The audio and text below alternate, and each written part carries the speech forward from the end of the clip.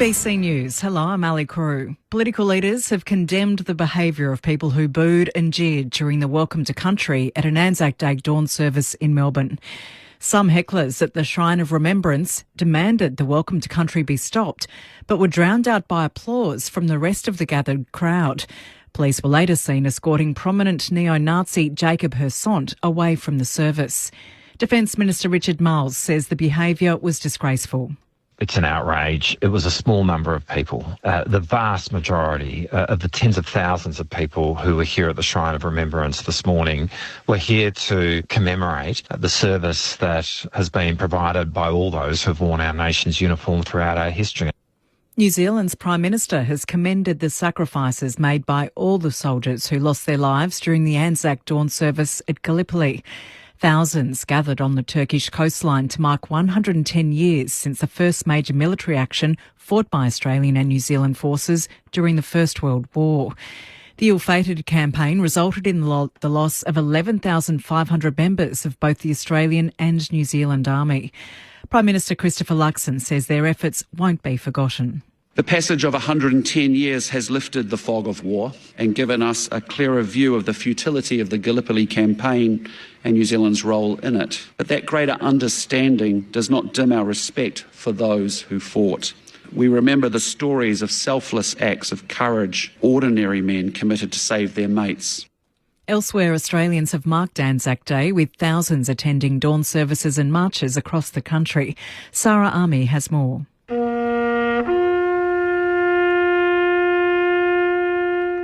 At the Australian War Memorial in Canberra, Prime Minister Anthony Albanese delivered a dedication paying his respects to all soldiers that have donned the Australian uniform. We feel them still near us in spirit. We wish to be worthy of their great sacrifice. The sentiment was similar in Sydney, where rain didn't deter thousands of people who turned up to commemorate ANZAC Day in Martin Place.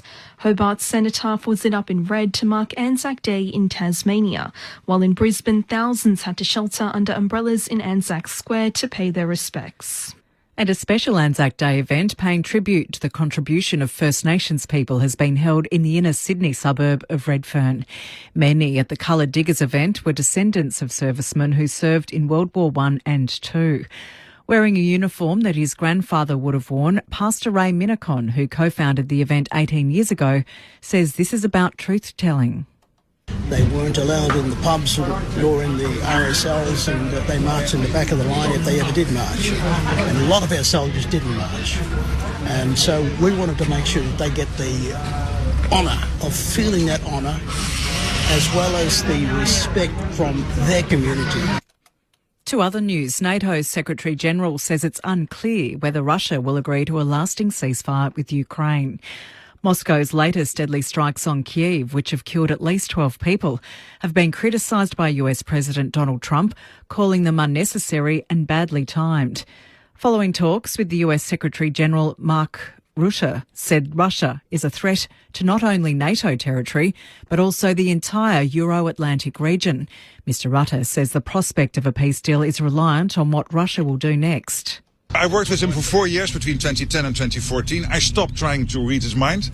We'll see, but there is something on the table now, I think, where the Ukrainians are really playing ball, and I think the ball is clearly in the Russian court now. Northern Territory Police have charged an 18-year-old man with murder over the death of a Darwin grocer. Linford Fyke was trying to stop an alleged theft from his store when he was stabbed earlier this week, and he later died from his injuries. The courts yesterday released a statement outlining previous allegations against the alleged offender, who was on bail at the time. Among the charges were aggravated assault, 4 counts of sexual offending against his then 14-year-old girlfriend, as well as the possession of methamphetamine. He'd been bailed to a remote community under several conditions.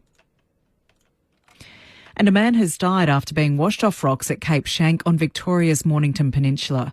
Emergency services were called to a beach in Bonio Road this morning following reports that a man was in the water. An air wing search located an unresponsive man in the water, and he was brought back to shore but couldn't be revived. And that's the latest from ABC News. The footy might stop with the final siren, but with ABC AFL, the conversation keeps rolling. Here it is! Get ABC AFL Daily Podcast with Premiership coach Paul Roos alongside Corbin Middlemass, Ben Cameron and Poppy Penny. From walking on thin ice to dancing on the mountaintop. It's your daily footy conversation. Find it on the ABC Listen app. ABC Sport. We begin this broadcast by acknowledging the traditional custodians of the land on which this match will be played today and pay our respects to their elders past, present and emerging. We extend that respect to Aboriginal and Torres Strait Islander peoples listening. ANZAC Day 2025. ANZAC Day as a former football coach and a player means so much to so many. They shall grow not old as we that are left grow old. Robert Lawrence Binion, he's the poet that gave us some words that resonate with me to the point where when I hear it, I get a tingle down the spine. The going down of the sun and in the morning, we will remember them. I look across at the opposition and I don't see them as opponents. I see them as just young Australian men. These boys are 18, 19 and 20. They're the same age to those players that have fallen. The parallels are clear. We play to win. We play to be fair. We play for our team. We care for your teammate and make him better. I have never been in a trench, but the more you read about those diggers and that trench warfare, it was looking at one another, it was helping each other, helping to survive. Every step they took, the ANZACs, was life and death, but it was for our country, it was for their mates.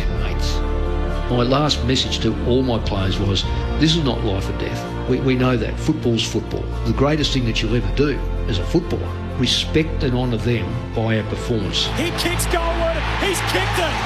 What a magnificent goal on ANZAC Day. ANZAC Day is not a game of football, but an occasion for people to go and pay their respects to the great ANZACs. Those that have served men and women in foreign countries and fight for or help Australia maintain who we are. Now we know we are part of it, and we should be not only proud of it, but very respectful of the people that it represents. ANZAC Day is just such a special occasion, not a special game, a special occasion. He snipes, he goes. The kid built for the big stage, kicks the first on ANZAC Day. You're listening to ANZAC Day Football on ABC Sport, Collingwood and Essendon, live from the MCG. Here's Kako! He sockers it off the ground! Isaac Kako! Kicks inside the forward 50, Jamie Elliott with the air raid! Wow. Leaps up on the shoulders and takes a hanger on ANZAC Day. This is ANZAC Day Football. And after 3 decades, we're back where we started. It's a draw on ANZAC Day. AFL on your radio. ABC Sport Digital. And on the ABC Listen app. It's the biggest game on the home and away calendar on the nation's most respected day, ANZAC Day at the MCG for the 30th time. Kevin Sheedy's brainchild coming to life, and Mick Moldhouse, who has played such a role in this time with the perfect setting to introduce you into this day and into this game and what it all means for Collingwood and Essendon, and not just the broader footy public, but of course all Australians across our country and our friends across the ditch as well. Welcome to ANZAC Day footy from the MCG. My name's Corbin Middlemass. It is a little damp. There has been a light shower sweep through the MCG. There is 25 millimetres of rain expected. It's currently overcast, but it's not cold. It's 21 degrees, so still a little warm and muggy outside. And we are the first at the footy and the last to leave, as we love to say on ABC Sport. So we're too early for teams. Still another 70 minutes before the bounce of the ball, which means teams are another 10 minutes away. All the build-up for the biggest game on the home and away calendar to come. We know who won the first of these games and who won the last. It was no one. It was a draw. The big question mark is what happens next? Who's going to win that? And we'll find out this afternoon. Two teams on winning streaks. The Bombers have won their last 3. The Pies have won their last 5. It'll be interesting to see what we get this afternoon as to how it all comes together, with Collingwood still a heavy favourite against the Bombers. My name's Corbin Middlemass. Kelly Underwood's here to call the footy with me. Hello, Kel. Hello, Corby. How good is this? Sitting up here, we've just opened the windows in the commentary box as the fans in the red and black and the black and white are slowly strolling into the magnificent MCG. You drive into the MCG and you really want to pinch yourself. You feel lucky to have this venue as your office on a day like today. And the first person I ran into when I got out the car downstairs was Peter Dacos. So I had a quick chat to him. Of course, he's the father of Collingwood's newest captain, the 22-year-old Nick. He's the youngest at the club in 57 years to skipper. Of course, no Darcy Moore out there today. Fourth youngest of all time. I can tell you that Nick had a good sleep.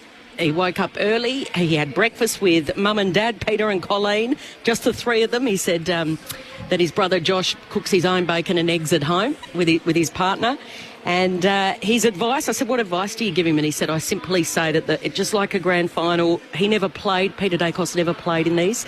He retired in 93, the first one, as you said, 30 years ago today, in 1995. He said, my advice to him is like the first 5 minutes, a helter-skelter, and then after that it just becomes like every other game. But he did admit to me it's harder to watch up in the stands, and he felt really nervous rather than being out there as a player. So one little a little factor that we'll be keeping our eye on today. It's such a momentous occasion, and it really is. I mean, last year was one of the best occasions I think I've had at the footy, sitting alongside you, calling that draw. Can't wait to see what today brings. He's been amazing, Nick, on this day. So 23, 40 and 27, the three disposal tallies that he's had, and the one in between, that big 40 number, earned him the ANZAC Day medal in just his second appearance on this day. He makes it number 4 today. So Corbin Middlemass and Kelly Underwood, we're calling the footy. Tim Hodges is on the boundary. We'll hear from Mick Moldhouse, who just voiced the opener, in a few moments. Alongside him throughout the day, the Richmond champion, two-time All-Australian, twice a best and fairest winner, former GWS footballer, player manager to the Stars with Max Sports, one of the best analysts in the game with us on ABC Sport, in Brett Delidio. Hello, Lids. It's getting longer and longer. G'day, Corb and Cal. Great to be here. What an honour. It's such a fantastic day. I was lucky enough to be here last night as well. It's always been one of my favourite games in the footy year, because it is where I heard Mick saying in the opener there that it's not life and death, but it's a game of footy. To pay our respects to those who have been there and served before us, and my pop was obviously over in World War II, so to be able to still pay those respects and be a part of today, I'm honoured more than anything else, but chuffed to be here. Over 150 VFL footballers made the ultimate sacrifice in the Australian military across multiple conflicts, and 31% of all footballers up until 1972 served in the Defence Force. It's a staggering number to try and put it into context all these years on. And obviously we remember the fallen today, but also those that have served in the past and that continue to in conflicts abroad. So, of course, our thoughts with our servicemen and women. We'll touch base with one of them as well, who's going to join us in the box here in a few moments. Craig Vozzo is going to stop by for a chat, the Essendon Chief Executive, and inside the Collingwood camp with your former teammate Harry Perryman. So great access at Collingwood give us as he gets set to play his first ANZAC Day blockbuster today. One of 6 Collingwood players who will experience the day for a first time in that capacity. Brett, you've played in some big games here, all the way back to you were just reminiscing off air, the Sheedy Hurdy farewell game. Yes. I reckon that was a Sunday twilight match. I remember being here for that.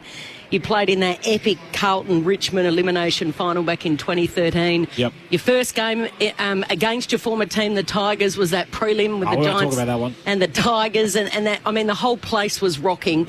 Take us into the mindset of a player down in the rooms underneath here at the moment, downstairs. It must feel different as a player. Why does it feel different, and what sort of emotions are you going through than any other average game of footy? Well, I think it's exactly what Peter Dacos said to Nick, is that the first 5 or 6 minutes are just ballistic, and you're trying to get a feel for the crowd, the energy, hearing your teammates, the direction. You're hoping you're getting your hands on the footy, but I think when you run out in the first warm-up and you see the members has already got people right to the top tier, that's when you know it's going to be a big day. And those games that one against Carlton back in 2013, I remember rolling out to the punt road end as we were doing our warm-up, and when the cheer squad yelled out that yellow and black, it was an incredible feeling. The hairs on the back of your neck just stood up. We weren't good enough on that day, but geez, it's still one of my most fondest memories of running out there in my first final, after being there for 9 years and not having tasted anything. It's an amazing ground, and what a backdrop. So for 30 years now, we've had it here on ANZAC Day for the blockbuster between Collingwood and Essendon. We're still a few minutes away from the teams. We're about 65 minutes away from the bounce of the ball, and you'll hear it all here on ABC Sport. Corbin Middlemass, Kelly Underwood, Brett Delidio, Tim Hodges will be on the boundary, and we'll hear from the coaching icon, Mick Moldhouse, who'll join us for the game call in a few moments' time. But our first guest, On the program today on Anzac Day, he is the Chief Executive of the Essendon Football Club in Craig Vozzo. Craig, appreciate your time. Pleasure. Good to be here, guys. What a day. It is a great day, a great occasion, and it's a real privilege to be here. Our football club doesn't take that lightly. Great opportunity, and it means so much to so many. Absolutely. It's you've had the chance to experience it now a couple of times, obviously since coming across from the West Coast Eagles. What separates it from any other day on the calendar, do you think? The ability to recognise our past service, or current and past service people, over generations. So we had Benjamin Webb from the RSL, former serviceman, address our group at the commemorative 30th anniversary earlier in the week, and he talked about how different war is to sport and should never mix it up, how war is about protecting and providing freedom, whereas sport is about bringing joy and opportunity. So it's for us, it's an ability to recognise the sacrifices of past servicemen and to put them in the spotlight by a special occasion that joins people. Your name's mentioned on the right-hand side of the poster this year, obviously, is the away team. Are there more responsibilities when you're the home team for one of these games as there is as the visitor? It's equal because it's all through the week. We had two services or commemorative services and an education piece for our staff and first-year players at the Shrine of Remembrance, and then that rolls into a routine of events that both teams need to honour. So I've got one on next year. So Anzac Day will fall on a Saturday in 12 months' time. Have you spoken to the AFL about what that would look like from a fixturing point of view? We'll obviously have a Thursday night and a Friday night game, you'd assume. Then we ordinarily have the remaining games on a Saturday and then 3 on the Sunday. So given the fact that this is ordinarily played at 3:20, the same time as the grand final, there's not too many games in that time slot. What happens next year on the Saturday? Geez, you've got me there. I don't know, and I haven't spoken to the AFL about it, but it's a great point, whether it be standalone or similar to what's happened in the past. I'm not sure, but I'm sure that it has happened in the past and it'll be replicated, I'd imagine. Yeah. Do you have a preference? Not really, no. As long as it gets its airtime to be commemorative as an occasion, as an event, in the same way it is now. Craig, can I ask you about the atmosphere at the hangar this week? Given the fact, it's so unlucky to lose two of your best big men within the space of a week, with Nick Bryan going down with his ACL and then Sam Draper to miss the rest of the season after snapping his Achilles. It's easy to say, you've got to be positive, you've got to move on, and it's the next player in and opportunities for Goldie and things like this, but it must have sucked the oxygen out at the headquarters this week. It does, and then you throw Tommy Edwards, I think, 2 weeks before. So we've had 3 long-term injuries over the last 4 or 5 weeks, and Sammy in particular, he brings such an energy to the group, very popular player. So yeah, I'd be fibbing to say it isn't energy zapping, but by the same token, you have to deal with it and you have to move forward, and we do have an opportunity now to set up potentially differently, bring Todd into the team. I'm sure Brad's got a couple of other things up his sleeve. We've got a couple of young kids in the seconds who played quite well last week as well. So yeah, that opportunity will follow. You said he's a big personality. How is he holding up? I've only dealt with him by text because he had surgery on Tuesday to repair the rupture. So he sent me a text back actually yesterday, and he, in good spirits. But I haven't. I'll give him a call probably next week. What about his contract situation? Up until this stage, obviously now he's done his Achilles. Have you had any commitment from him before that? No, well, both boys were pretty keen to see how the 2 ruck situation was going to play out, and I think it was going quite well, actually. The combination was a strength for us and for them, and it was, I think in Sam's case, it was showing his ability to play forward. So we'll pick those discussions up with both management groups, Nick and Sam, over the coming weeks, and we've made it pretty clear we want to retain both players. You didn't have a contract in front of him previously? No, but we'd had some pretty serious discussions with his management crew. Yep. And with the nature of, I guess, what that contract would look like, does that change on the back of his Achilles? There'll probably be some machination of change, but it'll be a strong commitment to a player that we see as a long-term player for us, an important part of our future. So it'll be still very, very strong contract position that'll be proposed. He's an Adelaide boy. He put off the discussions until the end of the year, which is never a good sign. No, he didn't do that. Okay. No, he didn't put it off to the end of the year. His indication to us was that he wanted to get the first part of the year going, get into some good form, and see where things were heading with the 2 rucks in the team, and then pick up the discussions. And so the confidence levels for you at this stage? Yeah, I'm confident. Yeah, Sammy has always been very much an Essendon person, very grateful for the opportunity the club's provided, and I think he enjoys his footy and living in Melbourne. Just on your list construction, so the way you got to put it together, Brad Scott's spoken a lot about, since he's taken over, we've been going to the draft, and I know you've got an extra first-round pick this year. Does the list build? Would it make sense if you were to trade those picks out if, say, a certain player was available? It depends on the demographic and the quality of the player or players. So we've got the 2 firsts and 2 seconds this year. And, it's been talked about, we've made 20 list changes over the last 2 years. So if it's in the right age profile and the right area of quality in the positions that are of need to our football club, we'd look at all options. Does Harley Reid fit that demographic? Harley's a wonderful player. He's contracted, obviously, for another year at West Coast Eagles. I've said before, we're probably one of 16, 17 clubs who would love to have Harley Reid in their team. Craig Volzo with us, the Essendon Chief Executive on ABC Sport. Craig, you spoke of some of the young players coming through the VFL. I'm just interested in the development and the placement of young Nick Cox and Louis Hayes, Elijah Sardis. Whereabouts are they in their development? Are they close? Are they a chance to play some footy this year? Yep. So Louis Hayes is really close. I know match committee he started in the early pre-season games, both games, and he made a really good impression. His form's been strong, and I wouldn't be surprised if he gets an opportunity, particularly with where our ruck situation is, and perhaps certain machinations that may occur that create an opportunity there. Coxie's had concussion, which has been a long-term injury. He contracted that through the pre-season and had some ongoing symptoms. So we treated that really conservatively, got him back to a good spot, then he did his calf. So he should be back in a week or 2. So he's over the concussion stuff? He's over the concussion, so that he's been cleared, and I'd be confident in all going well to see him back in the next fortnight through the 2s. And Elijah had a hand injury, which he was in the team, and he's gone out, and Will Setterfield and Dylan Shield have taken that opportunity. But his form last week, he had 30 plus, was one of our better players in a good win against Port Melbourne, so he wouldn't be far away from selection either. In Gather Round, you created a bit of history as a footy club. You became the first Essendon team ever to run onto the park not wearing the famous red sash. You had a members' vote last year to bring in a clash strip, and to their credit, the members voted for it. I'm an Essendon person, and yet I'm not a fan of this whatsoever. But you've got a new clash jumper that's got the black sash rather than the red sash. So it's the first time ever that, in some way, shape or form, the Bombers haven't worn a red sash onto the field. Did you get any feedback from your supporters about that?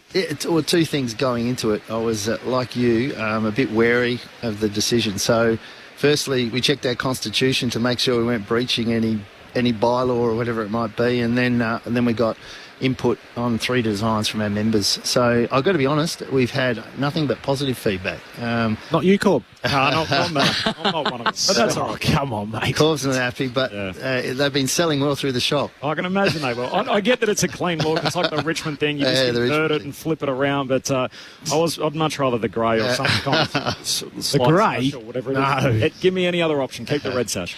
Can I ask you, 8 years as the footy boss over in the West, the West Coast Eagles, you were there, oversaw the 2018 Premiership, such a powerhouse of a club, not just in Perth but in this national competition. Have you been shocked by what you've seen and the unravelling of this once great club? I've been surprised, but we all have our turn in the sun, and then we have our turn in a hard time. I got there in 2010 when we finished bottom, so we bottomed out. We had a bad period of I think it was 3 years out of the finals, and finished with our first wooden spoon. So from there it was a build. So I've seen it before. Don's a very good man. Don Pike, John Worsfold's back. I'm confident the club will build over time. Was I surprised? I was very surprised when we were 5 goals down in the second quarter last week. Yeah. So anything can happen on any given day. Yeah. So it's never as bad and never as good. and I'm sure they'll build. So you saw the club go from wooden spooners to premiers. Yep. What is the one thing that you need, the one ingredient, and you oversaw it all, that gets you there? It's not one thing, but high-end talent helps. That's for sure. High-end good talent. Players make good coaches and administrators. So talent's obviously critical, but so they have to do everything in their power to hold on to Harley Reid. I would think so. He's a wonderful talent, but no, for me, it's a combination of things. You can't get the results on field till you've got it right off field, and that club's always been very strong with its off field. Craig Vozzo, the Chief Executive of the Essendon Football Club. Appreciate you stopping by, and you know I mean this. Good luck today and for the rest of the year. Thanks, guys. Appreciate it. Craig Vozzo, the Chief Executive of the Bombers, with us on ABC Sport and ahead of the biggest home and away game of the year, of course, with the Pies at the MCG. Coming up, the teams are in. There is no late change. The subs, Lockie Sullivan, who grew up an Essendon fan, comes from a Bombers family. He's playing against his old team for the first time today as the sub for Collingwood. And Jai Menzies, the Tasmanian, is going to be the Kicked sub. 4 a couple of weeks ago, and now he's a sub. He did. Yeah. He did. What about, I reckon we did that game, Corby, when Lockie Sullivan made his debut last year. He started as a sub, but this is an awesome story. The number 33 for the Pies today, overlooked in 8 or 9 drafts. Spent 6 years trying to get a crack. He had a crack last year. He played 10 games for the 2 goals. His first ever kick in the AFL was a goal to the punt road end in a blockbuster. It was Carlton and Collingwood from memory last year. And then at the end of the year, they didn't know whether they'd recontract him. He was in limbo lids for a little bit and back in this side, and he's going to be the sub again today. So he'll relive the memories from that amazing debut. He's gone from on the tools to playing in ANZAC Day today. It's an incredible story. Awesome. He's one of 6 Collingwood players that gets to enjoy this occasion for the first time. There are 5 for the Bombers that will experience their first ANZAC Day blockbuster. The rain is falling as the motorcade is starting, so unfortunately the ponchos are out. We haven't had a whole lot of rain, have we, Lids? It's been pretty dry. Been dry as chips, mate. Yep, and pretty warm, so good news for our farmers, but it is going to be a damp occasion here at the MCG today with 25 mils of rain forecast. I don't often get one past Craig Vozzo. He's a very sharp man. He certainly runs rings around me. But I don't think he would have thought that far ahead, to be honest. I did stump him on the fixture for next year, so I've got a little background on this. So the last time that April 25 fell on a Saturday was 2020. Oh, yeah, COVID. It's COVID. Yeah. So there was obviously no footy during that particular period. The time before that was 2015. Essendon and Collingwood was played at 2:40 in the afternoon, so it was played a little bit earlier. And they're trying to push some more games, obviously, in later in the day. The Saints played Carlton in Wellington at 11 a.m.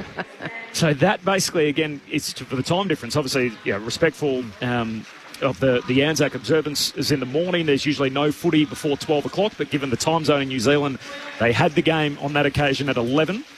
And I've just lost the other half of the sheet here that's had the rest of it on there. And then the Giants played the Suns at 5:40 Eastern time, so with 2 normal Saturday night matches thereafter. So the Giants played the Suns a little later in the day. So has to be standalone. Has to be. On the Saturday. Needs its own clear space. Yep. You can have a game after, but it's not standalone today. Oh, you'll meet the game after. No, but the game after is fine. Freo later today. You couldn't possibly have an overlap. No. I think. That's disrespectful, to be honest. Yeah, it is. Yep, I think hopefully they'll work their way through it as to whether they bring it forward slightly like they did on that occasion. Yeah, I don't think the time really matters that much, like whether it's 3:20 or 2:30 or whatever. I don't think that really matters, does it? I think 2:30. Go back to 2:10. That's when we used to start every other game. Yep. I think the other thing, given the march in the city and everything else, you don't want to sort of creep too much into that. So 2:40 feels like a nice balance, and you can play a couple of games later in the day, including obviously what we'll get today, Fremantle's match against Adelaide. The Dockers have been had a close relationship with the ANZAC appeal in WA. They've played that fixture since 1996 in and around ANZAC Day. It's been the Len Hall tribute game, so the Dockers always play at home and the Eagles always play away during that particular weekend. I think there's only been one derby for the ANZAC at the Len Hall game over in Perth, so often they split their road schedules amongst one another. Collingwood and Essendon is coming up here at the MCG. Of course, you'll hear it all afternoon on ABC Sport. Mick Malthouse, who is very much a war historian himself, he takes a lot of pride in our military past, and he's obviously educated a lot of his players throughout his coaching career, particularly on this day, and we're so lucky to have him in the box with us. We'll hear from Mick coming up shortly. He'll be calling the game in the second row alongside Brett Delidio, Corbin Middlemass and Kelly Underwood, and Tim Hodges on the boundary throughout the afternoon. Just repeating, there's no late change. Lockie Sullivan, the sub for the Pies, and Jai Menzies for the Bombers. Hello, Patrick Stack here. Do you like sport and good conversation? Then we've got a great podcast for you. One cracking story, in depth, every day, in under 15 minutes. It's called ABC Sport Daily, and you can find it on the ABC Listen app. ABC Sport. You're listening to ANZAC Day Football on ABC Sport. Welcome to the MCG for Collingwood versus Essendon. Right, let's Rick from right on 50. He's a big occasion player, and doesn't he love 100,000 at the MCG? ANZAC Day Footy. Stolen by McStay, head pass to Bobby Hill. Bobby to put the finishing touches on it. AFL. On radio. ABC Sport Digital. And the ABC Listen app. It's been 30 years of these games, Collingwood and Essendon on ANZAC Day, since Kevin Sheedy's brainchild came to life. The first one and the last one was a draw. Who's going to win the next one? And he's on deck this afternoon. The Magpies and the Bombers on ABC Sport. Corbin Middlemass alongside Kelly Underwood, Brett Delidio and Mick Malthouse, our analysts, and Tim Hodges on the boundary. There is no late change. Lockie Sullivan is the sub for the Pies, and for the Bombers it is Jai Menzies. There is light rain falling. The motorcade of our veterans making their way around the MCG ongoing at the moment. The ponchos are on. It's going to be a wet ANZAC Day this year with 25 millimetres of rain expected. I'm very pleased to say we're joined by a man who spent 13 years in the military. He is now the RSL Active Program Officer. His name is Jacob Gossage, and he joins us in the box. Jacob, appreciate your time. Yeah, thanks for having me, guys. Really appreciate it. Thank you for your service as well, on behalf of all Australians, I'm sure, on a day like this. It feels like we ask everyone that comes through sort of what ANZAC Day means to them, and everyone gives us a similar answer but also slightly different.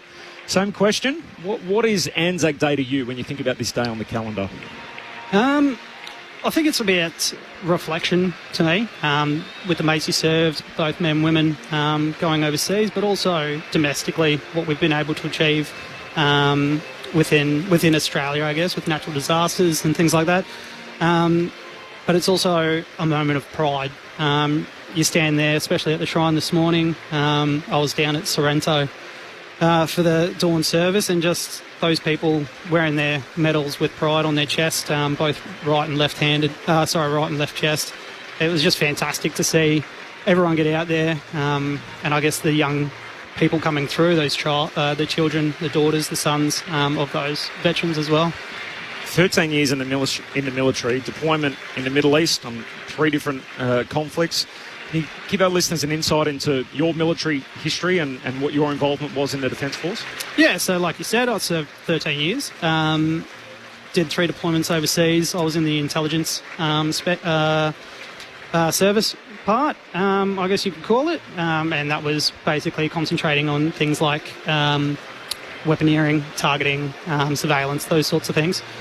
And so basically, yeah, I did that overseas as well as domestically. So doing anti-piracy as well, which was quite an enjoyable job actually overseas. And I guess throughout that time, I made my way up to sergeant, became an instructor, taught on the basic intelligence courses there, and then decided after 13 years I'd had enough and decided to go for the next step in my life. So what does that look like for a lot of our Defence Force personnel? I imagine that could vary for a lot of people, the transition back into civilian life after spending more than a decade in the Defence Force. Yeah, it wasn't easy. I went from one uniform from school straight into the next uniform pretty much, so I didn't know anything different. Adulthood, I didn't even have a Medicare card at the time when I got out, so it was a huge step and a huge difference. So it's one of those things that you don't realise when that door shuts. It's shut forever. So it was quite a daunting kind of process, and one I'm glad I did at the time. But again, it was something that you reflect on, and you're proud of everything that you've achieved, I guess. So yeah, it was just, I guess, one of those times when you get out and you try to find something different and something that you're interested in. And I mentioned your title off the top, so what are you doing now as the official title there as the RSL Active Program Officer? Yeah, so it's a free activity-based service for veterans, their families and first responders. And basically what we're trying to achieve is getting our veterans and their family members and first responders, as I said, out into the open. So it's through mental health, physical health and their social connections within their community. So what I was speaking about earlier, you get out and you kind of, that door is closed. We're trying to open up that next door for them. So having that social connection, they can go to events that are for like-minded, like-experienced people. They don't feel like they're going to get judged when they rock up to an event. And it can be anything from walking groups all the way through to archery, kayak paddling. So, coming to the footy, we've been very humbled by Collingwood and Essendon giving us tickets over the last couple of years to particular games. So it's trying to get them just out of the house. And it's not just for our veterans, but it's for their family members as well. Family members, I don't think they get enough of a rap about what ANZAC Day is to them as well. So their wife, their husband, their mum, their dad, they've gone off for 6 to 8 months overseas, and they've got to keep the family together. So it's just as important that the family members are involved in RSL Active. Jacob, we've just seen the end of the motorcade of veterans. There was standing applause, everyone in their ponchos. The light cloud and the lights are on here at the MCG, light rain falling, and Pete Murray's now just making his way up to the stage. And I had a look at the giant screen and we saw Craig McRae addressing the Collingwood players in that Collingwood AFL team. Little birdie told me you were involved in the Collingwood wheelchair team, is that right? Not the Collingwood wheelchair team, but we have, I head coach the RSL Active team. Ah, yes, right. Yeah. So we have our own team in the AFL Open, which is a yearly event. So for the wheelchair AFL and for basically the states to get together, and we've got 2 or 3 players who play for the Collingwood VFL team as well. So they were very successful last season. One of them, Sam Moraldo, did a talk to the Collingwood players this afternoon, which was just fantastic to see him out and about. Yeah. He's a former Navy member. He's presenting the match balls, I understand, as well, Sam, later today. Is he? Yes. Oh, yeah. Got a little bit of involvement. He's already spoken to our team on ABC Sports. There's a little socials video going up as well, so look forward to hearing more from him as the afternoon Got a haircut for the radio today, I noticed, as well. So. You or him, or both of you? You're okay, here's what my little Betty tells me. You're a mad West Coast fan. Yeah, I'll try to keep that pretty quiet. Good luck with that. I've been a mad supporter since basically since I was born. So I was lucky enough. My uncle was in the media, or is still in the media, and he used to be able to get me into the West Coast change rooms and carry Peter Matera's bag into the rooms, and that's always stuck with me as one of the highlights of my life. So it was just a fantastic experience, and hopefully the boys can kind of turn the season around a little bit. They had a great opportunity last week and they played well. So tell us about these 7 medals that you've got draping. I mean, that must be so heavy on the suit jacket in the top pocket there.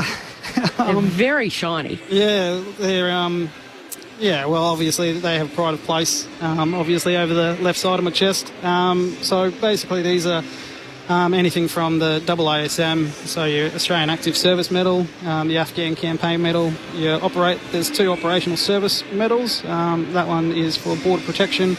That one's for Middle East operations. And then I've got some natural disaster medal there, the Australian Defence Medal, and the ISAF NATO medal. So basically your boots on the ground in Afghanistan. Incredible. Absolutely incredible. How did you go following the footy when you were abroad on deployment? I imagine there would be a lot of your colleagues over there that would be keeping up with the footy, even though they're away from home. And it's amazing. You speak to a lot of former Defence Force members, and it doesn't matter where they are in the world, they manage to keep across what's going on back at home. Yeah, I mean, the Australian Defence Force do a fantastic job in making sure that we get our sport overseas. Unfortunately, 2016, I was overseas to watch the Dogs and the West Coast Eagles play, and that was an absolute disaster. But it's fantastic to kind of go into the tents that they set up. They're air-conditioned tents as well, which is fantastic. To just go in there, and it's honestly like you're back home. All these Aussies sitting around watching the game. You don't realise where you are until you step back outside that tent. So the sport overseas is just such a pleasure to have. It's one of those pleasures that you don't realise that you have until you don't have it.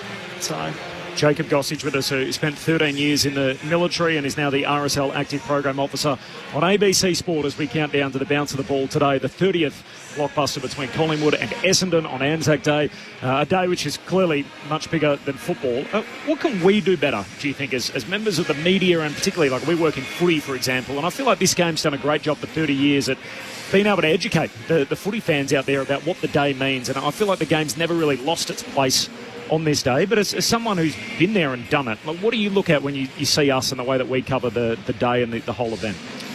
I think from a media perspective, I think you guys do an absolutely tremendous job. It's fantastic to see how many people get on board. I mean, the ANZAC Day game is sold out consistently, the ANZAC medal and everything like that. I think just it's one day of the year that our veterans are thanked for their service. I don't mean it needs to be a weekly thing or anything, but our veterans and their family members, they go home after this and they have to get back into their uniform or back into their work clothes the next day and try to support their families again. And I think it's something that RSL Victoria and RSL Active are trying to achieve, is knowing that we can help them out in any way, shape, or form as possible. So I think that's one of the things that not media, but just us as Australians can probably do better, is that there's ANZAC Day and Remembrance Day, and every other day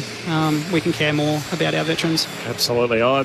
I've been lucky enough to attend a lot of sport in the USA, and it feels like sort of whatever game you go to, there's a former veteran that it has a light shone on them at every single game. I mean, it makes me emotional hearing you talk about the families in particular and everybody that's connected to the person that goes away and is part of the Defence Force.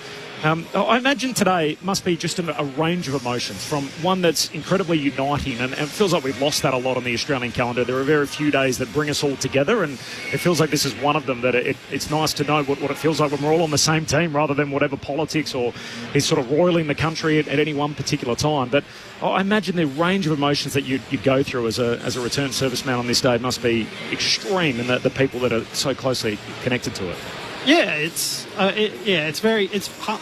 heartwarming than anything else. It's very moving. I mean, I got to spend my dawn service this morning with my little 5-month-old and my wife Natalie, and like to see the pride on their faces when you're at those. Well, obviously not my 5-month-old just yet, but just to see that pride on my wife's face, and with things that I've been able to achieve and things like that. I think it's more like a sense of achievement, and having that pride, as I spoke about earlier, that kind of gives you those good feelings that you want to continue on, I guess, and help those others like the RSL Active that I was speaking about earlier. Jacob, really appreciate you dropping by for a chat. Thank you again for your service today and every other day as well. We really appreciate you dropping by, and enjoy the footy this afternoon. Thanks, guys. I really appreciate it. Nick Moldhouse as well, as a West Coast Eagles man. He's about to come in and join us, so hopefully you get the chance to have a chat to Nick when he rolls up in a few moments' time. Jacob Gossage with us, a 13-year veteran in the military, and now, of course, the RSL Active Program Officer with us on ABC Sport. We're counting down to the bounce of the ball between Collingwood and Essendon. Just repeating, there are no late changes. The two subs, Lockie Sullivan for Collingwood and John Menzies for the Bombers. Let's go straight inside the Collingwood camp. Tim Hodges is downstairs. Hodgie. Corbin, we love the access the Magpies give us. It's so good to have Harry Perryman so close to running out. I mean, this is a bucket list item for you, Harry, a lifelong Magpie supporter, your first year at the club, and now you're playing on the biggest home and away stage of the year. Yeah, it's pretty special, to be honest. Growing up a Mag Collingwood supporter when I was younger, it's going to be pretty special today to pull on the black and white and run out in front of a big crowd on such a special day. So, I'm very much looking forward to it. So a lifelong Magpies fan, but you never actually have come to an ANZAC game. This is your first one live? Yeah, first one, because we grew up back on the farm, which is a fair drive to the MCG, so we'd never really made the trip down, but always wanted to. Growing up as a kid, would always watch it on TV with the brothers, and try and imagine yourself out there one day. So it's pretty cool to be out here and hopefully get the 4 points. So late last year, when you were wrestling about leaving and where you might end up next year, were you thinking like Collingwood, I would love to play for the club, obviously, but I would love to play on a stage like ANZAC Day at the MCG? Yeah, it certainly does cross your mind. Obviously, me growing up a Collingwood supporter, when the Pies came chasing, it was one of those things, the more I thought about it, the more I'd be mad if I didn't take up that opportunity. And certainly have no regrets, that's for sure. It's not far from running out. Are you nervous? Like, is it an extra edge? Does it feel almost like a grand final day, which you've been a part of before? Yeah, a little bit. It's definitely a bigger build-up.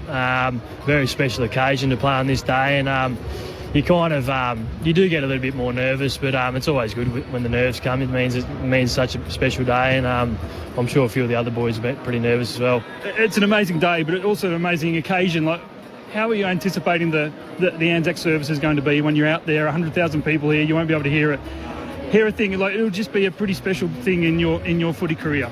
Yeah, definitely. It's all the boys talk about it being a very special occasion, and when that last post is paid and the silence that's through the MCG is something pretty special, they reckon. So I'll definitely be soaking it all in and definitely try and remember as much as I can. I thought you'd be more nervous. Like, when does it build for you? When you run out, and there's a joint banner today, but when does it sort of hit you? Probably when I start walking out, I reckon. Through the banner, you get a little bit nervous, but you kind of get used to it a bit now. Once the ball's bounced, it sounds boring, but it is another game of footy. You've got goalposts at each end, and it's just another game, really. I'll just ask one on footy. 5 straight wins. Like, it must be a pretty good vibe at the club right now. Yeah, it certainly is.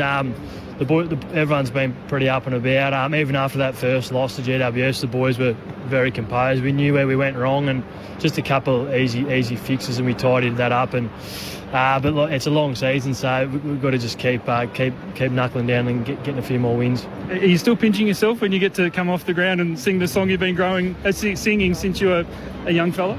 Yeah, definitely. It probably still hasn't really sunk in yet, to be honest. But yeah, I'm just lapping it up and enjoying every moment, that's for sure. Beauty, thanks so much. We appreciate it joining us so close to the bounce. All the best. Too easy, cheers. There you go, Corbin. The Magpies always so good with us. So good to speak to Harry Perryman moments before they head out onto the ground for the biggest game of the year. Great chat, Hodgie. Tim Hodges downstairs with Harry Perryman. And like Hodgie said, we are so lucky to get the access we do to the players on game day. Moments before they run out onto the field. So it is raining here at the MCG. We will have the ANZAC observance ceremony, of course, before the opening bounce. The teams are about 5 minutes away. One of your former teammates, Lids, Harry Perryman. Yeah, one of the greats. Yeah, just one of the most country kids you'll ever come across. But old school, just footballer. Not an athlete, but just a footballer. Great on both sides of the body. Hard as woodpecker lips, or as tough as woodpecker lips, I should say. Just put his head where you don't want to put it. But, super reliable. Great kid too. Mick Moldhouse coming up shortly. Just repeating, there's no late change. Joe Menzies to sub for the Bombers, and Lockie Sullivan is the sub for the Magpies. It's got a bit of Zaharakis weather about it today, hasn't it? Yeah. 2009, I reckon it was, that famous Zaharakis goal. But the rain is now tumbling down, and the lights are on. Temperature's still hovering around. I think the max was meant to be about 24, Corbin. So, yep, and it's currently 21. So it's kind of a little sticky out there. The ponchos, everywhere you look, there's plenty of the white ponchos, and the Collingwood cheer squad set up from one end at the city end, and at the Punt Road end is the red and black cheer squad. Just reflecting on today and I guess what it means, and Mick Moldhouse has got a few lunches that he needs to attend. I think he's the most in-demand man alongside Kevin Sheedy this week when it comes to this ANZAC Day game. But I actually, Corbin, checked in with my family this morning, and I was a little surprised, but my 7-year-old nephew and my 8-year-old niece both woke up really early and they went along to the dawn services. One is in Adelaide and one's in Port Lincoln, and I actually just jotted down some of their thoughts because I thought it's about passing on these stories, isn't it? And just some of their insights were really interesting. Lenny, who's only 7, he said, "It's what do we have ANZAC Day for?" And he replied, "It's to remember the people who died in the Army and the Navy because they were brave and they saved Australia, and we respect them by being kind and nice. Then we do a minute's silence and we try really hard not to talk. and try to remember them. That's great. And what is your favourite part about Anzac Day so far? My favourite part was watching the horses walking with the army people at the MCG last night. And then 8-year-old Auburn went along with her dad early this morning in Port Lincoln. And she said, what did you want to go? I wanted to go to remember Dad's dad, who used to be in the Navy a long time ago. What did you like most about it? Getting up before the sun, having a hot chocolate to stay warm, and listening to the stories. Want to go again next year? Yes, because I loved being there with my dad. So today is all about lest we forget, and we should never forget the fallen in conflict who have kept us free and safe. And keeping that going through the generations, I just think it is so important for our past and our future. So that's just a little moment and an insight on the future, as we're about to welcome the past with Mick Malthouse just walking into the commentary box. I was lucky enough to head to the Shrine with Mick on Tuesday and have a little look around. So that was a great thrill for me. And Mick's obviously been there plenty of times in the past and taken his players through on various occasions. So we'll have a chat to Mick in a few moments' time about that. The teams are only moments away from making their way out. So what will happen? The teams will run out. They'll do their preliminary warm-up. And then after that, there will be the ANZAC observance ceremony. So we'll bring that all to you right here on ABC Sport. Of course, one game played last night, Lids. We're already into round 7 of the AFL Premiership season. The Anzac Day Eve clash, 71,000 in the house. And in the end, it was a third quarter that decided the game. Yeah, well, we spoke about it, didn't we, about the after the service and everything, and then the prolonged warm-up. And we'll know as to whether that'll come around again with the flat start. Well, the flat first half, we'll say that one should never happen again. Let's just have the bugle and the anthems and let's get straight into it, because it was...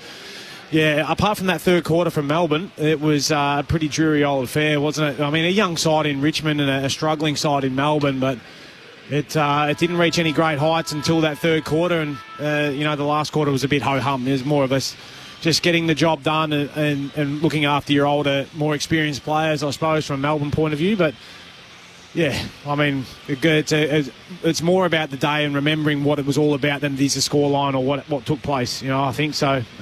Footy aside, it was still a great event and great to have so many people involved here last night. The SMS 0437 774 774. What a nice person this bloke is that you're currently talking to. So very humble, speaking about Jacob Gossage, who joined us moments ago after 13 years of service in the military. He was deployed to the Middle East on 3 different occasions and now works with the RSL as an active program officer to be able to get returned servicemen and women out of their homes back into community programs that are dealing with all sorts of trauma, obviously, coming back from deployment overseas. So awesome to be able to have a chat with Jacob, as it was Craig Vozzo from the Bombers, their chief executive, and, of course, Harry Perryman, who wears the number 12 out there today for Collingwood. All right, the time's just about arrived as the Essendon Football Club, who are the first team to leave their locker room, and they're going to be let out for the second time on Anzac Day by their skipper, Zach Merritt. He missed in 2023, his first year as captain. He was suspended. He got the chance to do it last year, and what a show he put on. He ended up winning the Anzac Day medal as the player adjudged best of field. The Bombers, in their jumper that we're used to seeing on Anzac Day, all in black with that red sash, the famous red sash made up by all the poppies, which forms the Essendon sash on this day. With the white shorts on, they're the first team out on the ground. 2 teams that certainly weren't spared from the tragedy of war during that particular time. Essendon had 20 players pass away in active service, 1 at the Boer War, 13 in the First World War, and 6 in the Second World War. And that includes Archibald Roberts. So we've got young Archie Roberts obviously out here as a rising star winner just a couple of weeks ago. He's not the first Archie Roberts to play for Essendon. The first one was a lad who played 12 games for the Bombers way back in 1937 in jumper number 18. He died as a prisoner of war. He endured 3 years as a POW. His illness eventually claimed his life 2 months before American liberation. He was one of 378 prisoners of war to die at Ambon Island. Coincidentally, the colour patch that his battalion had, red and black. The former bomber in Archie Roberts, lest we forget. It is Anzac Day at the MCG. Corbin Middlemass alongside Kelly Underwood. Brett Delidio's here. Tim Hodges is on the boundary. And I'm very pleased to welcome the coaching icon, the man who's coached more games in VFL AFL footy than anyone else, in Mick Malthouse, to the broadcast. Mick, it's so good to see you every day, but particularly on this day, which I know means so much to you. It does, Corby. Thank you so very much, Kel, Brett, and all our listeners.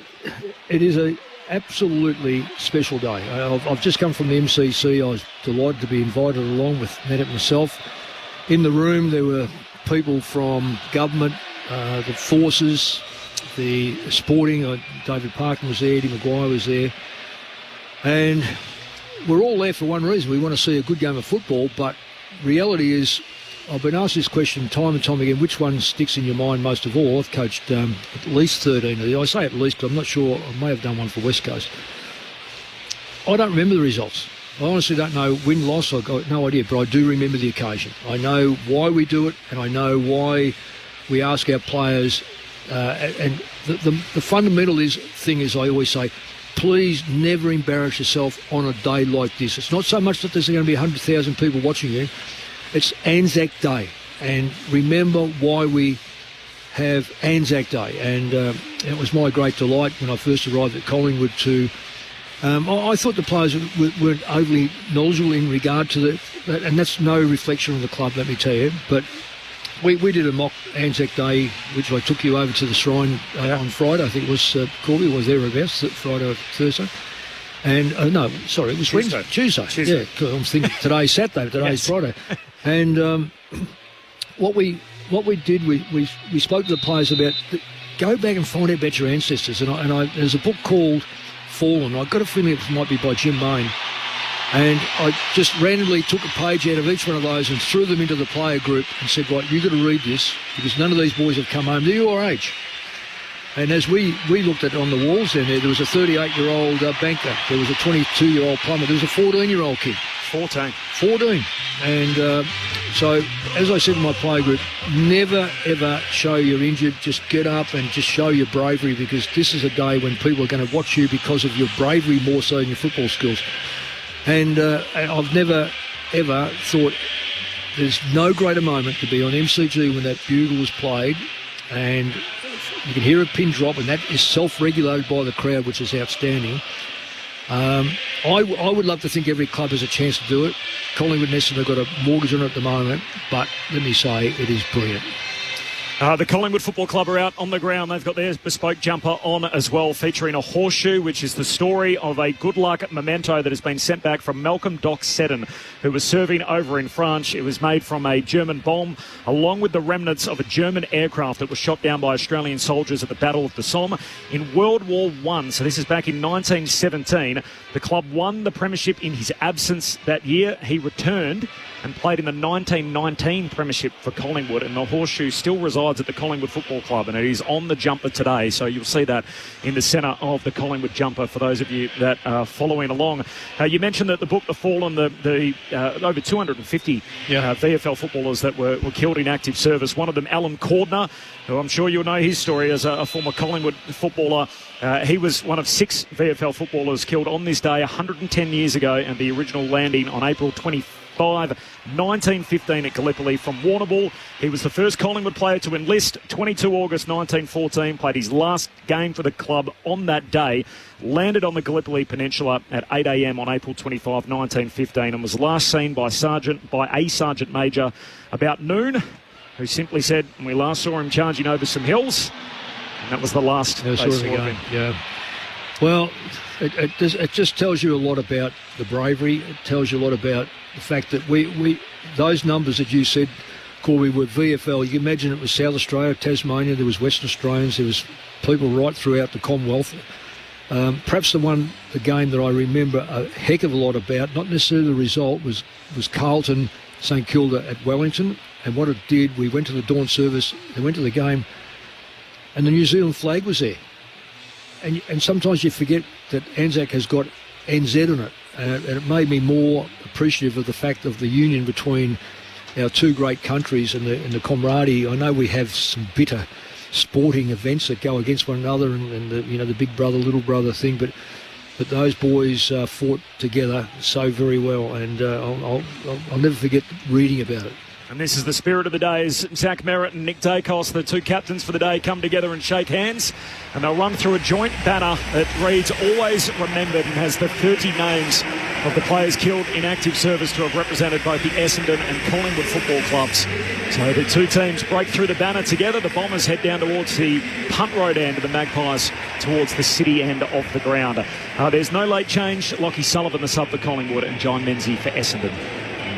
Just a nice little moment as they ran through together. It was Jade Gresham and Tim Membry coming together, the former St Kilda teammates, and a real big hug before they burst through. So, of course, Membry be playing his first ANZAC Day clash, but the former Saints teammates coming together, and a sign of mateship on this day. 1 of 6 for Collingwood playing in his first ANZAC Day game, 5 for the Bombers. The preliminary warm-ups, the preview of the game with Lids and Mick coming up, and then the ANZAC observance ceremony next. The Raw told the story.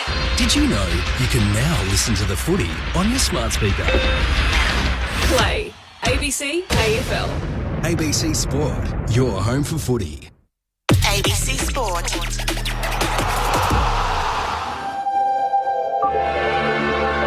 On ABC Sport, you're listening to ANZAC Day football.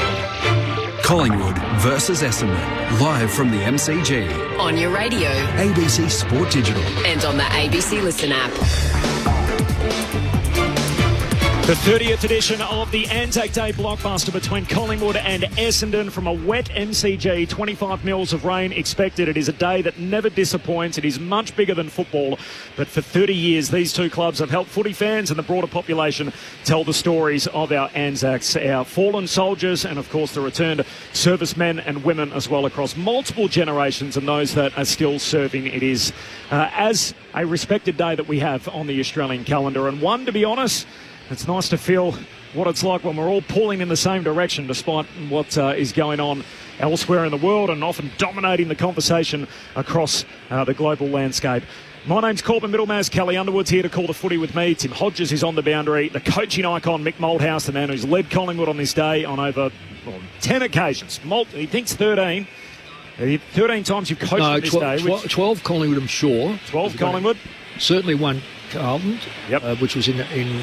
But I just have a sneaking suspicion well before that at West Coast Anzac Day may have fallen when we honoured it, respected it, but we may have had a game. I can just remember being at Waverley against Hawthorn, and I said to my team manager, get every second light out, make this as dim as you can so it resembles a trench, and I'm just going to talk about the Anzacs.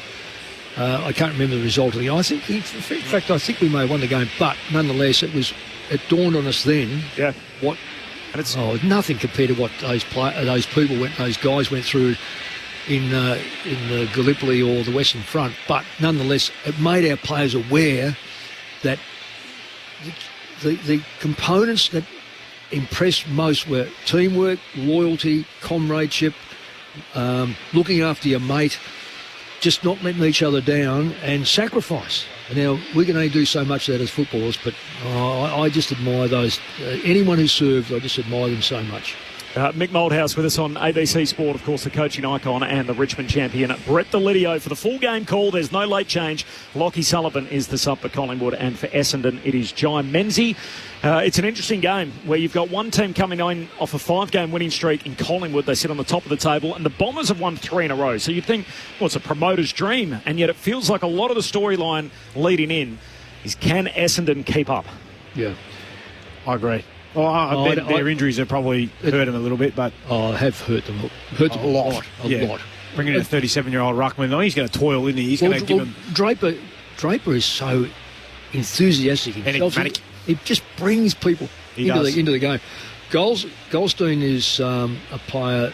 If you haven't got respect for him, look out, because he'll work until he drops, and he won't drop until the end of the game. Let me tell you, because he's one of those blokes. But 2-metre Peter out there as well. I reckon that's the bonus. On a day like this, where you probably only need one big forward, if it rains, I mean, the Weather Bureau overpaid and underperformed.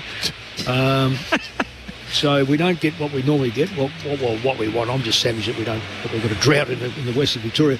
So that's not the Bureau's fault, though. I know that, but they keep telling us it's going to rain there. It doesn't. So what, they connect to the ABC, Corby? No, that's another government department. I'm not defending them on that. No, I understand it.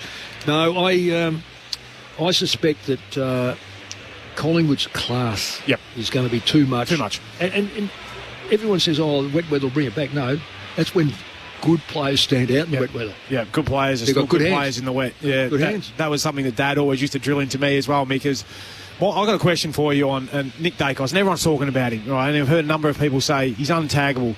Do you, one, agree with that? And two, who's the person to actually go to him and try and stop him today? No one is untaggable for a start off. I tend to agree. And secondly, if you want to stand, I'm amazed at why people don't get that tagging can be done in different ways.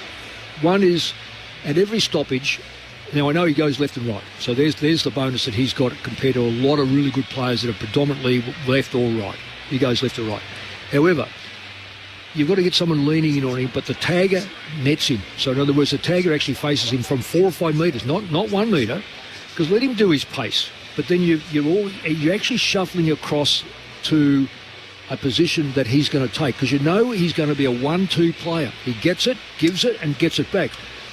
You knock over the second one, the play with the football, I'm not suggesting physically knock him over. What I'm saying is that you move with him, so therefore he's now no longer in that free air to take the second possession.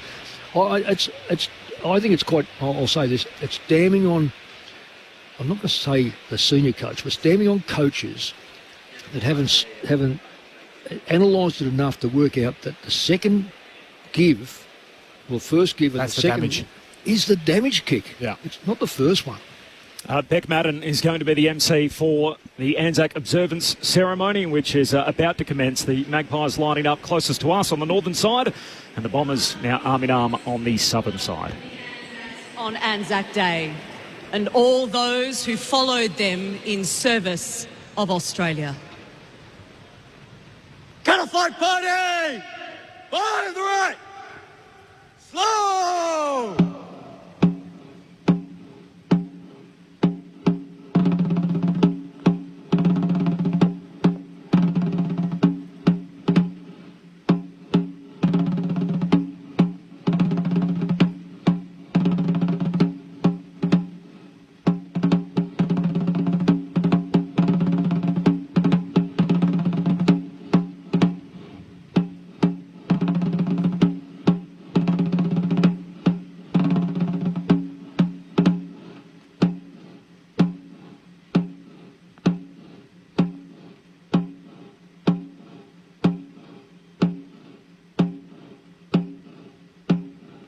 Fly party! Halt! Cutterfly party! Outwards! Turn! Cutterfly party! Rest on!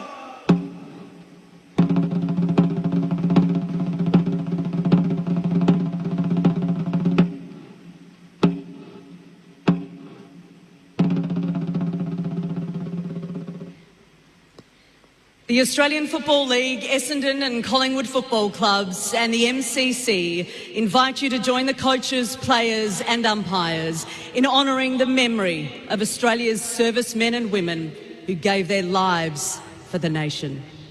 Please now welcome Uncle Colin Hunter Jr. to welcome us to country.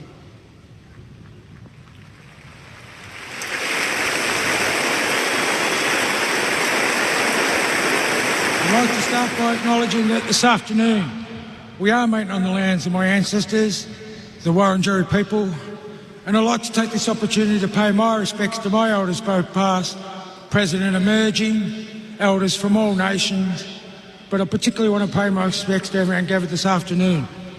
But I'd also like to acknowledge the women and men that have served this country and pay my deepest respects to them. Wominjeka welcome. Wurundjeri Balik, Yemen Kundi Big. The Wurundjeri people welcome everyone to land today. Wurundjeri no Budambor War, Kondi Ning Nak Dubban Big Bullock Bor Tillican. The Wurundjeri people want to look after and protect the land as they did long before. Wurundjeri country extends from the inner city of Melbourne. It goes across the mountains of the Great Dividing Range, west to the Werribee River, south to the Mordialloc Creek and east to Mount Borbor. And the Wurundjeri people are part of the Kulin Nation and all the Wonwong language group. And while you're on Wurundjeri country, you're welcome to the traditional lands and the waterways of the Wurundjeri people. So Wominjeka, enjoy the game. Thank you.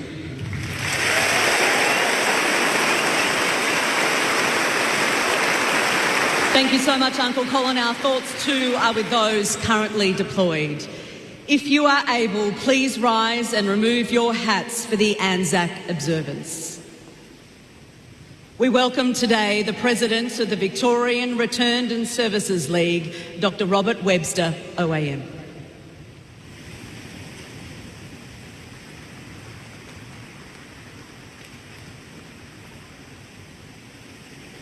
In memory of the fallen and those who have since passed on.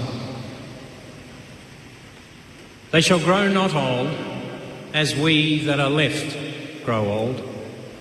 Age shall not weary them, nor the years condemn. At the going down of the sun, and in the morning, we will remember them. Collingwood Party, 8-10! Collingwood Party, present! Up!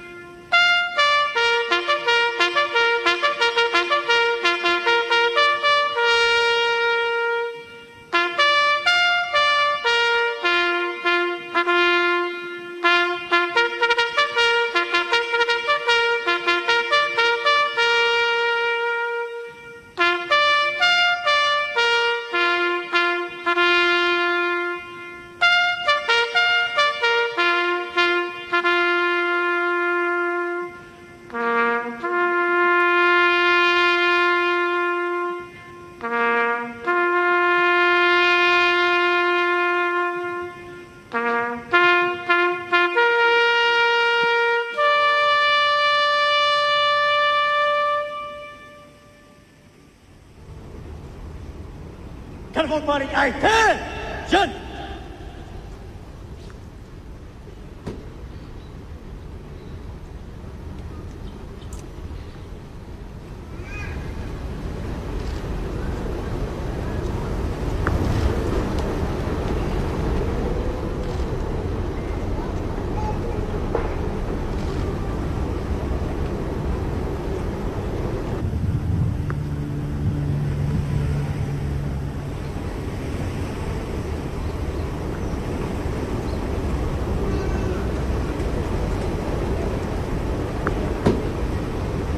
Lest we forget.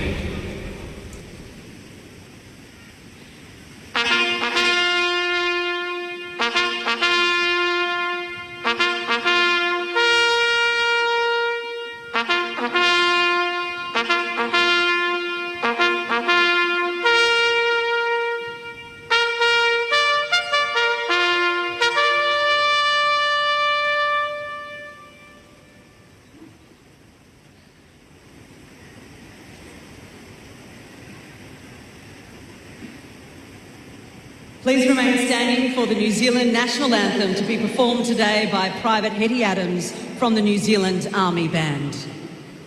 Collingwood Party, General Salute! Present! Up!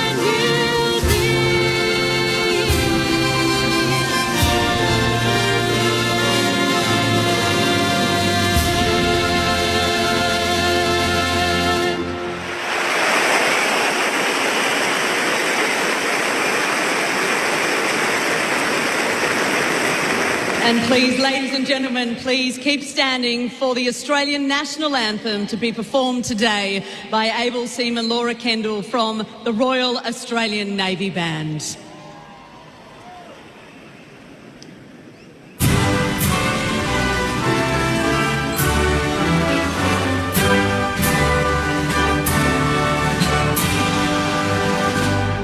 Australians, oh, let us rejoice, for we are one and free.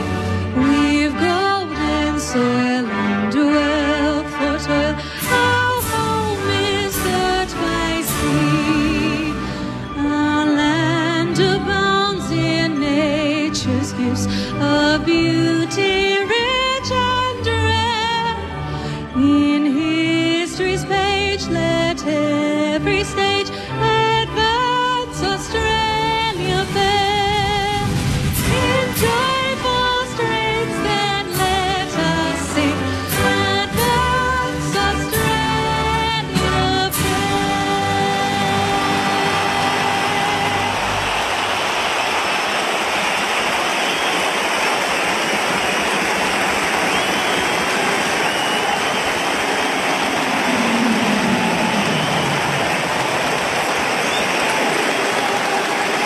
I say it every year on ANZAC Day, this MCG, the ground is so grand and the scale of it is enormous. And to think that there's over 100,000 seats, and yet if you assigned a seat to every single Australian that was killed in active service, there would not be enough seats in the ground for them. Just to try and put that into some kind of context as to how big that attendance is and how big the number is as well, for that matter.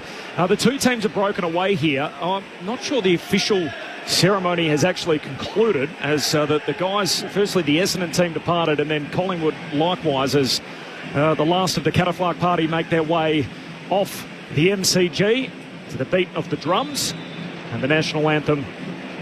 Obviously, the end of that, the two teams running to their respective ends of the ground as the Collingwood Magpies meet a few of the servicemen and women now at the goals at the Ponsford stand end of the ground.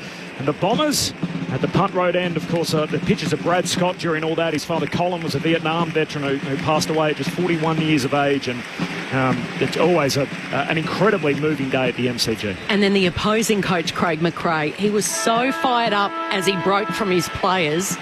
It was almost like he was celebrating a goal call, but I had my binoculars right on him and he was going with both fists to the crowd. He was cheering, and then he sort of did a Rafael Nadal-like burst, as if he's about to burst down into the forward pocket and take his place in this lineup. I've never seen a coach so absolutely energised and demonstrative before the start of a game. The six guys experiencing this for the first time for Collingwood: Dan Houston, Dan McStay.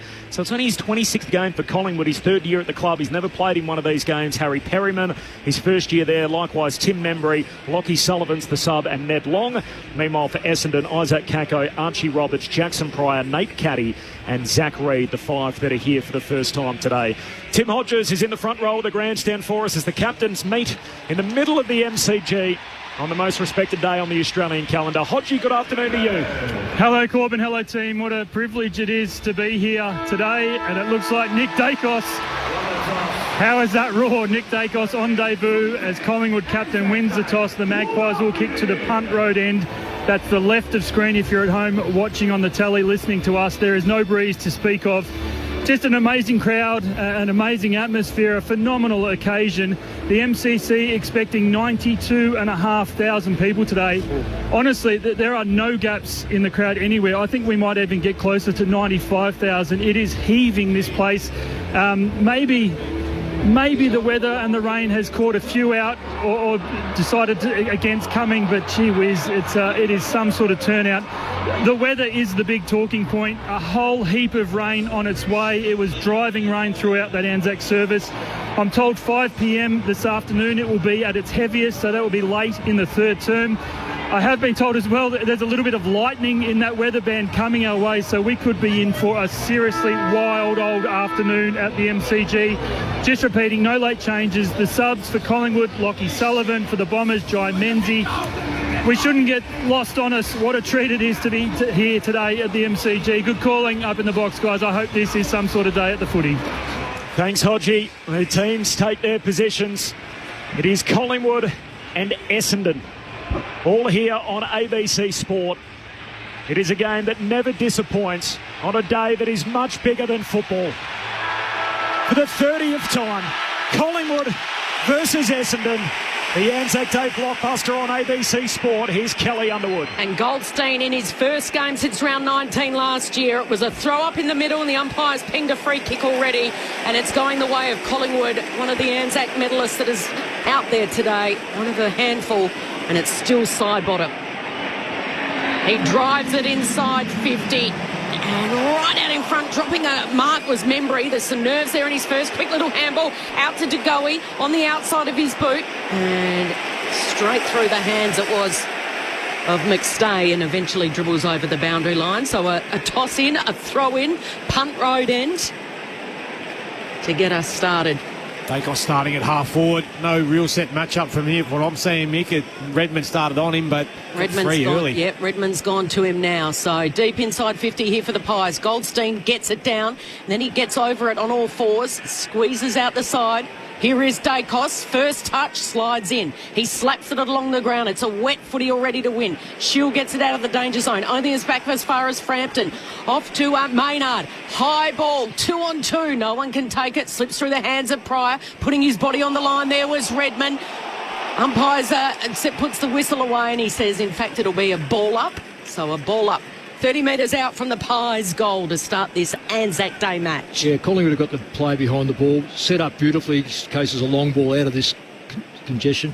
Forward 50 stoppage for the Pies. Cameron got it out to Pendlebury. Was he clipped high? Says no. Handball over the top to De Goey, trying to run onto it. He's got it, De Goey. Hooks a kick goal, he's missed everything. Oh, push. Oh,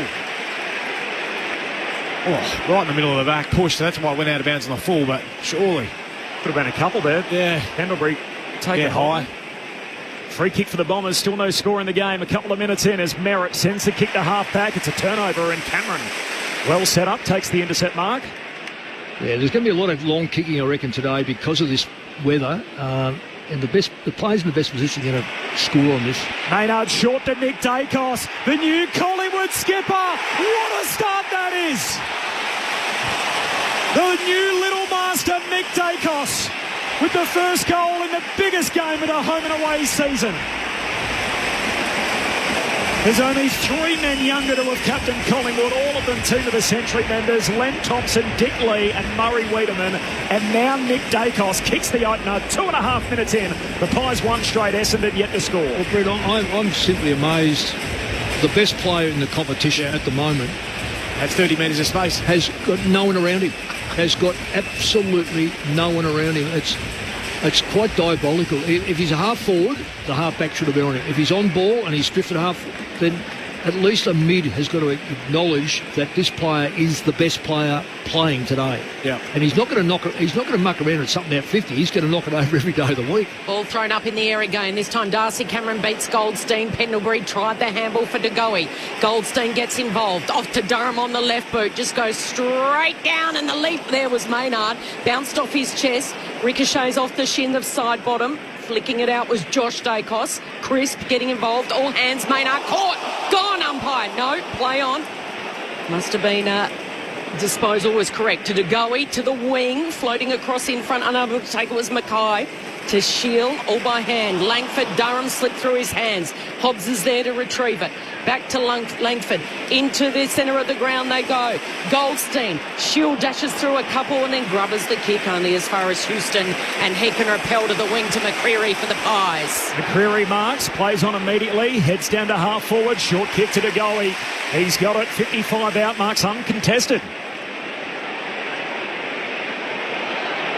De Goey uncertain. Chips it short, got it to Membry. Wasn't the intended target. Past Myercheck, and Membry marks inside 50 anyway. Yeah, great. Dylan Shield, though. What? Yeah, there's a mistake, wasn't it? Well, it's a shocking kick in these conditions. Got to get it long, don't you? Everything, territory. All the ball's got to be in. Keep it in your front 50 in the wet, because there will be errors. It's going to come out a few times, but you've got to capitalise. And he just put that ball straight down Collingwood's throat. Shocker. Tim Membry, a deep breath, in his first Anzac Day game, obviously his first year at Collingwood. Former Swan, former Saint. Drop punt is pretty good. And Collingwood with a dream start. 5 minutes in, they've kicked 2 goals. Essendon yet to score. In fact, they've entered inside 50 only once. 12-point lead for the Magpies, 2 straight to yet to score. Anzac Day footy on ABC Sport. Yeah, you're right, Mick. It really did need to be Dylan Shield. What I loved it, he tucked the ball under his arm, he broke that line and he got out. That's where you just got to be driving. I know there was no one there, but allow your small forwards, Cacos, to get onto those balls. But I like the patience of Geordie to go in there. He had Dacos out to his left. He's like, nah, that's not a great spot to kick that. I know you're a great player, but I'm going to wait. And then just was really patient, found Membry just doing his work, getting on the move. It was a great finish from Membry in your first Anzac Day. Yeah, and his man was 5 yards off trailing him in too. That's a disappointing thing so far I've seen about Essendon. They are so reactionary at the moment. There's no proactive work at all.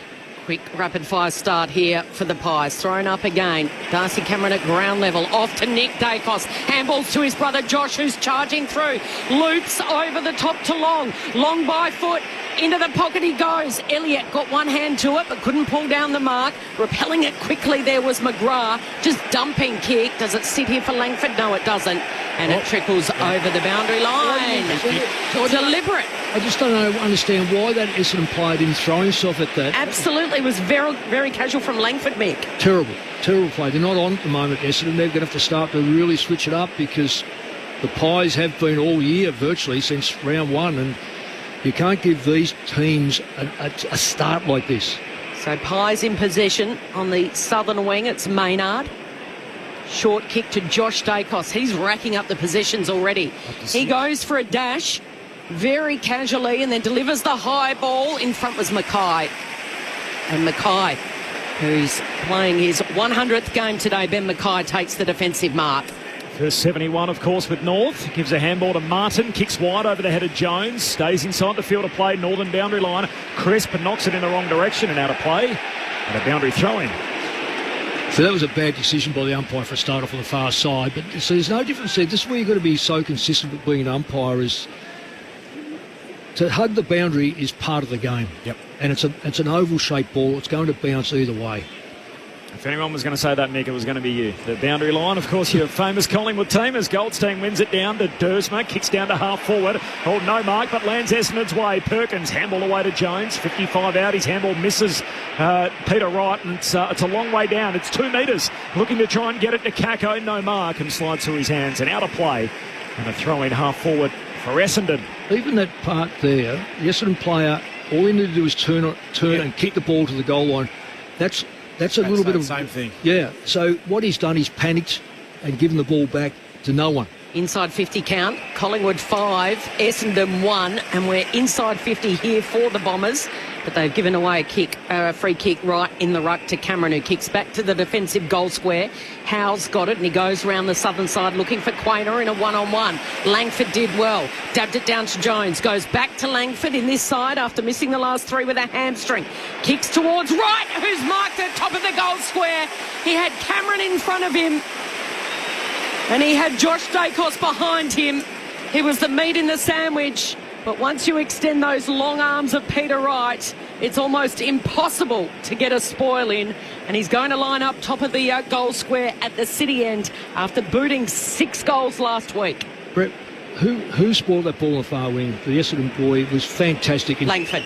Was it Langford, was it? Well, he's caused us if it's a goal. For the first one of the afternoon for the Bombers. Wright squeezes it home. It's been a nervous start for Essendon after the Pies kicked the first 2 through their skipper Nick Dacos and then Membry. Wright continues his red-hot form with his first goal of the afternoon. 2 straight 12, Essendon 1 straight 6. Well, it's interesting where Cameron was stationed then. Darcy Cameron, to me, is one of the best ruckmen in the competition because of his work ethic. He was spot on in the right spot. Yep. The difference was it was Josh Dacos behind Wright. Yep. No one coming over the top. No Darcy Moore. Well, no, not only Darcy Moore. Wright's opponent was 10 metres in front. So, technically speaking, again, there was a mistake made by a backline player not acknowledging that the ball's going to come back. 2 straight to 1 straight. The Bombers on the board. Goldstein wins the hit out back in the middle. Picked up by Setterfield. Handball away to Goldstein. Now gives it to Durham. His handball swatted down by Sidebottom. Picked up by Dersma. Tackled. And Sidebottom with the follow-up. Lays the tackle ball up on the wing. All of a sudden it's now 1-on-1 behind the ball, which I think is going to suit Essendon better than the way it was. Here's Nick Dacos, first possession at the stoppage. Handball away to Sidebottom. Slides out of the would-be tackle from Setterfield. Got it to Long, to Nick Dacos, to Josh. Handball over the top to Goey. Just threw it out to Long. He's tackled, dispossessed. Collingwood keep it going forward. Josh gives the handball to Houston. Away to Perryman. Perryman on his first Anzac Day. Threads it on the run. Hot pies early. And Collingwood, 10 minutes in, have kicked 3 of the first 4. And there's our man from the pre-game, Harry Perryman. Kicks a snag on Anzac Day, 3 straight to 1 straight. The Anzac Day footy on ABC Sport. Yeah, I know you said threw it out there from Geordie to Goey, but how strong was he in his ability to actually keep his hands free and get that ball on to be able to release that handball? There's some really sharp hands in there. I like the work along. He's been a great addition to this Collingwood midfield, a bigger body. And he just allows those other boys just to get to work because he's doing a lot of the bulking work inside. But that was just really sharp. It doesn't matter that it's wet. Great finish from Harry Perryman. Hasn't been getting a heap of the footy, but geez, he's been doing a lot of work defensively trying to help out his midfielders. We love a goal on the run too, don't we? Love them. We don't see enough of them. No. Josh Dacos 8 disposals, Jordan De Goey with 5. They've had the most for the Pies, and there's some danger signs already as they win the centre clearance off the boot of Sidebottom. It was a high ball, backing back Mackay. He goes to ground, sliding over his direct opponent, Myercheck, who was tackled. Umpire says play on. Redmond just picks it up and then bangs it rocket-like. Slides through the hands there of Langford. It's a big ball and a tough ball to pick up here. Good response from Langford. He got up. Now the foot race is on. Inside 50 it crawls. Clever tap from the Pies to Josh Dacos to Quaynor. A lovely exit to Crisp. Crisp then kicks to a one-on-one contest, and floating off his opponent Elliott was Redmond, who reads it best. He's got it at half forward for the Bombers. Goes short to Goldstein. Lifelong Essendon fan. Goes long across the centre square. One at Jones. Houston breaks it up. Jones soccers inside 50, but straight to Howe of the Magpies. Handball away towards Houston off the back flank. Kicks on the southern boundary line. Oh, Hoskin Elliott clever, just trying to knock it on. This could work. Lipinski trying to run onto it. In the end has to knock it further afield to Elliott. Back to Lipinski. Short kick through the hands of Membry, close to the boundary line. And Zach Reid collects as he's tackled out of play. And the boundary throw in here, half forward. Well, that came about. Sorry there, Corby. That came about because Collingwood played in front on a wet day. Langford stood in behind 15 metres, couldn't impact the ball whatsoever. You've got to come to the ball on a wet day.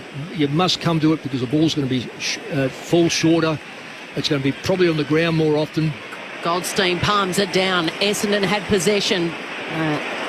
Overcooked handball opens the door for Lipinski here for the Pies. His handball set in the air, allowed Hobbs to come in. Quick fire handball back to Settlesfield. He just kicks down the line. Backing back bravely there was the player for the Pies in Perryman. He didn't take the mark, but the Pies have got the possession across half-back. Quaynor with it, gives a handball to Josh Dacos, back edge of the centre square. He's the closest to the Essendon goal at the city end. Kicks straight down the pipe.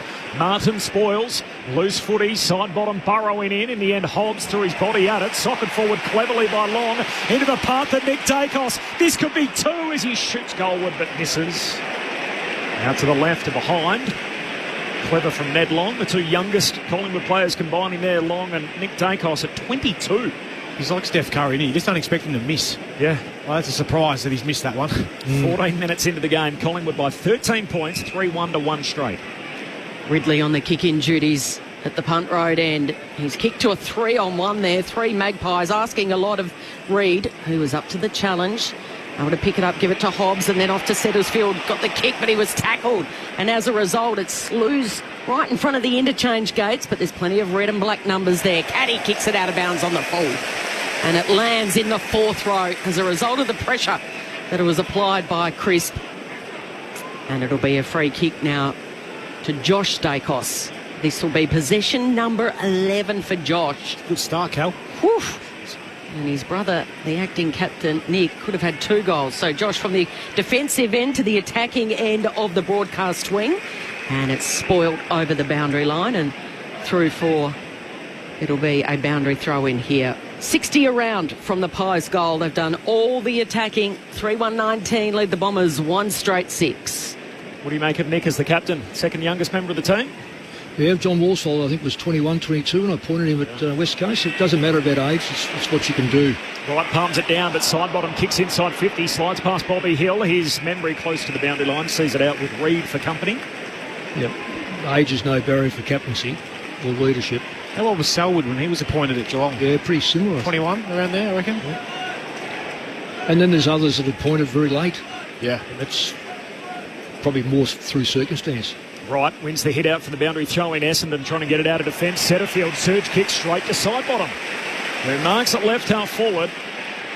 Can I just say something about this side? He's going to just duck it in short. All trying to take the mark. Pendlebury steals it from the hit-up player there in Bobby Hill. And now Pendlebury, the fellow veteran, will have a look from left half forward. Yeah, well, there's the two pensioners.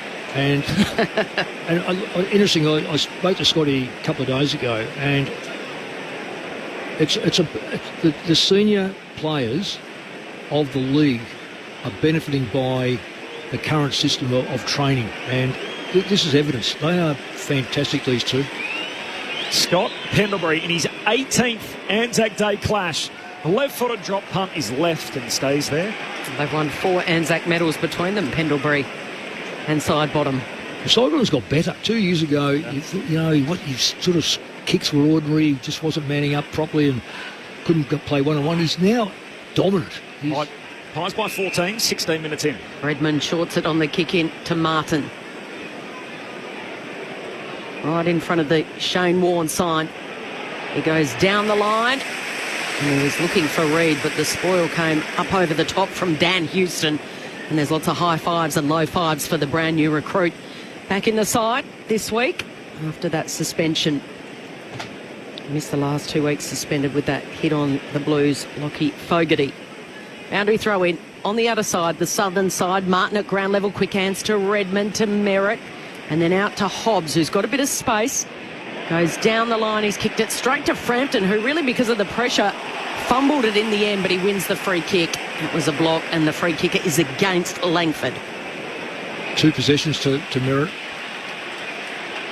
Billy Frampton is going it alone down back as one of the key backs in today. Obviously, no McInnes now, no more. He misses that inner ear issue. Kicks down to half forward, spills Essendon's way, picked up by Wright. Handball to Merritt, handball to Setterfield, kicks the wet footy out wide and eventually got it to his intended target. And Caddy. Too slow moving the ball, the Bombers. Caddy in the slow play here.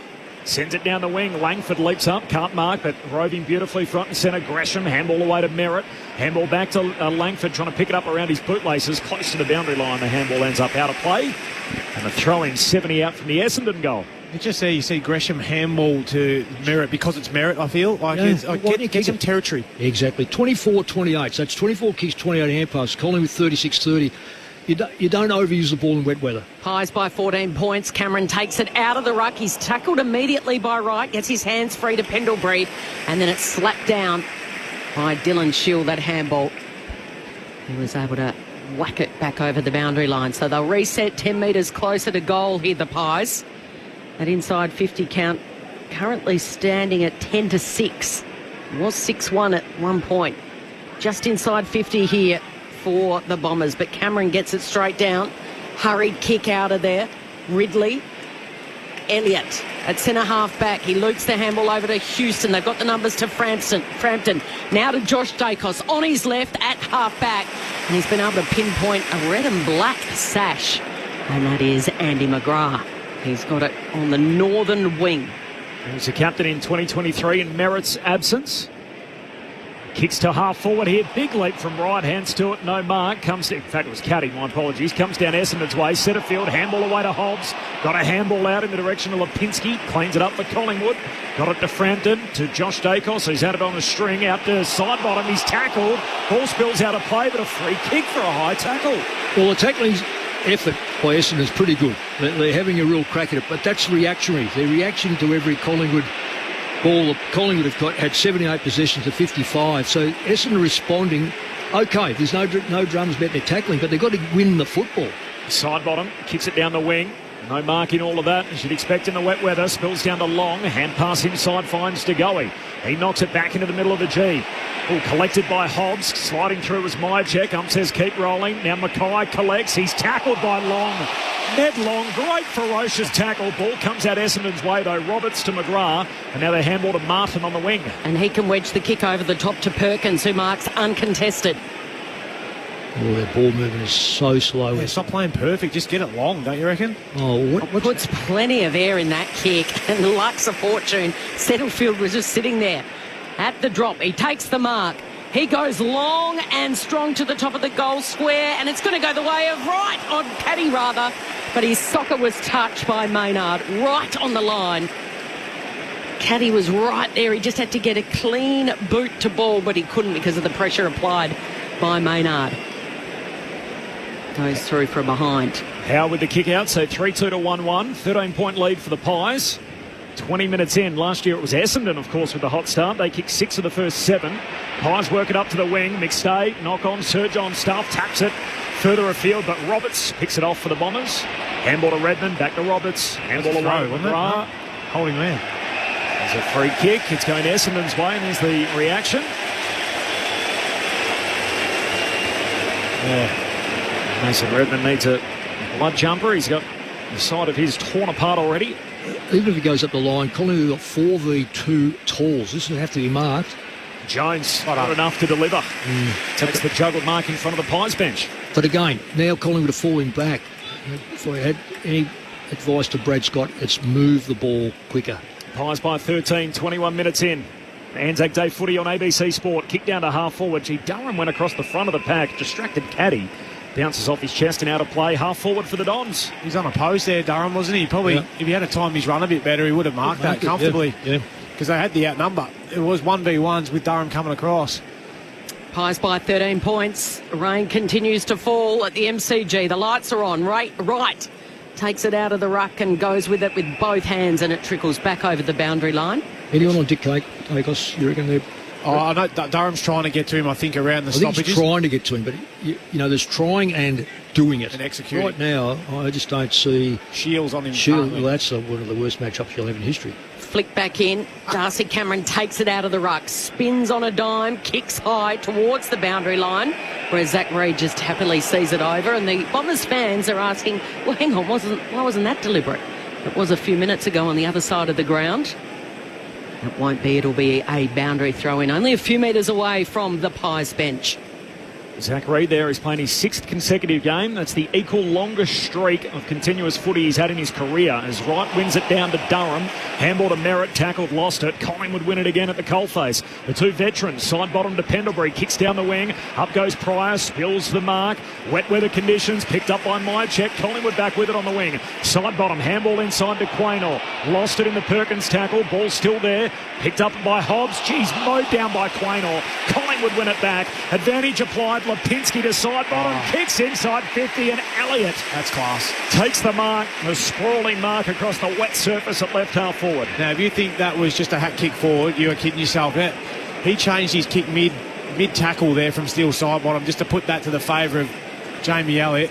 Great tackle from Quaynor. Great tackle. He mowed down Ben Hobbs, who thought he had a bit more time inside the contest, but this kick from side bottom, oh goodness, you just got to marvel at the pensioner, as you called him. I would never do that to you, Steele. Well, I could say that to him. Jamie Elliott in the same spot that he took the mark of the day last year on Anzac Day. Left half forward, kicking to the punt road end with a famous number 5 on his back. The drop punt from Elliott is left to behind. Ordinarily been a pretty straight shooter. He kicked 2-3 though last week, and he's got it behind to start his day here. So the Magpies 3-3, Essendon a 1-1. Just squandering some early opportunities as Redmond guides it safely with the kick to Reid. Oh, dear. Oh, it's a shank of a kick, wasn't it, Brett Deledio? Well, wasn't it such a bad kick that Essendon player fell over? Yeah, it wasn't to his advantage. No, it wasn't to his advantage, but nonetheless. So Maynard with the intercepting mark on the southern wing. He keeps it low, right over the top of McStay it goes in the end, and fumbling it through is Dersma for a rush behind. Smart. Collingwood by 15, 4 minutes to play in this opening term. This next kick is the crucial kick, and Collingwood's discipline is that they've got numbers right behind the ball, regardless of length of kick. Merritt off the back flank, kicks long down the wing. Pendlebury in the box seat with the numbers. Couldn't complete the mark. Spills to Kako. Has it for the Bombers. Handball away to Caddy. Gives it to Shield under pressure. Hand pass back to Kako. Collingwood pressure enormous. Perryman the tackle. Fortunate bounce for the Bombers. They go again. An extra handball. Caddy to Shield. Put his teammate Jones under pressure. He's tackled. Ball up on the wing. So 22-7, a 15-point buffer for the Pies. 25 gone opening term. Anzac Day footy on ABC Sport as Goldstein wins it down. Here's Nick Dacos passing through. Back of the stoppage, kicks back, corridor, just misses Perryman. He'll be able to run onto it. Handball away to Houston. They're going forward again, the Pies. Elliott trying to take the one-hander, can't quite. Goes back in for a second go, bangs bodies with Redman. Picked up by McGrath. Handball to Redman, has to kick hurriedly down the wing. There's no one to go to, though, and sliding and losing his footing there was Caddy. Opens the door here for the Pies. Crisp gets it quickly to McCreery. He gives it to Houston. Off to Elliott. He kicks it right to the square. It's off hands, but Stay tries a soccer. It slews off the side of the boot to Goldstein, and then suddenly a couple of passages of messy play. And the clearing kick goes long from the Bombers out of defence. Houston's right over it. Question's been asked. Umpire says it'll be a ball up. I reckon he marked that in the end. It stayed between his legs. He's putting his hand up and saying, yeah, I did. There's no review on those. Umpire going to toss it up. A wet day at the G on Anzac Day as Cameron grabs it out of the ruck, kicks Collingwood inside 50, off the pack, spills down to McCreery. Handball away to Pendlebury. His hand pass picked off. Here's Jones for the Bombers, off his knees, knocks it away to Roberts. Handball to Merritt, kicks out of defence. Big leap from Howe, trying to spoil the would-be mark and does a good job. He picks it from Caddy, who hits the deck. Howe keeps his feet, wins the footy. Sends it back inside 50. McStay, the flyer. No mark, knocked away. The Bombers win it. Goldstein to Dersma. Away to Merritt, off the back flank. Short kicks, a turnover again. It's coming back inside 50. Houston kicks it deep. Bobby Hill got rid of Pryor, takes the mark. It's a push. It's a free kick for Jackson Pryor, who marks in front of the behind. Well, gets a free in front of the behind post. 26 minutes gone opening term. Collingwood by 15. Yeah, the free kick was there. I'll give you the tip now, what you said before. You woke up to me a bit, Brett, when you said they keep looking for Merritt. They are getting into trouble because they give the ball to Merritt. It is just bizarre that they have to involve him in every play. So prior to Kako, who's got it at half back, he kicks to the wing, the northern wing. Durham, he goes to ground because of a tackle of Quainer. There's a turnover now. Howell's got it. He kicks wide. Great vision. He's given it to Hoskin Elliott round the southern side. They've got the numbers. Elliott marks now. Too far out to score. He's going to stab it when Nick Dacos, would you believe, marks uncontested inside 50 and not an Essendon player within 5 metres of him. Well, that's because his work ethic is fantastic for start off.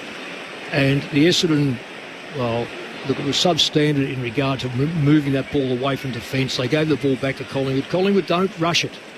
The thing about Collingwood while they're having shots on goal is that they do not rush the ball. They pick the right target, and they've done it again.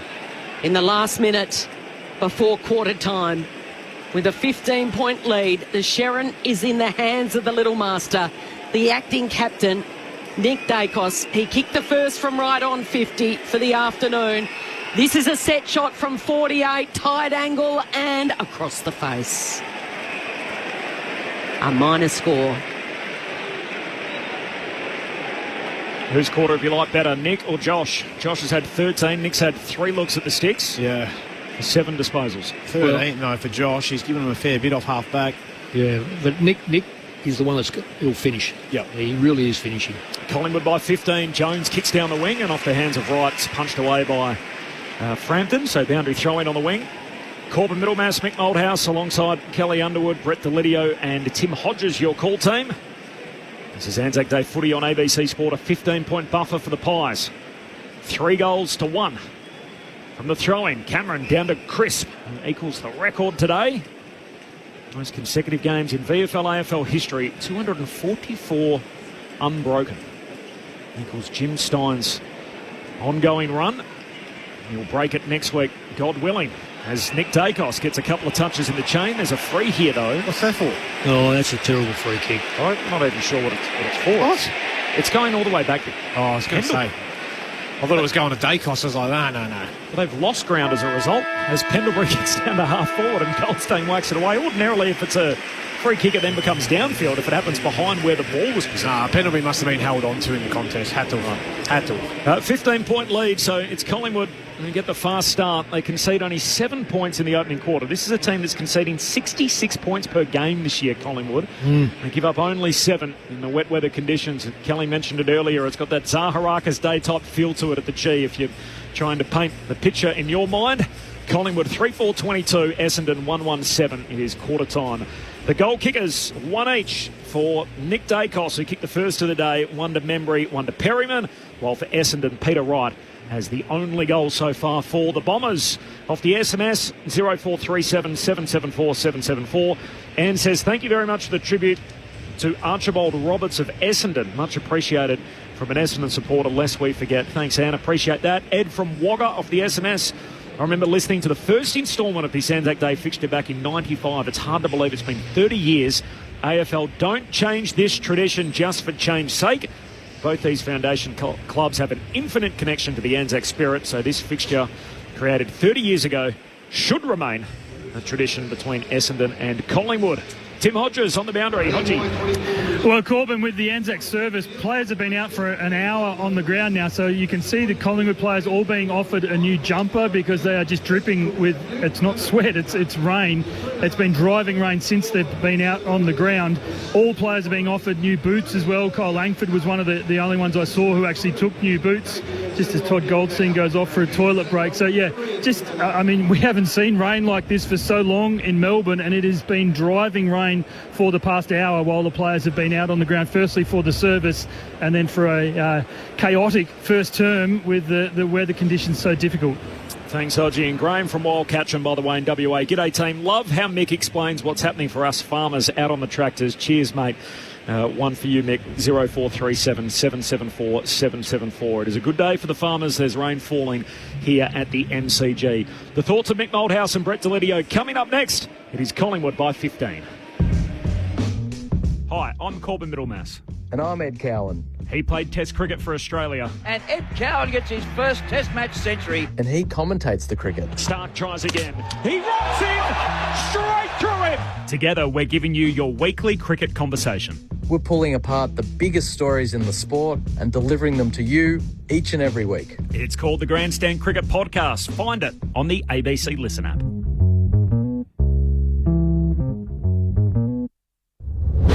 This is the 2025 AFL Premiership season on ABC Sport. Maynard short to Nick Dacos, the new Collingwood skipper. What a start that is! The new little master, Nick Dacos, with the first goal in the biggest game of the home and away season. Tim Membry, former Swan, former Saint, drop punt is pretty good. And Collingwood with a dream start. 5 minutes in, they've kicked 2 goals. Essendon yet to score. Dabbed it down to Jones. Goes back to Langford in this side after missing the last 3 with a hamstring. Kicks towards Wright, who's marked at top of the goal square for the first one of the afternoon for the Bombers. Wright squeezes it home. It's been a nervous start for Essendon. To Long. He's tackled, dispossessed. Collingwood keep it going forward. Josh gives the handball to Houston. Away to Perryman. Perryman on his first ANZAC Day threads it on the run. Hot pies early. This is ABC Sports coverage of the AFL. On your radio. ABC Sport Digital. And on the ABC Listen app. It was 3 straight to 1 straight. We had 4 goals in the first 11 minutes. We didn't have one thereafter. Collingwood kicked 4 behinds and Essendon kicked a behind of their own. So at quarter time, you throw it all together. It is Collingwood by 15. The thoughts of Brett Delidio and Mick Malthouse, ANZAC Day footy on ABC Sport. Well, a few concerns, Mick, for if you're an Essendon supporter. That I just don't think they're playing smart footy. They're playing into the hands of Collingwood, but they're not playing the conditions either. They're trying to handball and utilise their teammates around them, but they're missing handballs. They're handballing the teammates under pressure. I've always been told from a very young age, if it's wet, get it long and charge in on the back of it and try and keep it in your front half. Well, funny enough, Brett, I don't think you're the same age as me, and I was told that when I was around about 5 or 6, is playing for Wendouree. I was 8 playing for Wendouree West, and they said, and it was pretty wet in Ballarat, and they said, get the ball forward, and even then they said, make sure one is that you have your forwards in front because the ball's going to fall short, which we've now seen Langford 15 metres behind, wonder why the ball's run away from him. Secondly is you hand pass, you put yourself under pressure. You bang it forward. Yes, this is a clear... Collingwood's used the ball 52 times through hand passes. I would say 40 of those would have found targets because they were clean targets. The other 12 might have been, mucked around, whatever. Essendon have had 48 hand passes, and I would almost say 40 of those have been under pressure to the point where maybe they've got them back again, maybe they haven't. When you've got Peter Wright up there and no Darcy Moore, then you just go 2 metre Peter, be in a position, 35 metres out, we're going to bang it into you, and then Smalls, go to work. Not sit back in the goal square because it's not going to get back there. And around the ball, instead of trying to find... I've been staggered how many times Merritt has been given an easy football in a worse position than the giver. Yep. Now, referring let the captain work it out himself. Let the captain work hard to find the ball. If he's clear, give it to him. If he's not clear, kick the football into your forward line and then press up to put pressure on the back line. At the moment... So is that them looking for him, or is that an instruction to say, hey... I don't think it'd be... Brad, if I know Brad, that wouldn't be, oh, listen, let's find him at all costs. Why find him at all costs? Because he's not Dacos. He doesn't carry the football. So I would be saying that maybe he's demanding the ball too often. Maybe they've become... It's a comfort thing too for players because they think, well, I'll give it to the captain. I'm okay. I've done my job. Look, I think we're all probably right. All of us are right. The simple fact is that if you're in a better position, take charge of the circumstance. Pies by 15 points, 3 goals to 1. And the umpire chucking it up in the wet weather here at the MCG on Anzac Day. Goldstein, good service down to Durham. Here's a centre break for the Bombers and a long driving kick forward. Lands on the turf though, knocked away by Maynard for the Pies off the back flank. Kicks down the wing, southern side. Looking in the direction of Hoskin Elliott. Hits the deck, slides through Essendon's way though. Redmond, handball to Merritt. Handball goes back to Reid. Against the boundary line, spears the kick straight through the hands of Maynard. Tough one to mark today. Falls further through towards Cameron. He gives a handball to Lipinski. Off to Howe, and as he tries to jam it on the boot, kicks a high up and under over the fence and out on the full. Up the mine shaft and down the mine shaft and in the first level. Even the young man in the poncho down there couldn't take the mark. It's so slippery. So free kick for the Bombers. It's been taken by Hobbs. He goes high, long and strong. Off hands. Trying to grubber it through there, the Soccer goalkeeper. Right on the last line of defence is Chris, but he picks it up and bangs it long, and Andy McGrath outmarks Bobby Hill. He just skirts the perimeter of the 50 to Merritt, who dabs it over the top to Nick Martin. Did it go 15? It did. As long as the umpire blows a whistle, Kel, guess it's from 6 to 16, you get a mark. Oh, dear. So Nick Martin's taken the mark, uncontested. We're sitting right behind him in the commentary box on level 3 at the MCG. He's kicking to the punt road end to give the Bombers the very first major of this second term and eat into the margin, which currently stands at 15 points. It's a long way out for a wet board. 45-degree angle. He steps off his line late, sends it on its way, and it just... You can hear the Bombers fans' reaction, the collective sigh. It just faded late to miss to the right. Hit the post, I think. Yeah. Halfway up too, so yeah, so made the journey, no worries. Yeah. Houston, the kick-out duties. Ooh, how far? Runs a very long way, low trajectory kick, and that's marked by Ned Long. Not a heap of those taken today. Gives a handball to his mate Nick Dacos, handball to brother Josh. Sweeping hand pass to Crisp down the wing, back to Josh Dacos.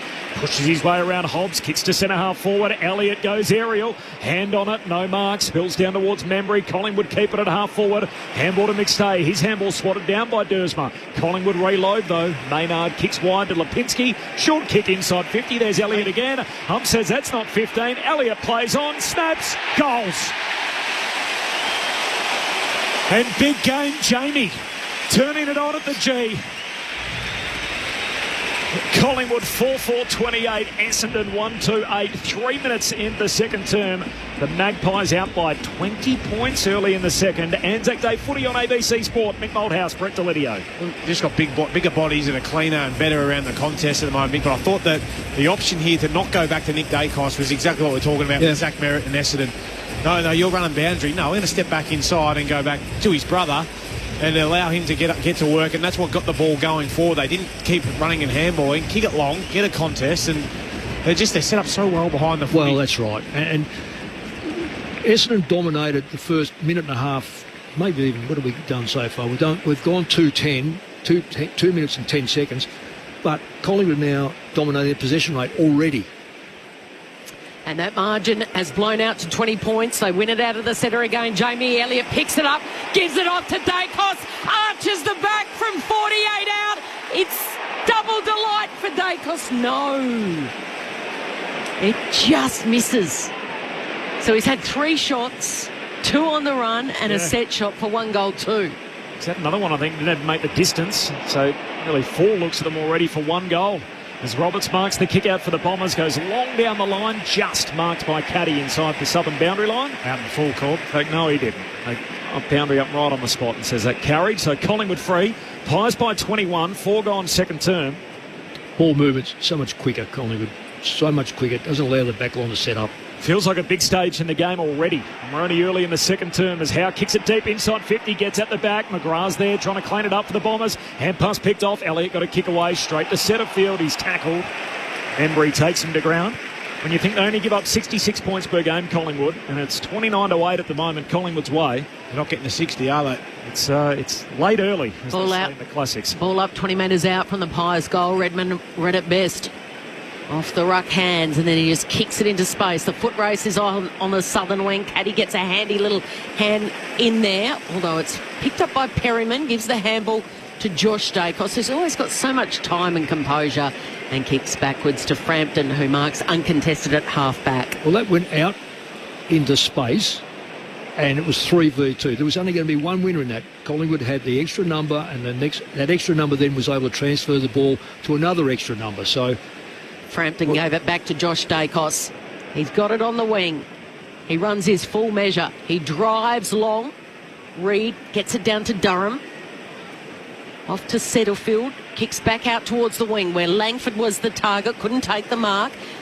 Handball in there, sprays backwards to Howell. Takes an eternity to pick it up and then shanks the kick.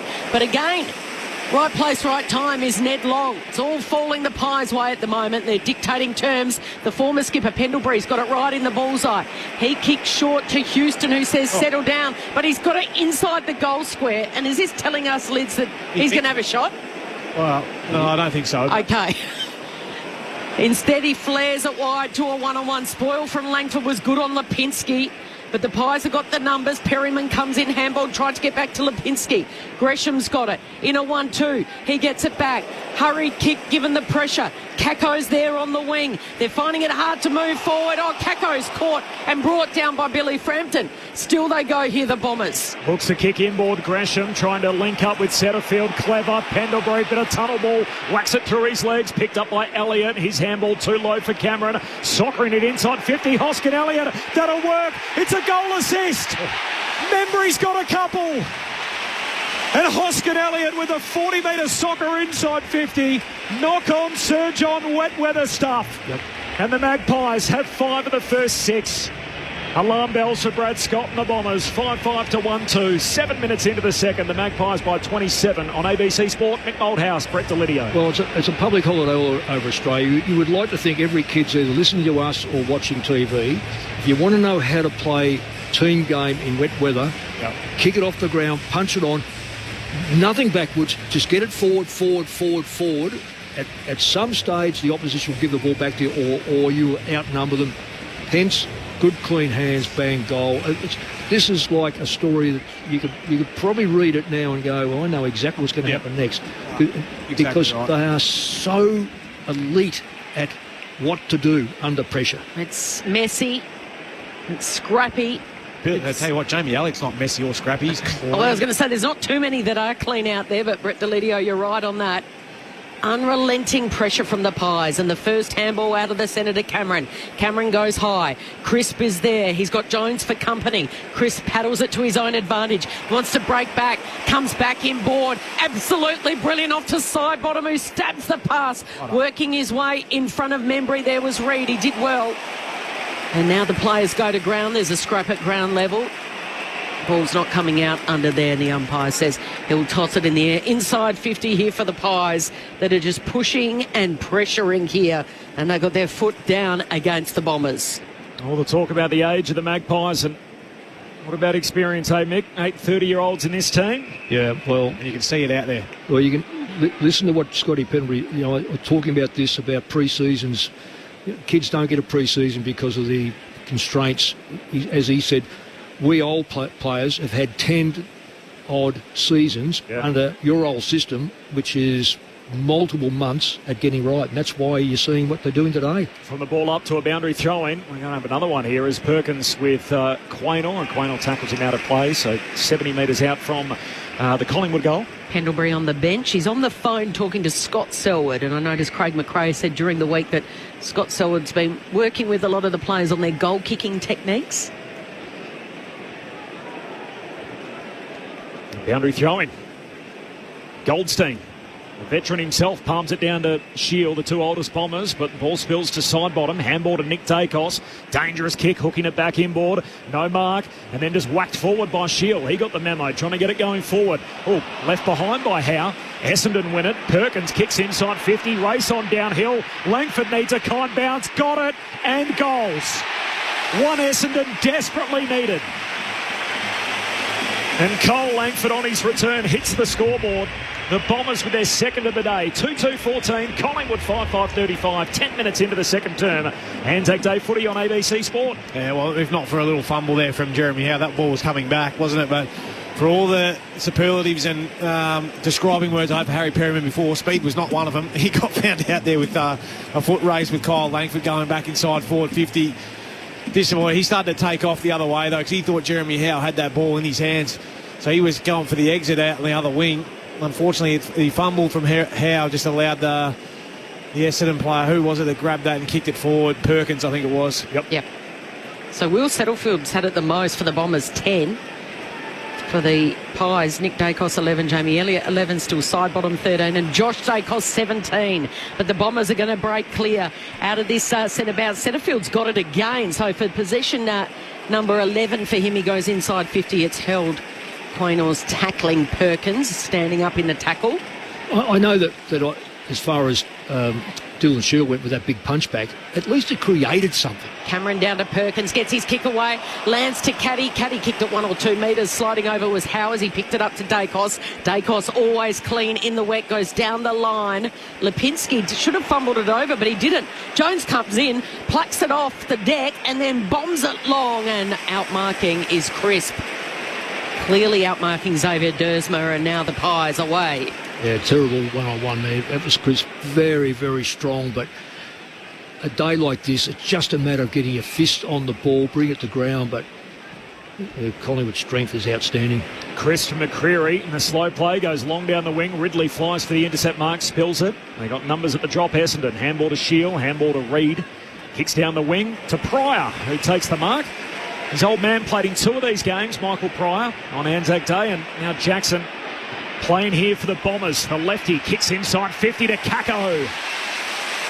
That's a good mark, good play, actually. Good play by Essendon to hold that ball at the right time. And he's going to be... See, that mark was taken before that, but the umpire, it's up against the fence. But at least they're using the ball longer.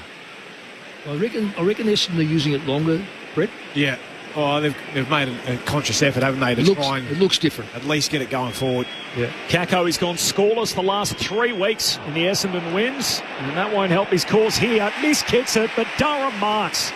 Just moves aside oncoming traffic, and Durham marks back in the corridor. That was not by design, but it turns out to be a better outcome for Essendon. Was that against the goalie? Yeah, it was. Yeah, that's good body strength. Really good body strength. There was a miskick, no question about that. But he waited till he was in the air, though, to just shift him. It's really good patience from Durham. Yep.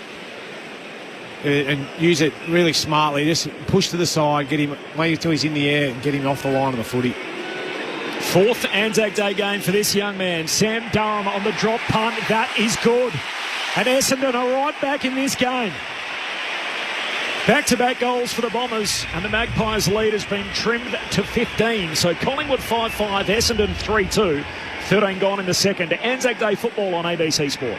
Well, he'd have to be in your top 5, surely, that kid, I reckon, Corby. You've named a couple of others that I'm not sure on, but this kid, love watching him play. He's as honest as the day is long. You know he'll run straight lines for you. He tries to do a job most weeks, but he stands next to the opposition's best player, but gets off him, gives you a bit. I'm not sure on that kick from Pryor whether he was actually going, it was a bit of a slew off the side of the boot, and lucky for Caco's speed that he did get there. I definitely know that Caco wasn't going for Sammy Durham, that's for sure. He ran to the bench, Caco, after that, and he had a wry smile on his face as he sat down. But one thing is certain, 22-11 is 22 kicks, 11 hand passes. There is a real shift in the game. And now Pendlebury makes sure that the Pies win it out of the centre. Nick Dacos took on 2, and he's brought down holding the ball. It'll come back. Merritt will be rewarded. And there's a scuffle on behind play between Pendlebury and Hobbs. So Merritt, the 2 captains, a win over Dacos inside 50. Jumping high there was Durham. It's going to come back to Shield. Tries to break through a couple. It spills the way of Durham, and he spirals it through for a goal. 2 in a minute for Durham. 3 in a row for the Bombers, and they're back in the contest. The margin is 9. Well, they're back in because of the way they're playing. Yeah. Their contested football at the moment is 15-16, so it's almost identical. The clearance rate early was Essendon were getting smashed. That's 4-4. Inside 50s, they were getting smashed. It's 8-8. Everything is flipped on its head because of the game style. And with a minute to go last week, Corbin, the game in the balance, Durham won the all-important stoppage out of the centre, and here he is, back-to-back goals, and it's back within 9 points. Essendon 4-2-26, Collingwood 5-5-35, 15 minutes gone in this second term. That had more wobbles than Glenn Thompson's finger. Game back on. All of a sudden the margin to single digits. A 9-point lead for Collingwood. Back in the middle, centre field, tackled by Sidebottom, holding the ball. Took on the tackler. Wow. Umpire gets involved, pays the free for Collingwood. Sidebottom hands it away to Josh Dacos. Kicks inside 50 and reading it best, Ridley. He was able to shake the Collingwood player, misread the kick. Ridley for the Bombers, short to Shield. They're having their best 5 minutes of the day. Essendon kicks down the wing. Here's Merritt. Takes the mark, opposed to Pendlebury. Merritt turns, swings it inside 50. There's 2-metre Peter. Goes up for it, no mark. Spills down to Sidebottom. He's tackled. The umpire says ball up inside 50 for the Bombers. 9-point lead for the Pies. 15 gone, second term.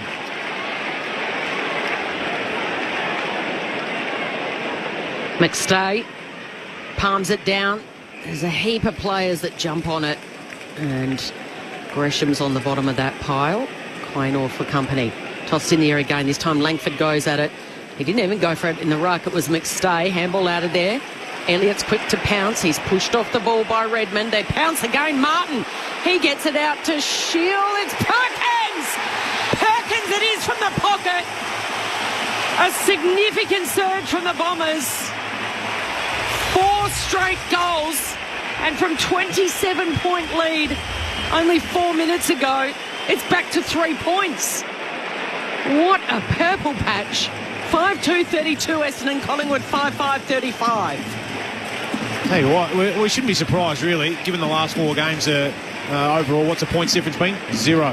Yeah. So we shouldn't be surprised that it is the game has got tighter, but off the back of Essendon just being a little bit harder in the contest, they're spreading a lot better. Their handballs aren't going to teammates that are under pressure. No, exactly. And they're getting the ball on the outside, which is allowing their runners to get involved. So there's one little thing they can do is get one of their forwards to go to Josh Dacos and say, no, I'm going to tag you, and let him free up someone else. 4 goals in 7 minutes of real time for the Bombers, from being down by 27 to now within 3. Collingwood lead it as they have done all day. Off the wing comes McCreary, tries to knock it back to play for the Pies. Josh Dacos got it away to Sidebottom, hooks a kick forward. Hoskin Elliott trying to whack it on. Loose footy southern wing. Myerchek left it behind. Essendon win it. Desmond Jones, handball away towards Shield. He gives it by hand to Martin. Kicks down the wing, awkward half volley for Perkins. Spills its way through to Quaynor. Has it for Collingwood at half back. Handball to De Goey. He tries the torp, miskicks it. Essendon win it back, and Redmond takes the sprawling mark. He looks across the ground. That kick favours Pendlebury more than anyone, and Pendlebury, like the veteran he is, takes the mark. Looks ahead, goes back into the corridor, short to long. Pendlebury peels off round behind him, accepts the handball and then kicks inside 50, and Redmond's the only one there. He's taken a fair few defensive marks this afternoon. Mason Redmond wants to move it quickly. This is what Mick Malthouse was telling us at quarter time. To Perkins, he goes to Caddy. Down the southern wing, Hobbs drops an easy mark, but he's got the time to regather. And he retreats backwards to Jones, slides in and takes the mark. True centre wing. Now they're going backwards. I think they've lost their way. To Shield, short to Gresham. Still on the outer wing. No one manning the mark. Gresham's going to go sideways. Doesn't even look for it. Oh, this is risky. This opens the door for McStay, but up to the challenge was Ridley. He got it twice. He picks off Martin all by himself at half forward. Martin's going to go for right. Right's there. Oh, he was collided into. Kako comes in. Kako fires up with a tackle on Houston. And Houston is going nowhere. Ball up. Side of the goal square. They kick the last four, Essendon, and they are pressing and surging. Ball up, top of the goal square for the Bombers. Ruck Sherritt comes down to Houston. Handball away towards De Goey for Collingwood. Kicks out of defence. Up towards half-back, bouncing footy. Whacked forward by Goldstein, but straight to McCreary. Keeps Collingwood attacking. Up the wing. Ridley, though, for Essendon. Intercepts. Handball away towards Roberts. Goes backwards to Ridley. All the way back to Reid, and Reid's going to retreat to Pryor. And marks at half-back. By my count, becomes the fourth father-son pairing to play on ANZAC Day. A little trivia question for you. Yeah, the Cloaks. Oh, no, sorry. Not the Cloaks. They are father-sons, but they're not... Here's Pryor, who kicks to Goldstein, who marks on the wing. So, got to have both played, father and son. Let me think. 30 years of ANZAC Day. As Martin goes across the ground, finds Setterfield. He looks inside the forward 50. He kicks it deep. He looks for Peter Wright, who's forced to crash the pack. Swats it down. Josh Dacos hunting after it. The sockers it down the wing, southern side. Dacos with great speed. Keeps going, Josh. Sockers it another 30 metres up into the front half for Collingwood. Here's Pryor, though. He'll intercept for the Bombers. Give a handball away to Setterfield. Setterfield's able to pick out Perkins. Again, there's no man on the mark, so he's able to go for a little trot down the wing and then kick up towards right. Had to come from behind, and then Wright crashes the tackle into De Goey, who's going nowhere. Well, it wasn't the Dacos boys, because Peter Dacos told me earlier, retired in 93, missed the 95 first game. Had a coffee with Josh this morning as Merritt takes him from right on 50 and an open goal square, no one home. Zach Merritt, quiet in that opening term, starting to have an influence and an impact as they rattle off the last 4 goals, Essendon, to trail by 2 points. Kel, what you just said then is spot on. He had a quiet first half, and yet they were looking for him all the time. Now he's finding his own football, and he's a better player. But they've done everything you asked of them, Essendon. They're kicking the ball longer. Except for one thing. They just need to take Josh Dacos and put a tag on him. That is an issue. A hard tag. Josh Dacos on the half-back flank. And you can do that with the young forward pocket. What's his name? Kako. Just do that. Just say, run with him, run with him, run with him. It might free up someone else who's not as diligent with the football. Pies up to halfway, side bottom, kicks it long in the Ruckman's direction. Cameron flies for it, no mark, spills down towards Reid of the Bombers. Handball to Redmond, handball to Merritt. Hurried kick forward for the Dons. Hobbs a critical one-on-one with Quaynor. Quaynor tries to smother the footy, spills down to Roberts. Roberts gives it to Hobbs, who slips over. Now he's under pressure. Maynard trying to knock it out. And now Pendlebury had it, lost it. Side bottom picks it up. His handball a turnover to Merritt, who kicks across the centre square, and Lipinski will be able to collect there for Collingwood. Bearing down is Jones. Lipinski does pick it up, and he flicks that kick wide to Hoskin Elliott. Marks uncontested. In front of that great southern stand, brings it back inboard to Long, who marks uncontested. Could go the corridor. Quaynor's right in the bullseye. Instead, he kicks backwards a little to Frampton. Can loop the handball over the top to Maynard. completely in control in this passage of play to Howe. Howe now from one side to the other. He strolls. He delivers long and strong. McStay flew. McCreery stayed down, got an unkind bounce. And then the kick from Roberts went nearly out of bounds. They keep it in play. Here's Nick Dacos. Oh, the presence of mind. Yep. The presence of mind to wedge the kick over the top. Pinpoint pass. Long. Marks. Gives it off to Maynard from 50. This will bring the house down.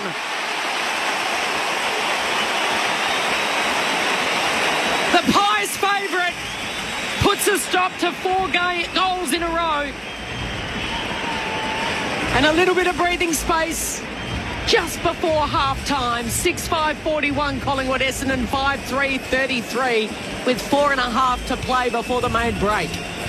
Well, that touch from Nick Dacos there, that's just time and space, just knowing that no matter who's coming at you, I can get around you, but just a pinpoint, like... There's good players and there's great players who can sum it all up in the blink of an eye, and that's what Nick Dacos did there. And then that line, I don't mind it, because you're going to struggle with a set shot probably from 50 to give someone who's on the run just a little handball receive.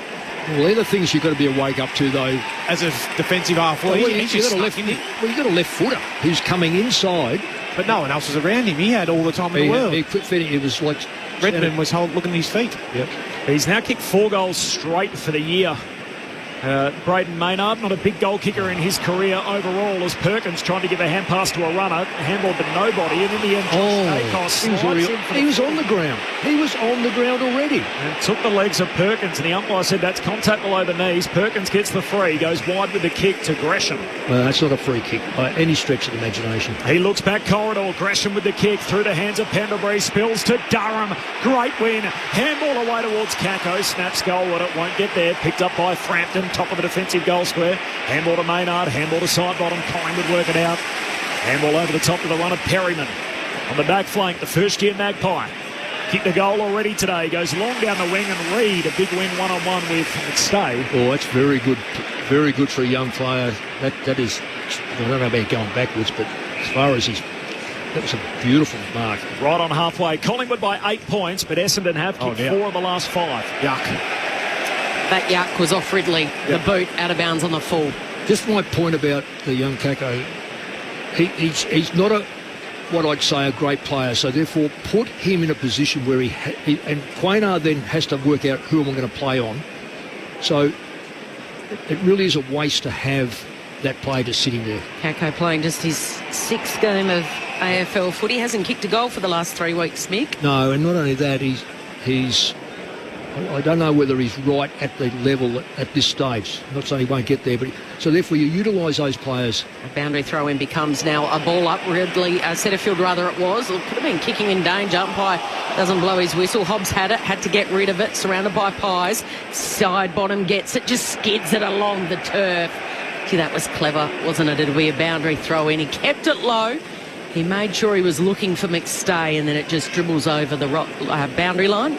Right in front of the Pies bench where Sidebottom comes off for a rest, and Jamie Elliott ready to come back on. Collingwood by 15 at quarter time. They lead by 8, 3 minutes to play before half time. Cameron wins it down, but Roberts there for the Bombers. The 1-2 with Wright. Archie Roberts keeps on running, gets his way around Frampton with a ball, kicks to full forward, and Jeremy Howe rock solid. Holds out Perkins, takes the intercept mark at full back. Trying to switch, dangerous kick, but got it to its intended target in Crisp. Handball away to Maynard. Back flank for Collingwood. Kicks down the wing. McGrath got rid of his direct opponent. Takes the intercept mark. He's been too good for Bobby Hill so far in this game. They're winning a lot of one-on-ones, Essendon. And they didn't do that in the first quarter at all. McGrath short to Langford. Long into the pocket. Jones all alone. And Harry Jones marks uncontested. Dom Sheed pocket, 30 out. Yeah, so getting back to that, first quarter there was a lot of one-on-ones and Collingwood just absolutely terrorised Essendon, quite frankly. Now we're seeing it's not only evened up. I reckon Essendon are probably in front on the one-on-ones, particularly on their back line. Their back line has really held out a lot of Collingwood players. It has rained pretty much from about an hour before the start of play. There's still light rain falling. The ponchos are on. And Essendon working their way back into this contest. 4 of the last 5. Jones to continue to pile on as the kick goes across the goalface and doesn't score. And Cameron marks it in the opposite pocket. Collingwood by 8 points. Anzac Day footy on ABC Sport. One of the most informed rucks in the competition, Darcy Cameron. Oh, yeah, fantastic. It's been really good since he's gone to Collingwood, Cal. Went from one side of that back pocket to the other using Maynard, and then the wedge kick over the top to Dacos, and now to Howe. All short kicks to uncontested marks. Howe's going to bring it to the wing, where the Darcy Cameron is there again. McStay goes to ground. Lipinski picks it up, gets a little handball away before he was tackled to Elliott. Elliott goes down the line, looking for Hoskin Elliott, leaping up over the top. Well done by Ridley. Yeah, great hands. In a one-on-one, Ridley takes the mark as we've got a minute to play before half-time. There's back to young Roberts, rising star from a week ago.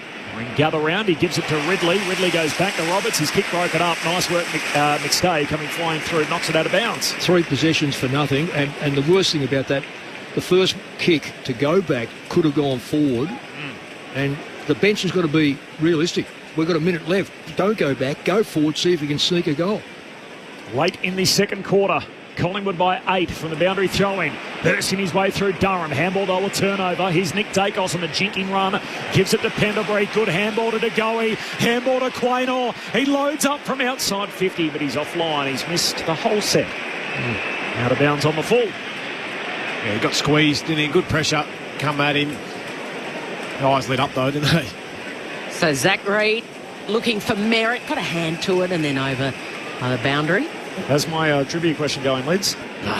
Yeah, about as well as my what's that skinny dog thing that we play in our podcast. So Michael Pryor and Jackson Pryor, the 4th set of father-sons to have both played in this game. This is the 30th edition. We need another 3. Brown? Yes, very good. We've got 2 more. Let's get it by half-time as Dersma this time sees it over. Stoppage to stoppage. So Gavin Brown and his 2 sons, Callum and Tyler, both played in the game, but that counts as 1. Oh, okay. 1 set. We'll get there. We need 2 more. Sure, there's plenty of people right across Australia, right across the world. Screaming at the radio. Text in. Tell us what you think.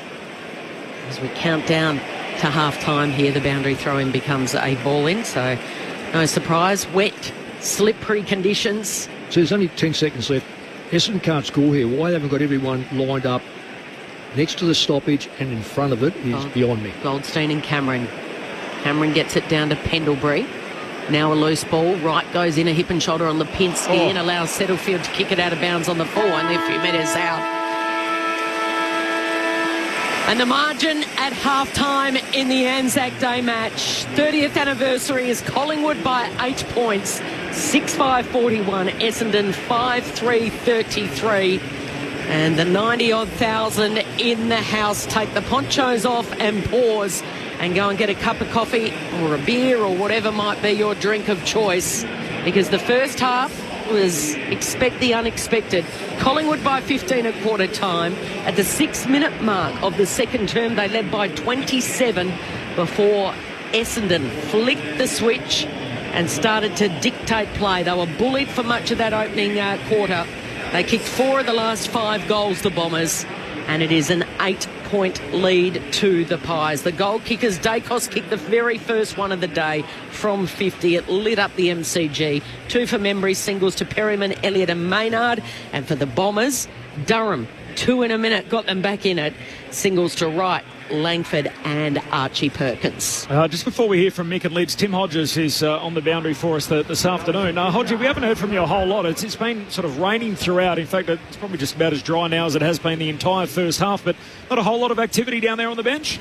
No, Corbin, not many pauses in play, so I sort of kept my mouth shut. But it was just this is the first time since the Anzac service when it's actually stopped raining, so perfect time for the Auskick kids. Just unbelievably wet and slippery conditions, and even Craig McRae late. I know Mick would have loved this. He was offered a new polo because he's so saturated down here coaching on the bench. Mick would have got the gear off, no doubt, but I'm sure Craig will probably swap the polos down in the rooms in the halftime break. Did you have a costume change at halftime? time, Nick? Jimmy, I would have had a double umbrella. Well, the amount of push-ups I've seen you been doing of late, Nick, I reckon you would have had it straight off. You would have walked out there with it off. Mick Moldhouse and Brett Delidio with their thoughts to half-time. It is Collingwood by 8 points in the 30th edition of the ANZAC Day blockbuster. Yeah, it was terrific by Essendon to come back into that game. We were talking at quarter time, Mick, and their ability to...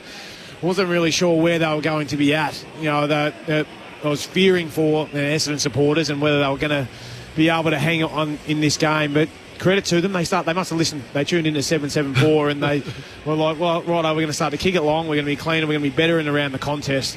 And they've been able to do that. I think their ability to, one, not make decisions, just give it to their captain at all costs. You know, but otherwise they've been competing really well right across the board, and they've got some good contributors. I thought their back line was a lot better that quarter, and the only one thing they've left out there that you want to see them do is get on to Dacos at 21, but side bottom on the wing as well, or midfield wing, has also been pretty prolific for the Pies. Yeah, well, they certainly flipped the game, and you wouldn't expect any different. Brad Scott's been around the world a few times as far as a football coach goes and a footballer, so it only become common sense. And he probably said it before the game started, but, you know, sometimes you don't absorb things until you're actually out there. The thing about Cyberham, yeah, I can understand that, but the drive coming off that half-back line, Josh Dacos now has had 21, effective kicking rate is 62%. It's inside 440 metres, 2 inside 50s from a half-back. Look, I just say sacrifice to the young fella, Keiko. He's had 4 and 2, but probably one of those I can remember. Really, it was a missed kick that was marked by Durham and a goal. The others were sort of haphazard. Sacrifice your lowest possession-getting player, or sacrifice the player that you think is going to have the least impact by himself. So he goes on a Dacos. His job is like the drover's dog. You just hang on to the sheep as much as you can, or in around him, and just stay with him. Now, he may well have the same number of possessions, but if you're putting pressure on him, you may not get the same effect. So that then frees up who? Okay, Quaynard. He's not a Josh Dacos. Quaynard.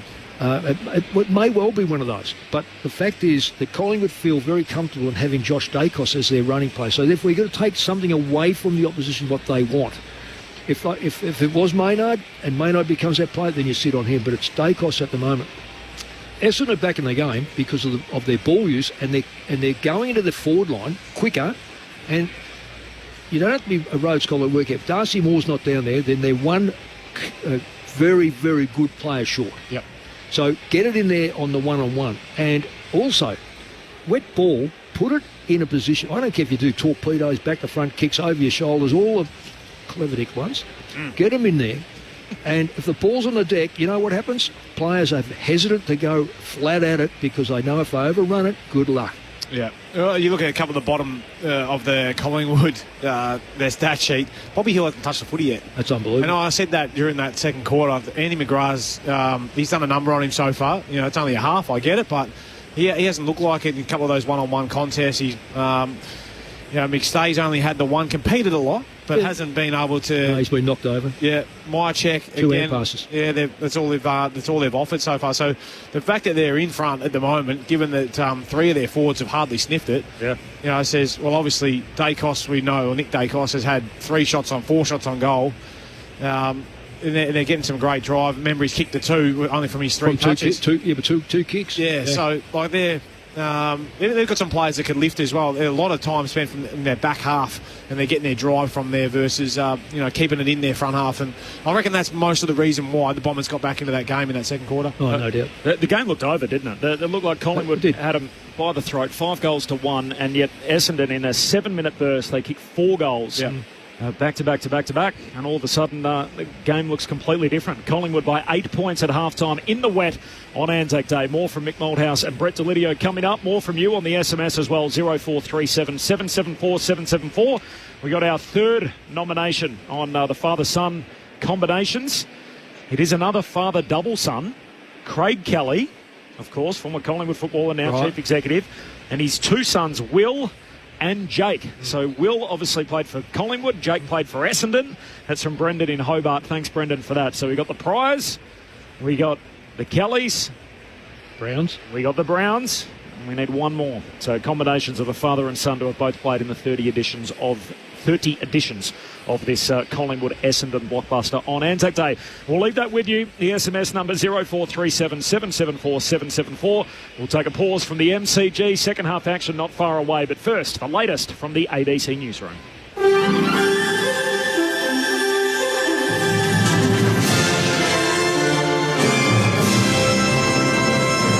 ABC News, I'm Eliza Getzi. ANZAC Day services have wrapped up around the nation as Australians around the world have paid respects to military personnel. Tilda Colling reports. Wreaths have been laid, a moment of silence shared, and city streets across the nation marched 110 years on from the first ANZAC's arrival on Gallipoli shores. On a day of remembrance for lives lost in war, leaders around Australia have issued a call for peace. In Darwin this morning, Anti-Ukrainian Association President Tatiana Hoffman called for the fighting to stop in their home country. Nobody wants this war. We are bigger than this, smarter than this. At Hobart's dawn service this morning, Reverend Dean Richard Humphrey also called for an end to all war, quoting the late Pope Francis. The boss of the Australian War Memorial has highlighted the contribution of Indigenous Australians to the nation's military history in response to booing during a welcome to country at the Anzac Day dawn service in Melbourne. Bunurong elder Uncle Mark Brown was booed and yelled at throughout his address at the cenotaph. Victoria Police have confirmed a 26-year-old man from Kensington is being investigated over the heckling. The National Director of the Australian War Memorial, Matt Anderson, says today is also about recognising the contributions of Indigenous Australians across society, including in wartime. Aboriginal and Torres Strait Islanders have been in every deployment we have sent from the Boer War through to the current day. In the First World War, they were not allowed to enlist if they weren't substantially of European origin, and they often denied their Aboriginality to serve. And this is a chance for us to be reminded of that, to give thanks to that, and of course give thanks to all who serve. In the wake of the heckling incident, the Defence Minister has said the focus of Anzac Day is on the soldiers who have served and continue to serve the nation. Richard Miles says Anzac Day is at the heart of what Australia stands for. Our modern nation is built upon the sacrifice that those who have served have made. And today you see Australians in increasing number acknowledging that and commemorating that, and that's as it should be, and that's as it should continue to be. And as dawn services wrapped up across the country, those marking Anzac Day have taken to pubs and clubs to play a game of two-up. In most parts of Australia, two-up is illegal on every day of the year except the anniversary of the Gallipoli campaign. The law is lifted on Anzac Day as a nod to returned servicemen who played the game decades earlier, recognising the Australian diggers' spirit. These people in Sydney say it's a positive way to mark the day. I think the day speaks for itself. It's acknowledging those who served past and present for our country, and it's honestly just down here recognising those who've done a lot for the country. I play every year. I've been playing since I was a teenager. Fingers crossed it's heads all day. I don't bat tails, just heads all day. In other news, the Vatican has released the first image of the Pope's tomb ahead of his funeral tomorrow. Europe correspondent Mazoe Ford reports. In accordance with his will, Pope Francis will be buried in a simple, undecorated tomb. The Vatican's released a photograph of the tomb, which is made with marble from the Liguria region of Italy and marked with the inscription Franciscus. Almost 100,000 people have now viewed the late pontiff's body lying in state inside St Peter's Basilica. When the public viewings end later today, the senior Cardinal Camerlengo will preside over the sealing of the coffin ahead of the funeral mass tomorrow morning local time. After the service, the coffin will be driven slowly along a 4-kilometre route to Rome's Santa Maria Maggiore Basilica for burial. And election analysts say the prospect of a hung parliament is likely. During the 2022 federal election, almost 1 in 3 voters cast their ballot for a minor party or independent. This year, multiple opinion polls suggest support for the major parties is falling. Analyst John Black says the trend has been years in the making. We're seeing Labor's vote consolidated in those better educated seats, and its traditional strongholds are gradually declining, and that's what's causing the instability in outcomes. But overall, voters are becoming disenchanted. The daughter of a shopkeeper killed in Darwin this week has thanked the community for their support. 71-year-old Linford Fyke was stabbed when he tried to stop an 18-year-old who was on bail at the time from shoplifting on Wednesday afternoon. The 18-year-old has been charged with murder and will face court on Monday. A community vigil outside Mr Fyke's supermarket last night drew hundreds of people who expressed grief and outrage at the incident. On social media, Joanne Fyke says her family are devastated and their hearts are broken. You're up to date with the latest from ABC News. For more news at any time, you can download the ABC Listen app. The footy might stop with the final siren, but with ABC AFL, the conversation keeps rolling. Get ABC AFL Daily Podcast with Premiership coach Paul Roos alongside Corbin Middlemass, Ben Cameron and Poppy Penny. From walking on thin ice to dancing on the mountaintop. It's your daily footy conversation. Find it on the ABC Listen app. This is the 2025 AFL Premiership season on ABC Sport. Maynard kicks wide to Lipinski. Short kick inside 50. There's Elliott again. Hump says that's not 15. Elliott plays on. Snaps. Goals. And big game, Jamie. Turning it on at the G. Picked up by Elliott. His handball too low for Cameron. Soccering it inside 50. Hoskin Elliott. That'll work. It's a goal assist. Membry's got a couple. And the Magpies have 5 of the first 6. Oh, left behind by Howe. Essendon win it. Perkins kicks inside 50. Race on downhill. Langford needs a kind bounce. Got it. And goals. One Essendon desperately needed. 4th Anzac Day game for this young man. Sam Durham on the drop punt. That is good. And Essendon are right back in this game. It's going to come back to Shield. Tries to break through a couple. It spills the way of Durham. And he spirals it through for a goal. 2 in a minute for Durham. 3 in a row for the Bombers. And they're back in the contest. The margin is 9. Elliott's quick to pounce. He's pushed off the ball by Redmond. They pounce again. Martin. He gets it out to Shield. It's Perkins from the pocket. Here's Nick Dacos over the top. Pinpoint pass. Long. Marks. Gives it off to Maynard from 50. This will bring the house down. This is ABC Sports coverage of the AFL. On your radio. ABC Sport Digital. And on the ABC Listen app. Sounds there from an entertaining second term. It looked as if Collingwood had busted the game open. They kicked 5 of the first 6 to lead by 27 points. And then the Bombers, with a 7-goal rush, they kicked 7-minute rush where they kicked 4 goals in that particular period. And as a result, they got themselves back in the game. It's a single-digit margin at half-time. Collingwood by 8 points. And Magpies 6-5-41. They lead Essendon, who are 5-3-33. Corbin Middlemass and Kelly Underwood calling the footy. Brett Delidio and Mick Moldhouse, our analysts. Tim Hodges on the boundary, the 30th edition of the Anzac Day Clash. Collingwood's record in this game, by the way, 17 wins, 10 losses, 2 draws. But in the last 18, Essendon have won only 4. So it's been pretty slim picking in recent times. But if you're an Essendon person and you're looking for a little bit of optimism, which I know someone who's like that. The Bombers won this game in 05, in 09, in 13, in 17, and in 21. So their last 5 wins have all been spaced 4 years apart. Look out. And Mick, what year are we in? I understand where you're coming from. Is this like the Olympics or something? But if you're going to latch onto that, Corby, I know. If that's the only thing you can latch onto, I feel really desperately sorry for you. Yeah, it does sound a little desperate. But you know what, though? You've got to grab hold of something. You've got to get something. And it's been a long 20-odd years. Yeah, it is. So all those wins must have come against me then. No. You would have, most of them. You would have won more than you lost in your time, yeah? I do. Anyway. This game of football, if I can just jump in, Collingwood don't have to do much different because their game style is right, except get 3 of their 4 forwards, Myercheck, McStay, Hill, and perhaps even Membry again. Yep. I'll take Myercheck. I'll take Membry out. He's kicked 2 goals. I'll throw in there Elliott. Get them engaged in scoring. Jamie Elliott. Yep. Or Hoskin Elliott. No, Jamie Elliott. I know. Has he kicked that 1 goal? He's got 1 goal, 1. He's been super clean. But yeah, I understand that. What I'm saying is, if they get those active. Yep. But Essendon now have learnt the difference between first quarter and second quarter. So if they say, well, we know it, but their next stage is going to be clearances. Yep.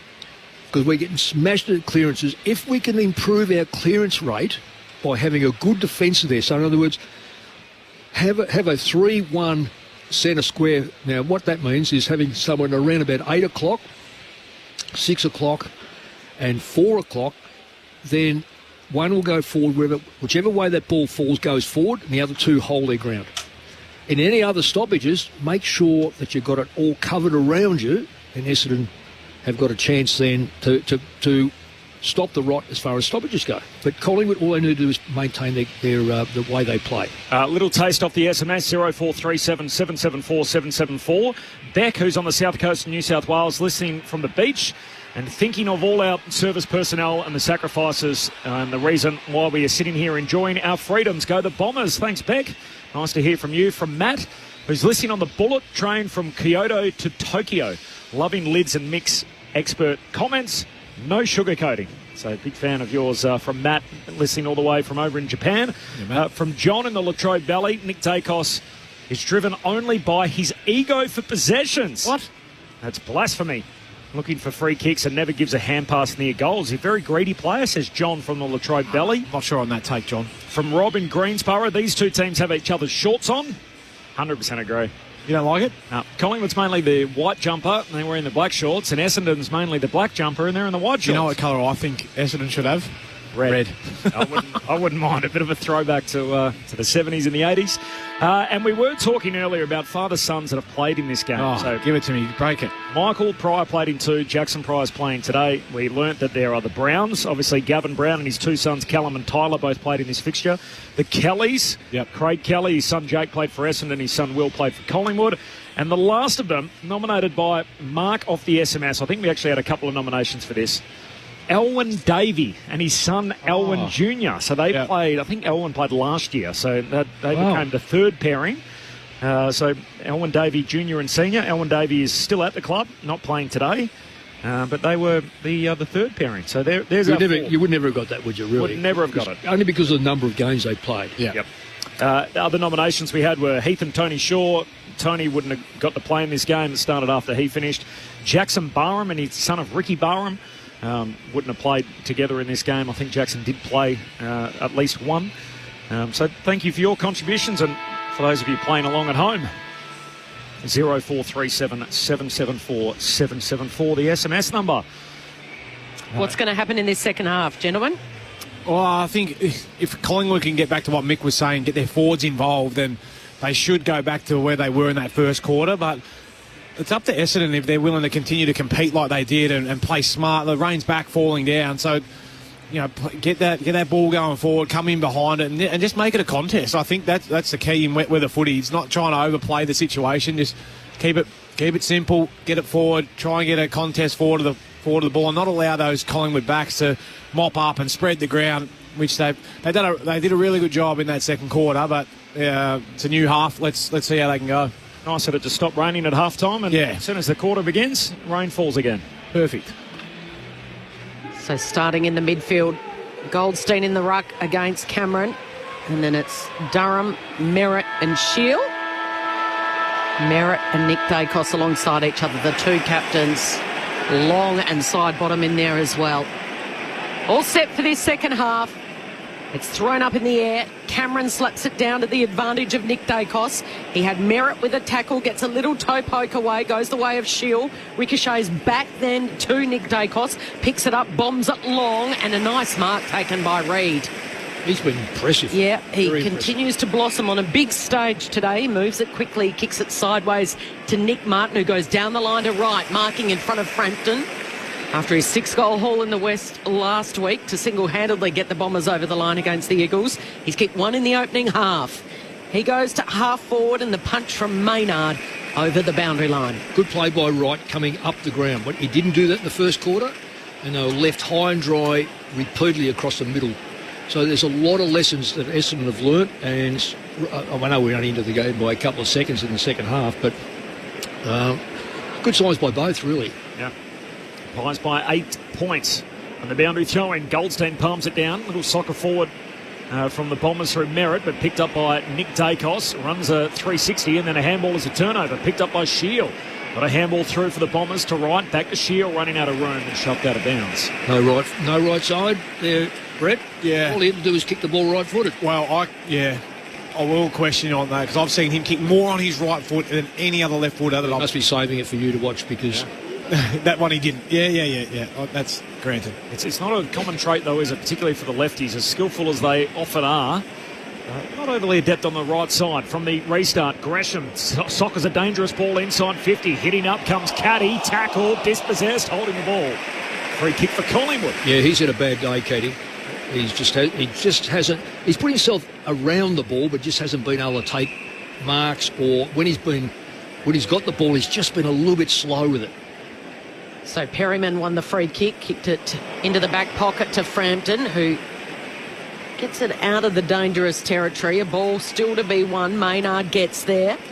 Gives it to side bottom. Tried the soccer off the turf. It bumbles around. Zigzagging Dersma. Keeps it low. Spears it. And Frampton's there to pick it off. Yeah, he just looked at two Collingwood players back and tried to be a little bit too cute with it, really, and intercepted. Rain continues to tumble, so Frampton says, I'm going to go long down the line around the southern wing. Strong mark by Mackay. Well played. Grew up an Essendon fan, Ben Mackay. His first ANZAC Day last year. Playing his 100th game. They share it around down back, and now Pryor's got it. Jackson Pryor goes back to the wing. And in a one-on-one, Mackay this time is outmarked by Myercheck. Yeah, well played by Myercheck. But their first instinct is to go backwards, one kick. It just seems to be so predictable now. Myercheck kicks down the wing, finds Lipinski, hand pass to the smooth-moving Nick Dacos, kicks inside 50, turnover. And Reid takes the intercept mark. Short kick to Martin. Here go the Bombers, back through the corridor, short to Durham. Calling for it long on the wing. There's Merritt, who takes the mark just in front of Myercheck, wants to keep it moving. Zach Merritt kicks inside the forward 50. Caddy, the target, he's got it. Caddy, his hands around it. And Nate Caddy, his first major involvement here. Well, it's not that he hasn't been involved, like as in, but when he's had it, he hasn't done anything with it. And when he's near it, he's competitive, but he just hasn't been able to generate anything. This is his 11th touch. And his first involvement on the scoreboard as Caddy hooks it through for a goal. And all of a sudden, there's just a straight kick in it. Collingwood by 2 points. 4 minutes gone in the third term. And Nate Caddy with a tone setter early in the second half. ANZAC Day footy on ABC Sport. Yeah, you're right, Mickey. Look, I think what I love about this kid is he'll keep working for you and he wants to compete. And that's all you can ask. He's a young pup who's just learning his craft, so he's not going to be the guy who's going to be the one who's going to crash packs and take mark after mark after mark, is he? But his ability to continue to try for you, I think, is what... I mean, you couldn't take him out of the side. I reckon it's important to keep pumping games. Oh, absolutely. I know. There's no doubt he's all class. Yeah. And the harder he works in these games, the better he's going to get. Just on Essendon, 17-3. I guess if you listen to us in the first quarter, we're saying, why are they hand passing so much? It's 17 kicks, 3 hand passes, and they've just scored the first goal of the quarter. Umpire's blown his whistle in the centre and says it's a free kick for the Bombers. They trail by 2 points, yet to hit the front. The free kick goes to Shield, running by is Ridley. He accepts the handball, he delivers to Caddy, bounced off his chest. Gresham sees a man out wide. It's Dersma who wedges the kick, and Kako's by himself. And Kako will have a set shot only 30 metres out on a 45-degree angle. He's going to the city ends. Well, I think you'll find, Mick, that he's playing on Dacos, but not as a defensive player. Dacos has just shown him little to no respect there. He's gone up to pressure the footy and just allow Kako to run into that open space. Great decision there from Dersma, I think it was, just to pop that onto Kako's chest. Didn't blaze away, found him in that little bit of space. Isaac Kako taking a big deep breath. First year, first ANZAC Day, and he puts the Bombers in front for the first time. Opening minutes of the third term. Caddy and Kako, the two schoolboy friends. Got the red and black army erupt. 7-3-45, Collingwood 6-5-41.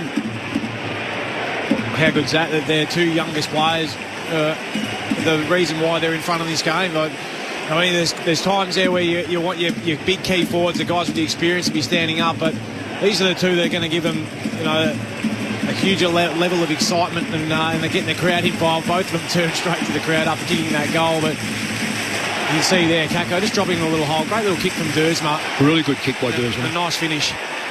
The caddy-cack, the combination 3 minutes apart. And Essendon in front for the first time. Back in the middle, Goldstein pumps it down for the Bombers. Picked up here by Durham. Handball away to Merritt. Kicks inside the forward 50 for the Bombers. Langford out after it. Spoiled away though by Frampton. Collingwood win it as Perryman gives a handball out to Josh Dacos. Handball to Lipinski. Short kick finds Nick Dacos. Marks against the boundary line. 6.5 minutes gone, third term. Essendon by 4 points. That booing wouldn't be coming from Collingwood, would it? Surely not. No, of course not. This Dacos, I'm not sure why the Essendon fans will be going in this. The kick goes down the wing, spelt by Reid. Ridley, handball away to Dersma. He gives it to Perkins, handball picked off. Here go the Pies. Quaynor sweeping Polyfarmer, hand pass away to Bobby Hill. Kicks inside 50 and Elliott hitting up, marks right on the 50, pokes the kick over the top, and Hill's got it again. Second touch in the chain as he marks against the boundary line right forward pocket. Good work ethic by Hill. Yeah. Well, give the ball, get the ball, and go. Don't hang it. You don't have to hang around. Go to space.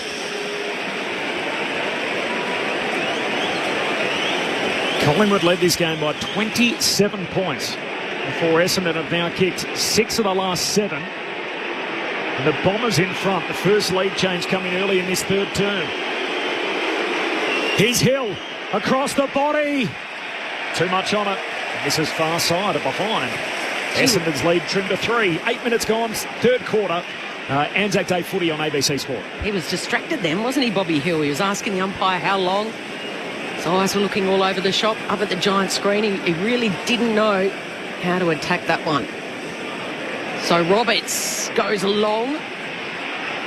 Again, the southern wing. DeGoey. He tried the fend off and he was caught. Umpire says play on.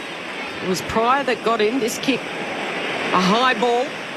Into the centre it goes. Goldstein sets after Josh Dacos. Gets the handball away. Quick fire. Frampton involved. Spots a loose player further of the field, and that is Lipinski. Oh, and he shanks it. We've seen plenty of that with the wet ball today. It spirals the way of Pryor. He picks it up and just dumps it long, and Darcy Cameron's there. Takes the mark. Now asking the question, Isaac Kako a little bit too close in. Yeah, I thought he was very lucky, Cameron. Yeah. That free kick, because the Essendon player couldn't get near that. That was easy 10 to 15 metres away from the play. You'll be careful, especially with that umpire down that end. Short kick to Houston. He goes long and strong. McKay's there. Waiting at the back is Bobby Hill from the impossible angle. Bobby Hill with another MCG thrill. No way! In the bow. An Anzac Day special. And now the Pies are back in front. 7-6-48. Essendon 7-3-45. Bobby Hill take a bow. That was impressive, wasn't it, Cal? It was Roven. He's had a quiet first half. The quietest of first half. Still trying to work out how that ball can go through. It almost defies any sort of logic whatsoever. It's just a brilliant goal. Like, it's just a drop punt that somehow has threaded the needle. Kick it nice and high, Mick, and it'll go back the other way, which is something Dustin Martin was incredible at. Zach Merritt would like his time again. He just sagged off at the wrong time, and it's just fallen straight to Bobby Hill. And I did say take a bow, and that's exactly what he actually did. He heard you, Cal. He turned to the crowd and he took the bow. League swings on the last couple of goals in the game, so side bottom tackled by a Shield, and we'll have a ball up in the middle. Do you like the bow leads? Love it. Yeah, you're welcome. First Anzac Day goal for him. 0 goals, 3 coming into the day in his 2 previous meetings. Free kick in the middle is going Collingwood's way. Well, he's getting a free kick out of that. Side one, mate. That's over. Yeah, okay. 3-point lead for the Magpies. They've led most of the day, led by as many as 27. Essendon took over midway stage of that second quarter and actually hit the front early in the third. Gives it to Pendlebury. Kicks deep to full forward. Little shove from Ridley. Professional one. Takes the mark at full back. He's been very good. Really good. The back line of Essendon actually haven't been too bad at all. I know they've had 7 goals kicked against them, but they've been very, very good. Ridley in his 99th game.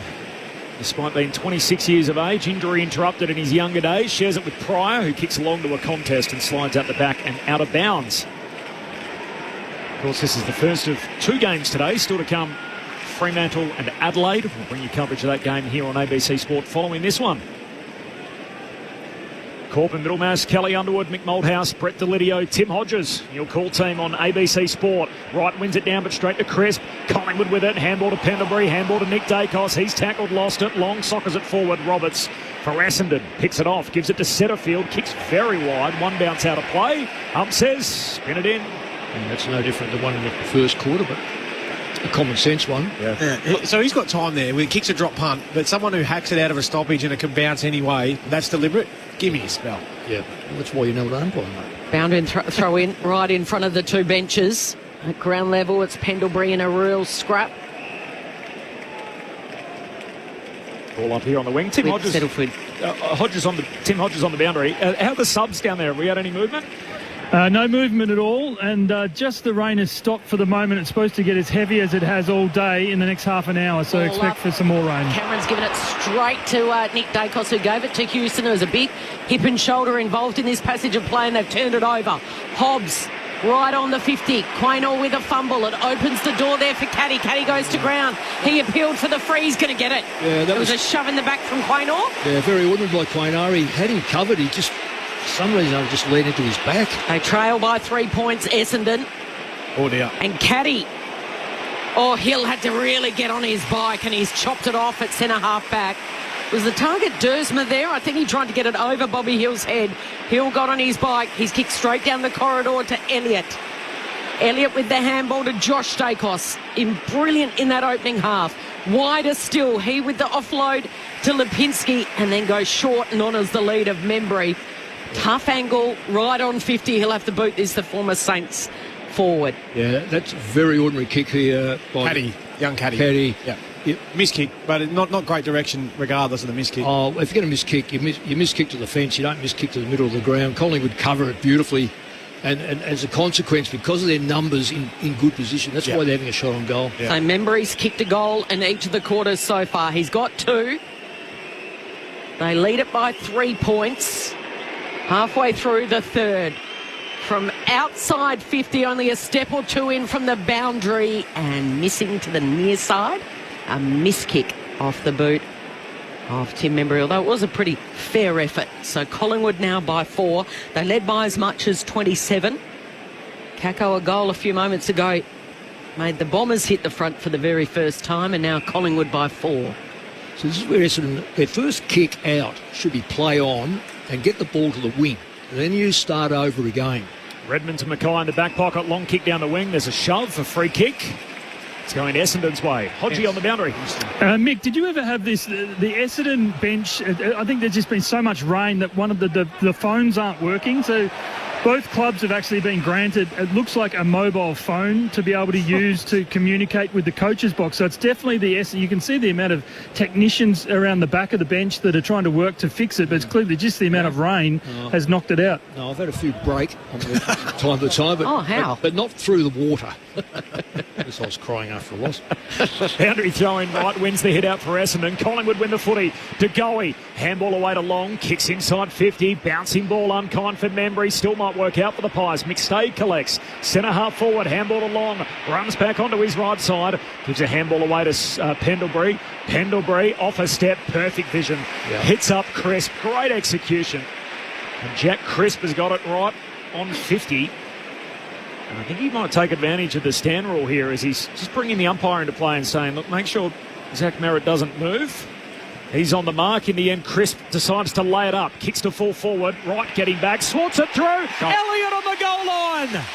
Elliott goal. Wright tried to punch it through for a rush behind, and Elliott came charging out after it. Great game awareness. And Soccer through his second. And that hurts from an Essendon perspective. The Pies by 10. 16 gone in the third term. 8-7-55 Collingwood. Essendon 7-3-45.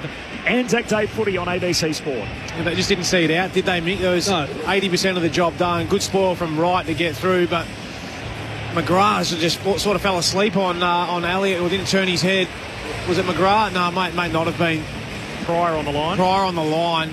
Geez, it was good awareness, though, from Elliott just to play it right out to get there to, bottom of his boots, just to push it across the line. Yeah, no, it's a smart goal, really smart goal. Yeah. You've got to cover the back. That wet ball, if it's going to go anywhere, it's going to fall at the back. So Essendon kicked the first 2 of this third term to take the lead. Collingwood responded with the next 2, and now they've got the lead. Goldstein takes it out of the ruck, rewinds the clock. The 36-year-old bangs it long. Spoil from Frampton spills the way of Kako. Handball's outside of the 50 to Martin. Needs to sidestep an opponent and does. Gives it back to Kako. Keeps it low. Frampton with the spoil. Overrunning it was Houston. It was stolen by Hobbs. He goes for home and he's kicked a goal. Out of nowhere. Ben Hobbs jags a major out of nowhere and they're back within 4 points. Goal for goal on ANZAC Day at the MCG. Where else would you rather be? 8-7-55 Collingwood, Essendon 8-3-51, and the margin is 4 with 9 minutes to go in the third. Well, again, it was a chaos ball going in, so the Collingwood defender had to lunge at it, and when it hit the deck, again, that's the pressure of a wet ball, slippery conditions. Players make mistakes, can't stand up. Frampton went to ground. That was the end of it. Once he went to ground, it was just... Houston had like his time again, I think. He just sort of half went at it, didn't fully commit with the body behind it, and left it behind. His man followed him in. Hobbs kicks a goal. Yeah, exactly. Great pick up from Ben Hobbs. Kicks his first goal of the day, his third of the year. So Shield back at the centre bounce, soccers it forward for Essendon. Picked up though by Lipinski. Handball to Long. Handball made it tough for Houston. Invites the Bombers in on the wing. Merritt sweating on it. They all overrun it. Ned Long cleans it up. Handball away to Perryman. Shanks that kick out on the full. Tim Hodges on the boundary. Corbin, just an update from the coaches, from the interchange benches. There's now no power at all. So the doctors are actually concerned now if there's a head knock. They quite often go to the monitors to look at the vision to judge whether they think the player should be coming off. They can't do that at the moment with no power at all. Thanks, Hodgie. Rain causing havoc down there. It has rained pretty much from about an hour before the start of play the whole way through.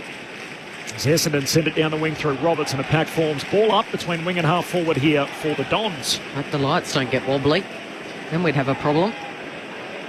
As Goldstein dabs it down. Durham.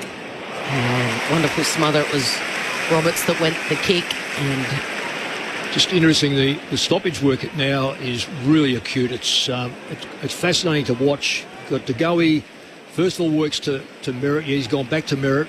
His bigger body trying to keep him away from the football. Goldstein is winning the ruck duels now.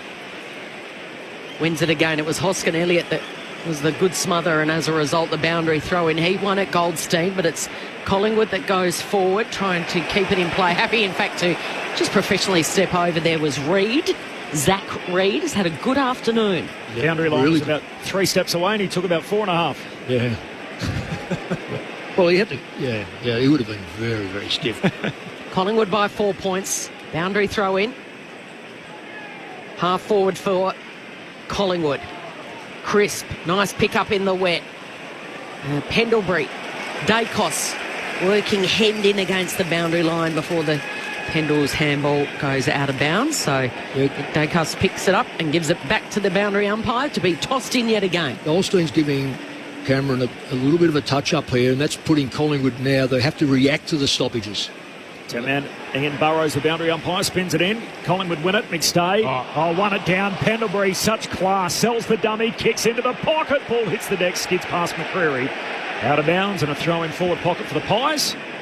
Shout out to Tim and Jared, who are driving from Busselton to Perth to see Freo take on the Crows tonight. Loving the call from the MCG and dreaming of Freo one day becoming a perennial threat like the Evergreen Magpies.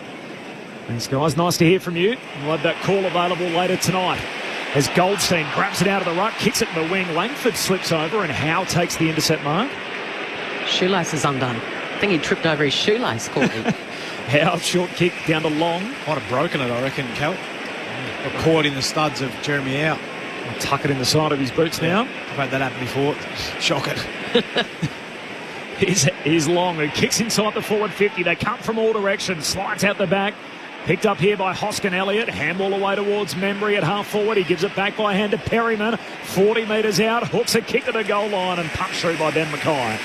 Gets back to force the rush behind, so it is Collingwood by 5 points. 21 gone third term, 8-8 to 8-3. Hasn't been too bad, Mackay.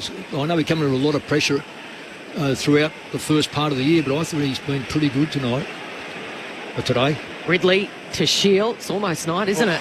Looks dark because of the weather. Great smother by Chris.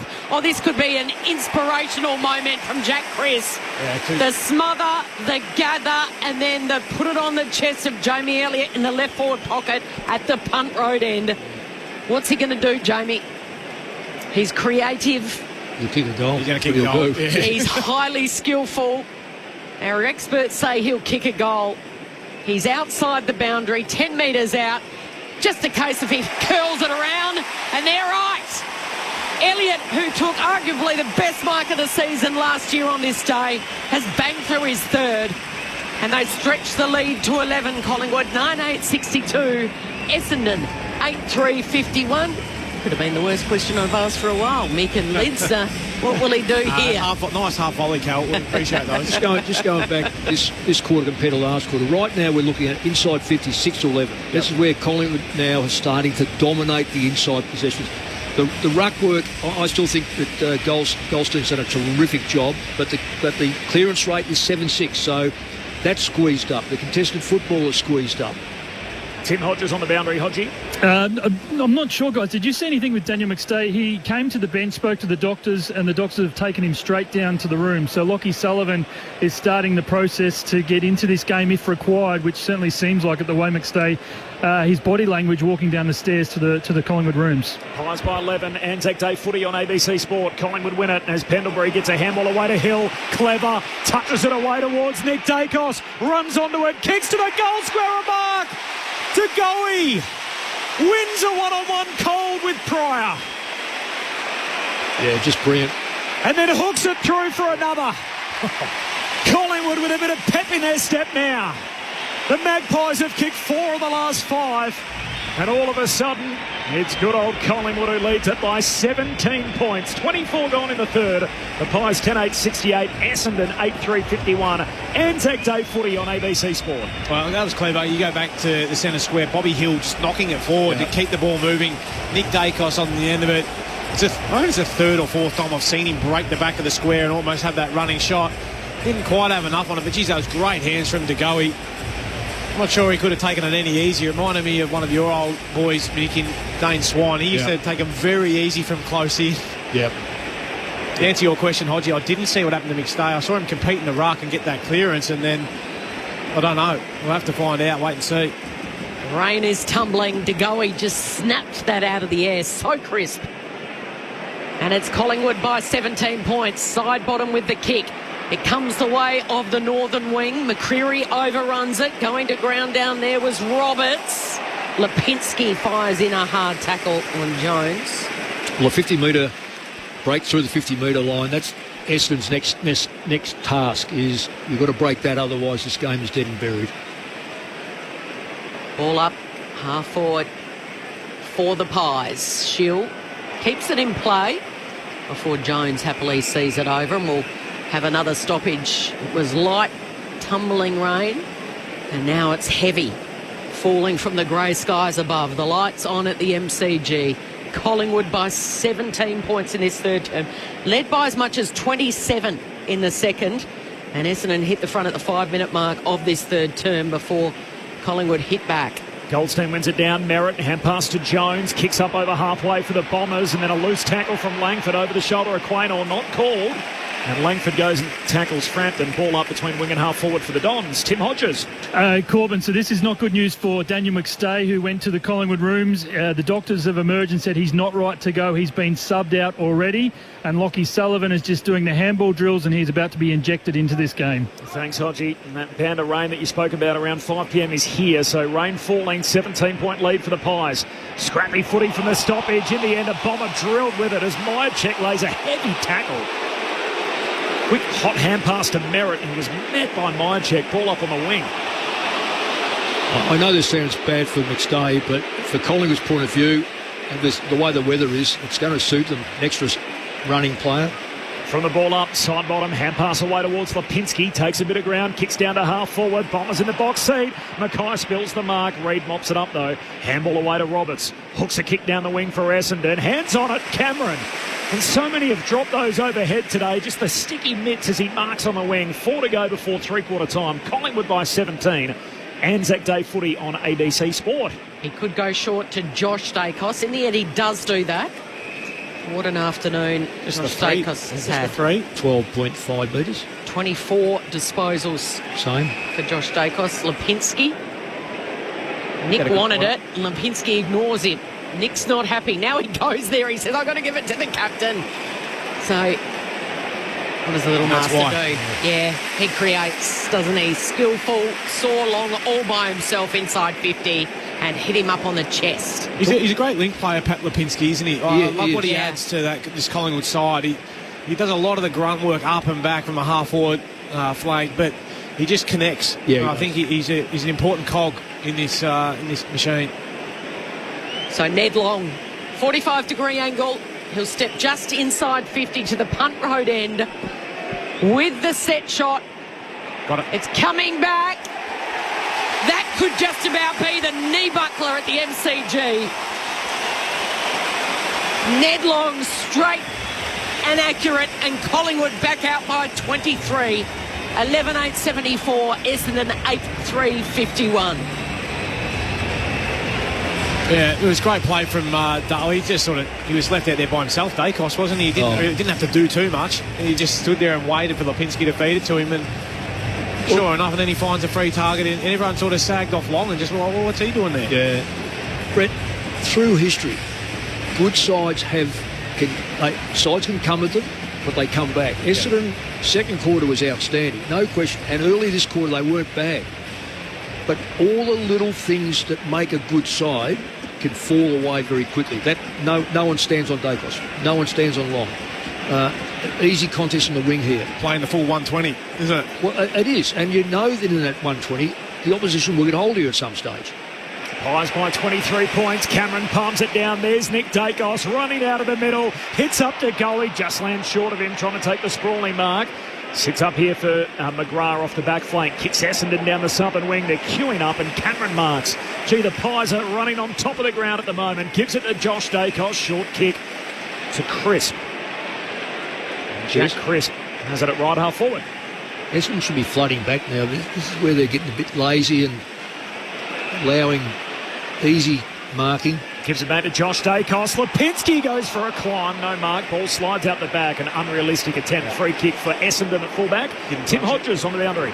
Corbin, the update from the Collingwood media team, and we thank them. Daniel McStay, it's a knee, so they're really nervous, and they'll have scans tomorrow. He has had an ACL before, so I think everyone was just so surprised when he came to the bench, and that's why when they took him down to the rooms, there was shell shock on his face, which I tried to translate to you. So, yeah, that's a really nervous time for Daniel McStay at the Pies. Yeah, the ACL last year. Spent a lot of time out. Just the 5 games last year for the former Brisbane Lion player. Oh, touch. By side bottom. Weaving, dodging, delivering long to the top of the goal square. Ridley does well. Took it with one arm, couldn't take the mark, but was able to mop up and deliver to Dersma. And that is going to land touched right in front of Tim Hodges. Thought it was out of bounds, but it's off the big hand of Peter Wright. 6-16 inside 50s. Needless to say which way that's going. All those 6 were in the start, weren't they? They were. Collingwood by 23, boundary throw in right in front of these interchange gates, right in front of us. Loose ball, side bottom went for it, Pendlebury took it. Lipinski, a fumble in the wet, and then off hands from Caddy. That is so stiff. Out in the full. Yeah, off his boot as he tried to quickly soccer it forward. So free kick to side bottom. Just repeating that news from the boundary, Tim Hodges telling us a knee concern for Dan McStay. Of course, tragically did his knee in the preliminary final. It's in a footy context, of course, very much so. In that 2023 year, back out of bounds on the full the other ways. Side bottom never brings it in, kicks it back out. 23-point lead for the Pies. They led by 27 in the second quarter, and then Essendon went on a run. They kicked 6 of the next 8 and hit the front themselves earlier in the quarter. The Pies have steadied up. Kaki put his... And both of them together were up in the contest. That's where you got that. Caddy is what I was looking for. He went to put his hands on the shoulders of Frampton and didn't touch the footy. And the ump says, you can't do that. There's no common sense in that, though. You're desperate to keep the ball near the forward line. It's like a schoolyard hanger trying to... Well, it is. Yeah, you're not going to gain anything from it. Frampton down to half forward for the Pies. Cameron competes, no mark. Spills front and centre to side bottom. He's got it 70 metres out. Floats a handball. Broken up by Dersma. Knocked out of play. And a throw-in about 60 metres out from the Collingwood goal at the punt road end. The Pies by 23. 31 and a half travelled in the third. This is Anzac Day footy on ABC Sport. They kicked the last 3. Josh Dacos, 27 disposals, still side bottom 26. Nick Dacos, 24, leading the way for the Pies. He is still side bottom again. What about the ruck? Darcy Cameron straight down side bottom's throat, and the intercepting mark. Backing back bravely, courageously, it's got to be said, to Harry Jones. Yeah, certainly. It's a very good call, Cal. That was really brave. Plugged the hole and now kicks along towards Kako.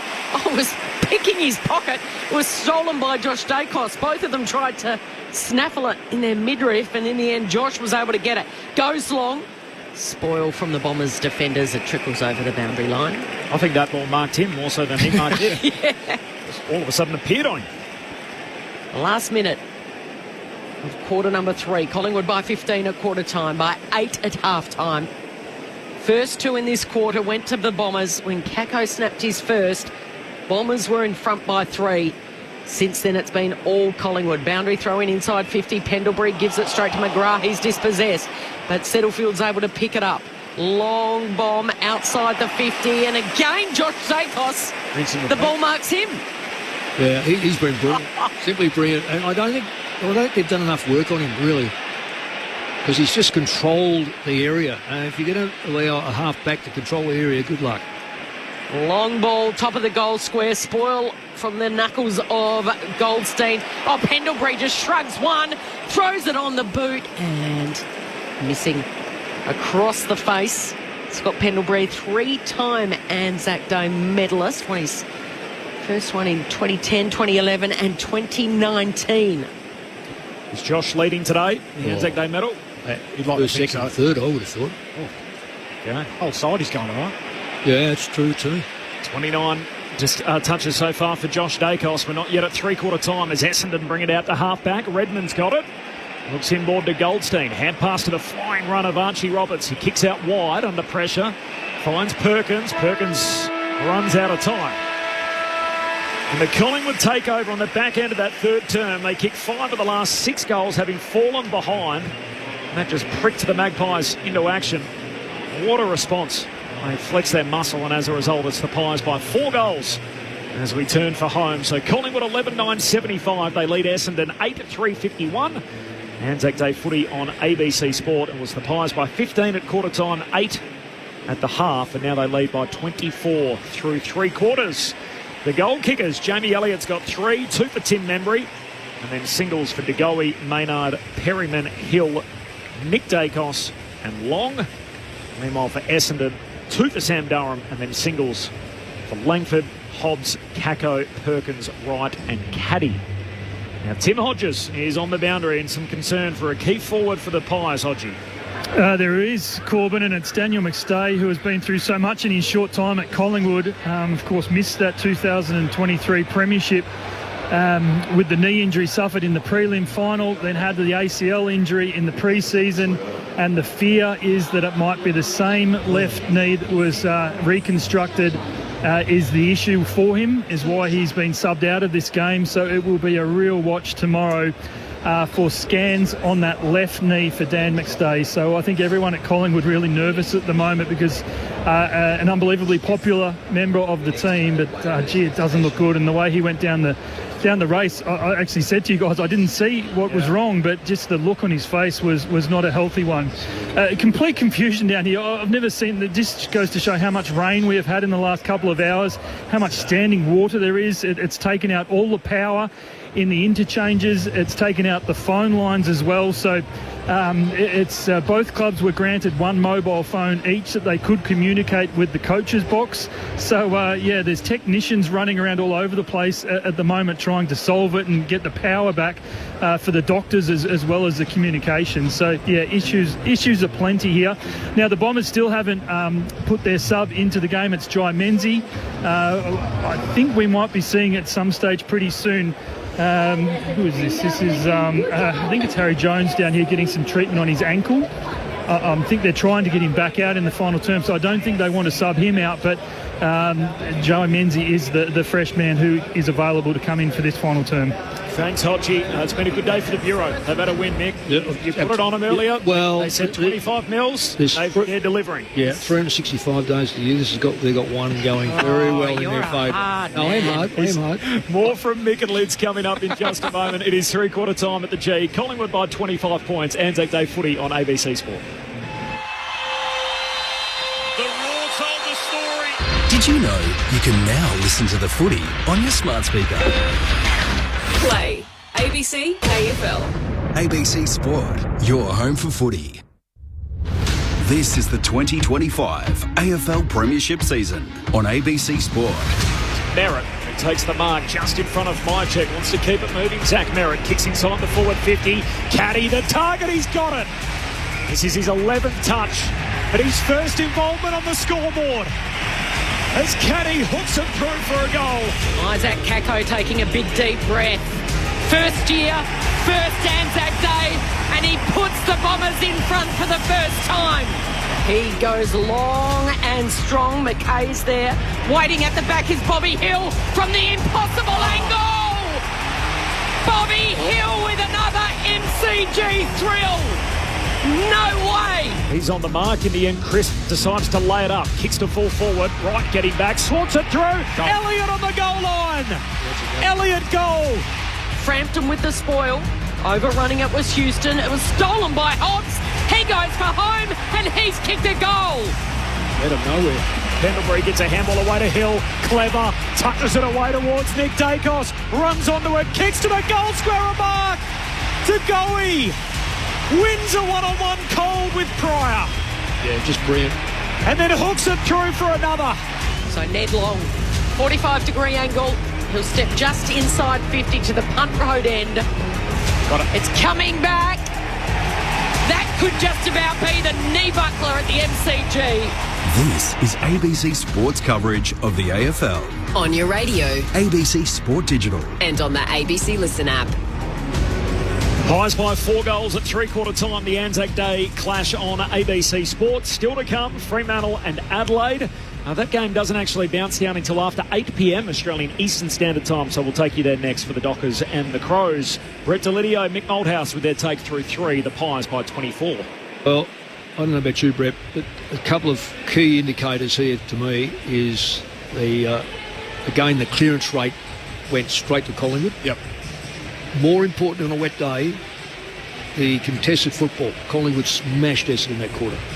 And yet the second quarter was relatively even. So that tough, hard ball, you've got to get on the deck and you've got to be able to control the football and get the football out. The bigger bodies, the smarter players, the Pendlebury side bottom to Goey's, Dacos clearly. And still side bottom at this stage is he's only had 13 clearances. So that's it for the whole game. Just the 13. What's he been doing? Yeah, I know.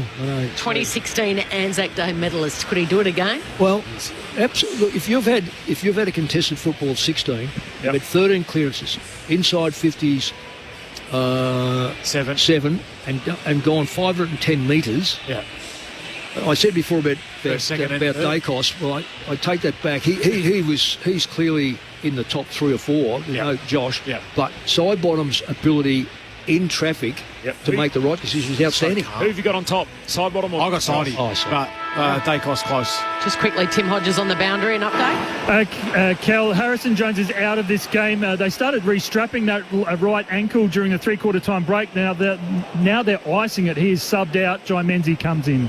Thanks, Hodgie. Rain about as heavy as it has been all day. It has rained pretty much from start to finish, and an hour before the jump as well, as Essendon eventually get the centre clearance out wide to Menzies. 24-point lead for Collingwood. Final term underway. ANZAC Day footy on ABC Sport. Another bumper crowd, all in their ponchos out in the rain, as Menzies sends his kick down towards half forward, and Quaynor takes the intercept mark. Quaynor, how's this for a stat I read during the week? So when he takes 3 intercept marks or more, the Magpies have won their last 14 games. Wow, that is quirky as Bob. 14 in a row when they're 3 and zipped. I didn't find that one. He's got to get out more lids, doesn't he? That's come straight from champion data. I'm blaming him. Okay. As Essendon win at defensive side of the wing as Redmond goes across the ground to Gresham. See, I don't know where this ball here goes to, because Collingwood absolutely slaughtered it up the line. Comes wide to my man Archie Roberts as he kicks long down to half forward, a hand on it from Langford and trickles out of play. So a throw-in 70 out from the Bombers' goal at the punt road end. The Pies by 24 in the driving rain. Start of the last. I'll clarify that for people who clearly aren't here. Essendon have the ball in the corridor. They kick the ball immediately straight away laterally, and then they've got to create the play. Collingwood know it. They automatically sag to that fence. When Essendon been going okay, they go straight up the corridor. Boundary throw-in in front of the Bombers bench, and Durham gets it out of there, wrenches it clear, goes along, almost a juggling mark to Peter Wright. He's had Frampton for company all afternoon. He's kicked the one major, and it slides over, so... Unlucky. Toss back in, 25 metres around from the Bombers kicking to the punt road end of the MCG. You happy with Archie Roberts in my 5 lids? So, yeah, I like Archie Roberts. He carries himself pretty well. Back into the ruck at ground level. Lipinski's tackled. He's gone. Yeah. Free kick to the tackler. And the tackler was Peter Wright. Well done by Peter Wright. He did the ruck work. He followed up, chased the ball down, chased the player. Player trying to do too much with it. Probably looked at who was near him, really. I mean, players, you so much they laugh when you know, but players, split second, they know what's around them, generally. And, yeah, he did. He looked at him and thought, I'll get around Peter Wright. And got done. And got done over. A couple of years ago, remember, he kicked those 53 goals in the season. He's a good player, Peter. Won the best and fairest. Back in for his first game last week in the West. Booted 6, lining up for his second. And he's a lovely set shot. And they've got the first of the last term, and they're back within 18 points, and there's still a long way to go. There is, Cal, you're right. I'm happy for Peter Wright. The beautiful set shot, as you mentioned, always has been. He's probably out of their best 22, I reckon, early on in this season. I reckon he went downhill when he got 3 weeks or whatever he got for that report. Last year. Yep. When he got that, he never played another good game after that. I reckon it really knocked him about mentally. Yeah. He's a better player than not being in the side, let me tell you. He's 100%. A very good player. 100%. Collingwood 11-9-75, Essendon 9-3-57, opening minutes of the final term. I think Merritt's forward pocket too at the moment. This game's still on. 3 straight kicks in it. Cameron wins the hit out in the middle. There's a free for a hold. Umpire points. Collingwood's way. Pies coming home to the city end or the Ponsford stand end. And the young phenom, Nick Dacos, is going to take it. Short kick finds Pendlebury. Nick's going to get it back. Handball from the veteran Pendlebury. I wonder how many times that's happened. Puts a handball away to Josh. They're under pressure, though, as Menzies chases him out on that wing. Kick from Josh Dacos comes wide, finds Elliott. That's 55 out against the boundary line. He's got 3 today, Jamie Elliott. So good having dual-sided players, isn't it? When they get into trouble, they can just wheel onto their left. Yeah. Elliott kicks to full forward. Carries everyone onto the chest of Cameron. And all the Bombers ran underneath it. And Darcy Cameron marks 15 out just left of centre. Yeah, no one's... big Goldstein, not his fault. Just Essendon players just got sucked into the ball, all of them. And as a consequence... I mean, that's what you expect anyway, get up there and see them punch the ball clear, particularly the way Essendon backline played. I think they've played pretty good football, generally. Just made a horrible mistake. Yeah. 3 of them.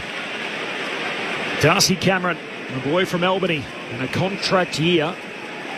Made his first game with the Swans. Of course, he's played the next 101 in black and white. Darcy Cameron skips in, goals. And so much for Essendon's little momentum shifter. Collingwood snuffed that out straight away. And the Magpies back out by 4 goals. 5 minutes travelled in the final term. Collingwood 12-9-81. Essendon 9-3-57. Anzac Day footy on ABC Sport. The Magpies by 24. Well, we were critical of Essendon giving it to Merritt too many times early in the game. I thought Pendlebury, albeit, Dacos is good enough to get away and get a handball off it. I reckon if you had your time again, the old fella, he'd kick it out long and direct. But what I love is that ability of Josh Dacos just to be the dual-sidedness that I was talking about, that ability to go, I'm under pressure on my right, I can just wheel out, find Jamie Elliott out there on that lead. And that was a nothing kick, really, inside, wasn't it? But yeah, that's all it was. It was just well-read. Misread by Essendon, but well-read by Darcy Cameron. Yeah. Incredible story. 1 game in 3 seasons at Sydney. Premiership player, All-Australian last year in that squad. And he'd be tracking there a quarter of the way through the season again. Loose ball at half forward here. Merritt, tackled by Maynard. Flicked up to Josh Dacos. Gets that all-important possession away as far as Sullivan, but he's tackled. So it'll be a ball up inside that centre square. Lockie Sullivan, the sub, coming on after a suspected serious knee injury to McStay.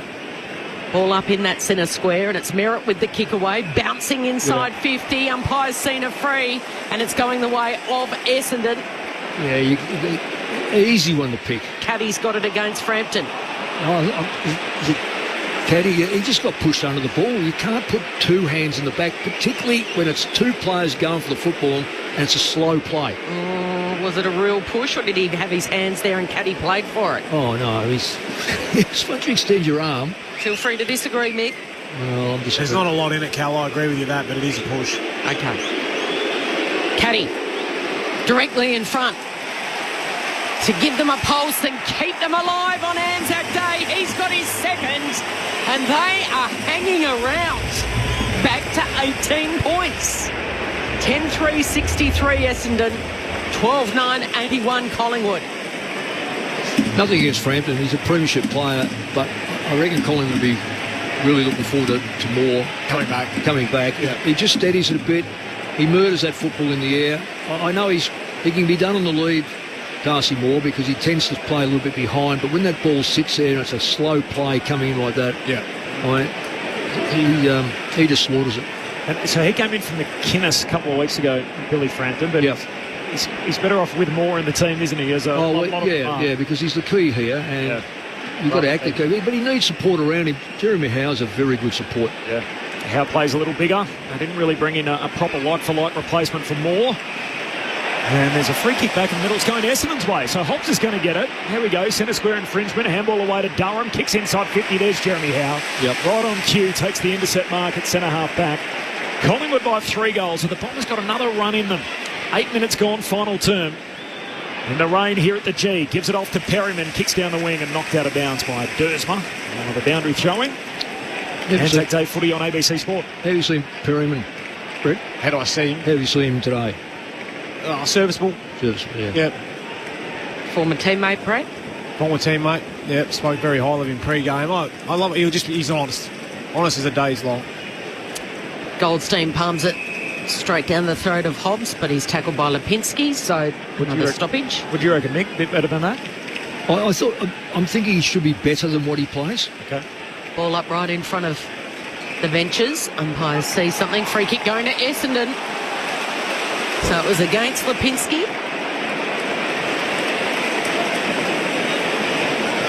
Hobbs a little confused as to whether he's got it or not. The famous number 12, Luke Ball's old jumper as well. Yeah, I'm sure Ball's got an opinion. Hobbs kicks to a pack. Right was the target. Spinning out of trouble was Kako. Outside of his boot. Oh, Caddy got in the way. And he's saying it hit underneath my knee, so it's not out of bounds on the full. What's he had today? Let's have a look. So boundary throw in after it went off 11. the shin. A knee, rather, of Caddy. 11 for Perryman, 15 for Caddy. It's kicked a couple of goals. Boundary throw in. Cameron knocks it down. Collingwood keep it in front of them, but going in reverse as Frampton away to Perryman, and in the end he paddles that through for a rush behind, and says that's all okay. Under enough pressure being pursued by Martin. So it is Collingwood by 17, 10-gone final term. The Bombers chasing the game, one that they led in the third quarter, but only briefly. Collingwood have led most of the day and by as many as 27. Every time there's been an Essendon charge, the Pies have responded. So Houston with the kick to Howe, up the line.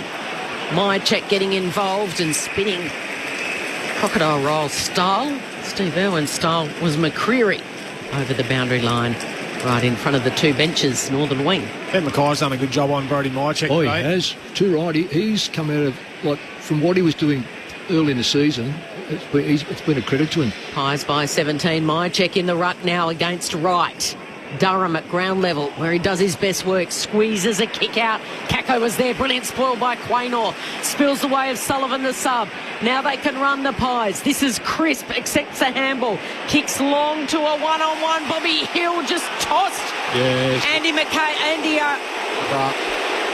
aside like a rag doll. Andy McGrath dropped the mark anyway, but it was a free kick. McGrath gives it straight back to Crisp, who kicks inside 50 and DeGoey marks. That's that hand pass forward with no one. The player doesn't know what's happening. It's one of the most ridiculous hand passes you'll see, given a senior player at this stage of the game. Crisp read it like a book, didn't he? We might as well hand pass. He must have called for it. Unbelievable.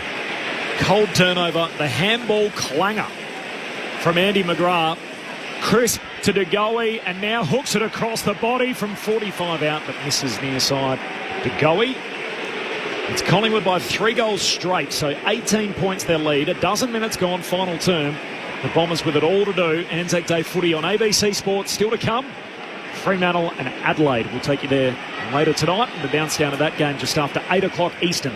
So Andy McGrath, after that error, is going to take the kick-in duties. Goes along looking for Wright, couldn't take it. A little handball goes to Maynard. He goes the kick into the pocket, but it's beats DeGoey and his opponent. Collingwood by 18 points. 12 gone in the last term. They led by 15 at quarter time, 8 at half time, and 24 at three-quarter time. They're edging closer to goal here. Hill again tried something special. Why not? He tried it up the other end the last quarter and it paid off with a spectacular goal in the right forward pocket. This time he went the volley from the boundary throw in. It was flicked over his way and he misses. So it'll be flicked in again right in front of the goals. Forward 50 stoppage for the Magpies, comes down in front of Elliott. Picked up by Ridley. He's tackled. Here's Bobby Hill. Hooks it over his shoulder. Bobby Hill. Too much curve. Through for a behind.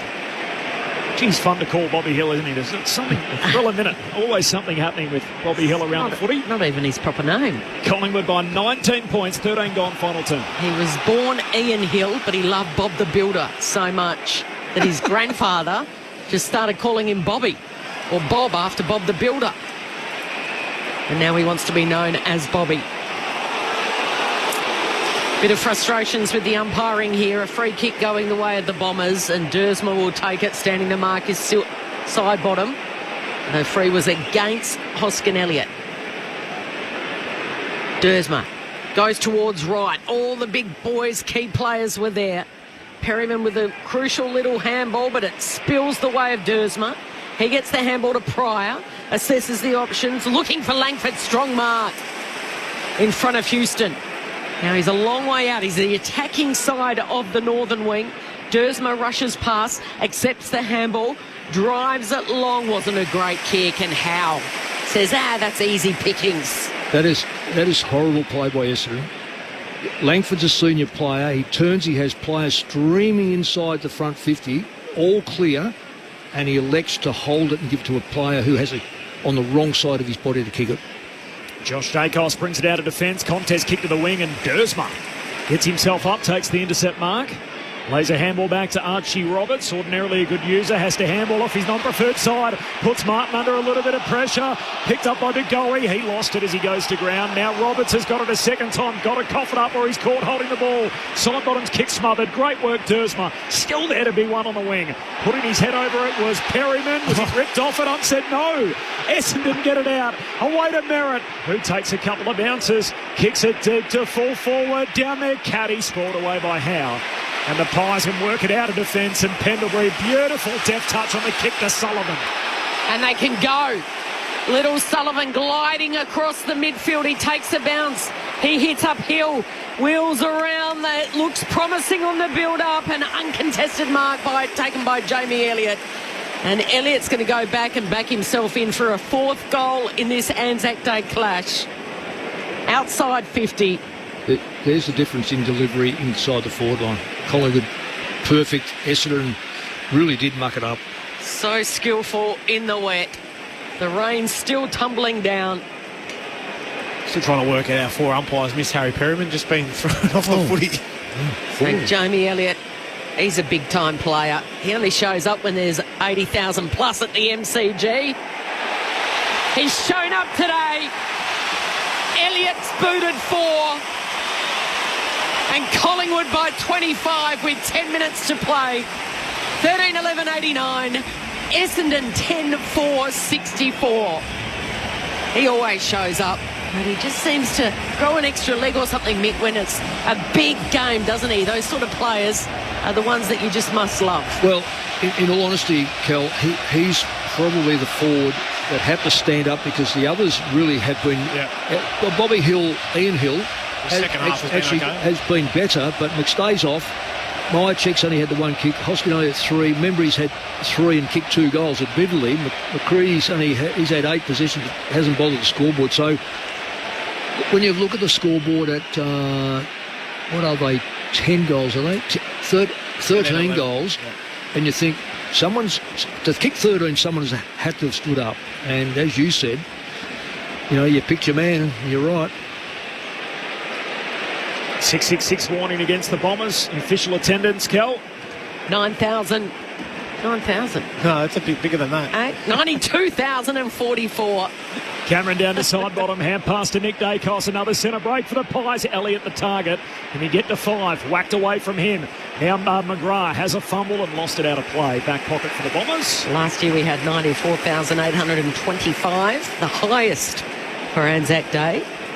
2023, 95,179. So the 30th anniversary draws 92,000, which is unbelievable considering the weather today. There's rain from start to finish. An hour before the jump. It's still raining now. And 92,000 in the house for the biggest game of the home and away season. And they're all sitting in their ponchos in that ground level, aren't they? It's a sea of white, those white ponchos. It'd be nice if they made a few more red and black ones, maybe, just to dot around the G. And they ball up here. There's a free kick as Goldstein was held in the ruck contest on Myercheck. Playing against his dad's old team, Brodie Myercheck, son of Jack, former Bomber. Long kick for Goldstein up to the wing. Spills out the back towards Perryman. He's crunched in the tackle. Essendon get a little soccer up over halfway. Picked up here by Howe. Handball to Frampton. He gives it off to Houston. Shoots a handball out the side bottom. Met solidly by Merritt. Ball comes out. Ump says keep rolling. Quaynor for Collingwood. Handball to Howe. He fumbles it out of bounds. And a boundary throw in on the wing. Southern side. Just on Zach Merritt, by the way. He'll join us as part of our team on ABC Sport tomorrow. He'll have a chat with us, Mick, as part of AFL Saturday from 12 noon. And then he'll be there for the game call itself at 1 o'clock for the match between St Kilda and Brisbane. So you'll hear from Zach Merritt tomorrow here on ABC Sport. Again, Collingwood trying to move forward. The hurried kick from the boundary throw-in was kicked to half forward. And again, Reid taking a strong mark in a one-on-one with Membry. He's a real positive out of the game, I think, Reid. He's been extremely good. Now they go towards Wright, who outmarks Frampton in a one-on-one. Peter Wright's kicked a couple this afternoon. He wants to move it quickly into the right forward pocket. He goes. Kako was out the back and ready to snare that Sherrin and run into an open goal. But it was a great spoil from the experienced Jeremy Howe. Sees it over in the right forward pocket. Another boundary throw-in. Collingwood by 25. I think it's been a step forward for Nate Caddy too. I've liked what I've seen from him. 16 disposals, 2 goals, 1. Competed reasonably well. A few errors, but expect that. Throw-in went over the heads of the ruck, and guess who's there? Josh Dacos to side bottom. Who's going to win the medal? I suspect it might be one of those two. And spoil. Desperate stuff from Jones over the boundary. Might be Elliott. Might make a late play. He could. Lockie Schultz got it a couple of weeks ago with just 2 goals or 3 goals and 18 touches. 8 minutes to go. The judges will be frantically looking at the stats, sussing it out. Goldstein palms it down towards Hobbs, who's tackled ball up on the wing. Who's your pick, Mick, at this point in time? I'm going 14 clearances side bottom. You can't pick your favourite player. You've got to pick the best on ground. I'm going for side bottom, best on ground. I reckon he's best on ground. I thought Dacos was early, but I think when you analyse a game like this where it's stationary for a long time at boundary throw-ins, etc. Love it. The Bombers from the stoppage. Mackay sends a high up and under down the wing. Punched away by Frampton. Loose footy on the wing. Onto it side bottom. Handball away towards Sullivan. He's met solidly. Lost it. And Essendon win it back. Here's McGrath. Essendon's number 1. Kicks inside 50. All right. And Caddy sharing it between the two of them. And in the end, played him out in front. And he beats out his own teammate Caddy to pick it from right. And he'll have a shot at right half forward for the Bombers. Well, I know right would make the distance. Caddy might just drop it just in at best. What do you reckon? Yeah, well, Pete would be the set shot for mine here, but... Yeah, well, it's a fair result because he was in front. A smaller, younger man, Nate Caddy, for his third. He misses out to the right. Do you know what, Mick? I'm starting to think maybe every 4 years Essendon wins ANZAC Day. Maybe that wasn't a sound theory. Well, look, I can't blame your optimism, but... it was really clutching at straw. 21 minutes into the final term, Collingwood by 24 points. Hodgie's yelling out at me saying 2020 didn't happen. Don't worry about the fine print. It just neatly fit into 4-year cycles. Hodgie's frozen on the seat down there, is he? Goldstein with the spoil on the wing. Here's Hobbs, tackled by Quaynor. Another solid day from him today. DeGoey gets the handball, only as far as Perkins. High ball inside 50, no one's home. Jeremy Howe marks uncontested. Isn't he brilliant, Jeremy Howe? Yeah. You just know he's going to drop it off at the right time, He's not a massively big player, but he just... 6'2", just maybe 6'2". Yeah, but he plays tall, doesn't he? He goes quickly to Crisp. So does that bloke. Crisp. Was it him or Elliott? Elliott flew. Yeah. Couldn't take the mark, and now the rebound through the Bombers. Dersma inside 50, right in front, waiting at the back is Caddy. No one's near him. Oh, he takes an eternity to pick it up, opens the door, and then he goes the dribble kick and into the post. Smacks it into the bottom of the post after the pressure came late from Houston. And the youngster learning on the biggest stage of all. It's kicked 2-3. That's what impresses me the most. It is one of the biggest games he's played in. Yep. Oh, he's a good player. There's no doubt about his ability. Pies by 23 points. He's going to be... Look, as he gets stronger, he's just going to be a focal point that's... I mean, he's got daring in him. He's a good kick. Pretty aggressive. Perryman goes long off half-back down the line. It's punched out of bounds, so boundary throwing on halfway. Just repeating the news from earlier today, Hodgie, concerning Collingwood and the man subbed out. Corbin, yes, it's Daniel McStay. It's, we hope it's not the worst, but I think the club is bracing for the worst with the left knee. That's the same knee he wrecked in the pre-season of last year. I still haven't seen him. He remains in the Collingwood room, so that's the reason why he was subbed out of this game. Boundary throw in DeGoey, handball away to Long. They found one there, gives a 1-2 with Sullivan. Long kicks inside 50, climb from Elliott, out the back, picked up by Hoskin. Elliott, he goes! And as the song says, they know how to play the game. This team is a wagon. It'll be 6 straight for the Magpies. And 24 gone in the final term. Collingwood by 29 points. 14-11-95. They lead Essendon 10-6-66. ANZAC Day footy on ABC Sport. Well, that's about the difference in the team. So I reckon 5 or 6 goals. Essendon at the best would be 5 or 6 goals short of Collingwood. Nothing to be. It's not a. They haven't thrown it in. Their skill level's been okay. They haven't been able to control. I think they're back. I know they've had 14 goals kicked against in a wet day, which is probably a little bit of a worry, but I thought their backline players have been pretty sound. They've done it with a 37-year-old ruckman, and their forward line probably hasn't had enough chances to... 41 inside 50s, yeah. Well, even that hasn't gone in there quickly enough on my reckoning, and as a consequence, you're watching Collingwood with a lead of 5 Pies goals. running away with it in these final minutes. Long's taken it out of the centre. He strives forward and he hits up Elliott. And Elliott is making a late play for best on ground. He's kicked 4. He's going to line up for his 5th. Yeah, I spoke about Lipinski earlier. Ned Long has become that player as well. It's just an important cog in the machine of, you know, another big-bodied mid who allows the other boys to get to work. But come out the front of the stoppage there. Tell you what, Jamie Elliott, he loves the big stage, doesn't he? Chance for a little handbag here. His PB is 6. From 25 metres out, he snaps and he's got a handful. He raises his arms, he turns to the Magpie Army and he says, bring it. Let's go, let's celebrate together. Biggest lead of the afternoon, 35 points. 15-11-101 Essendon, 10-6-66 in front of 92,044 with less than 5 minutes to play. He's had a good day, Nick. 5 goals, 1. In fact, Lids, let's just get down to Tim Hodges. Got a little update there on Dan McStay. Kelly, I just reported before we hadn't seen him. He's just emerged after that Elliott goal. He's had the shower. He's got the civvies on. His shorts are on, and he's got a big strapping over the left knee. So it's the same left knee he's had reconstructed before, and that's going to be the story of this game, unfortunately, and we'll have to wait on scans in the next 24 hours. Pies by 35, game-high lead. Coming out Essendon's way, though, as Durham shoots a hand pass over his shoulder out towards high half forward for the Bombers. Hobbs goes and collects it, and they started the chain, got a handball close to the boundary line, and in the end, Houston sees it out. Hodge, is there any report on Dill Shield? He's been off for a long time in this last quarter. Anything on him? So I'm getting a rub a couple of times. Yeah, no, I was actually going to ask you about Harry Jones. At three-quarter time, they took his boot and sock off, and they were restrapping that ankle. Now he's got ice on both sides of it. Would that be a syndesmosis, Brett, do you think, with the ankle injury? Could be. Yeah, he had an issue earlier in the summer. Maybe it's just precautionary because it was a wet day. I don't know.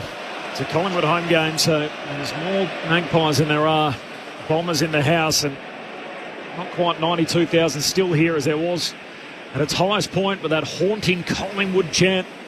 As Collingwood lead by 35 points late in the piece. Pendlebury, little kick forward, but into congestion. Perkins slides in, grabs it, stands up with the footy, caught. Ball comes out, says keep rolling. Nick Dacos, hand pass out in front of McCreary, paddles it out in front. Mackay's still hunting the footy. Crisp collects, Mackay's got him. Along with Pryor and caught in a two-man tackle. A ball up high half forward for Collingwood. Ooh. So 27 go on final turn, Pies by 35. Yeah, Mackay's speed then. It was good, wasn't it? Next to McCreary, that was very well done by Mackay.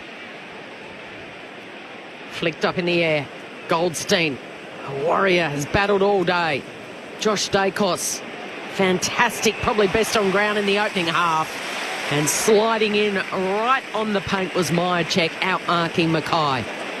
Well, that's the first time he's beaten him one-on-one, and he's likely to have a goal next to his name now because he is a thumping kick. And he has gone goalless so far this afternoon. Already Myercheck. He's only had the one kick up to date. To the city end to give the Magpie Army something else to celebrate. He is a thumping kick indeed.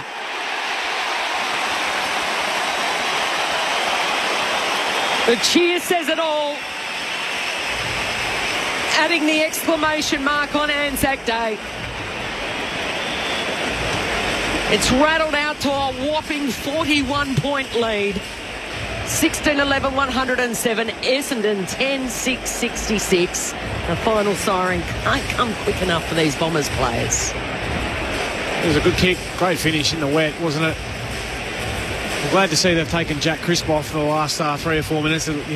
It was a disaster for him to go down just before breaking the record next week. But it's a great point, Lids, yeah. 244th consecutive game today, levelling Jim Steins. Breaks it next Saturday night against Geelong back here at the MCG.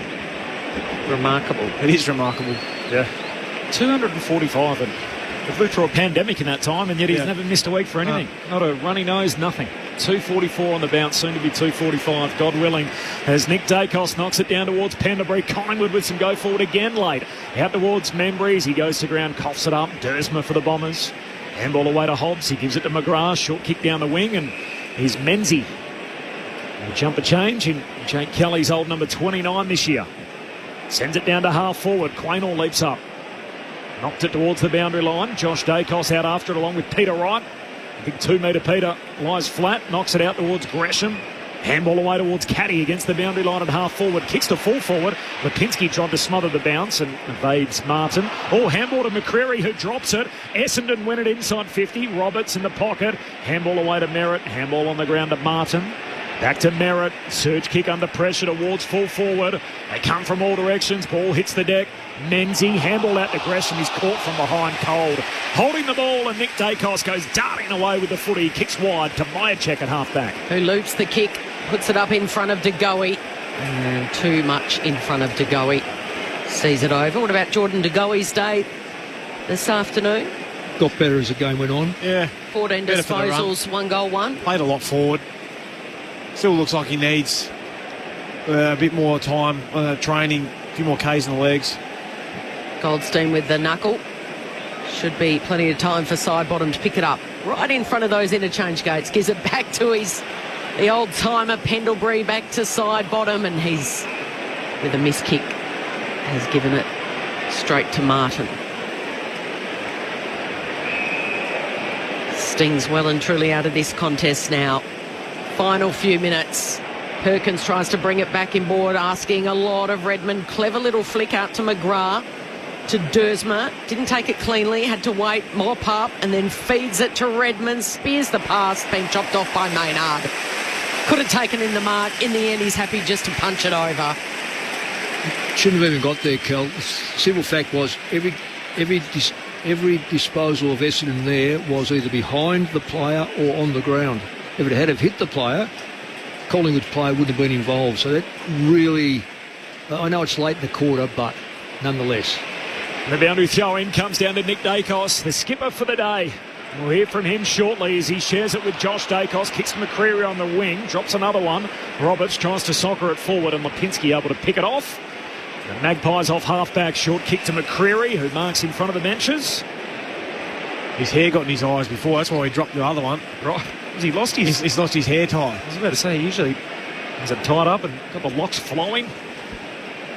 Number 31 on his back by McCreary. Kicks inside the forward arc. Offhand, slips through towards Sullivan. Handball to Sidebottom, trying something special from the pocket and puts it out on the full. So it'll be Collingwood's, the Essendon's footy rather. Collingwood by 41 points, 32.5 gone final term. ANZAC Day footy on ABC Sport. Got out to a 27-point lead. The Pies early. McCreary with the pick-off. And they might have time here for one late one. They led by 27 in that second term. And then Essendon rallied, hit the front at the 5-minute mark of the third term, led by 3 points. And that was it. McCreary to the top of the goal square. Unkind bounce from Myercheck. Dersma goes out hard. Hobbs fires it out. But after dropping the opening game of the season, Collingwood wins 6 straight. It's the first time they've done that since the premiership year. It's an ominous warning. They're on top of the ladder. They know how to play the game. Side by side they stick together to uphold the Magpies' name. See the barrackers are shouting as all barrackers shout. Oh, the premiership's a cakewalk for the good old Collingwood. Pies by 15 at quarter time, by 8 at half time, by 24 at 3/4 time, and they ran away with it by 41 points in the end. 16-11, 107. Essendon 10-6, 66. The goal kickers, Jamie Elliott with 5, Membry with 2, and Bobby Hill with 1 for the disposals. Well, Josh Dacos had it 36 times. Still Sidebottom 36, and Nick Dacos, the standing captain, with 32 points. It was party time for the Pies. Good old Collingwood forever. They know how to play the game. Side by side they stick together.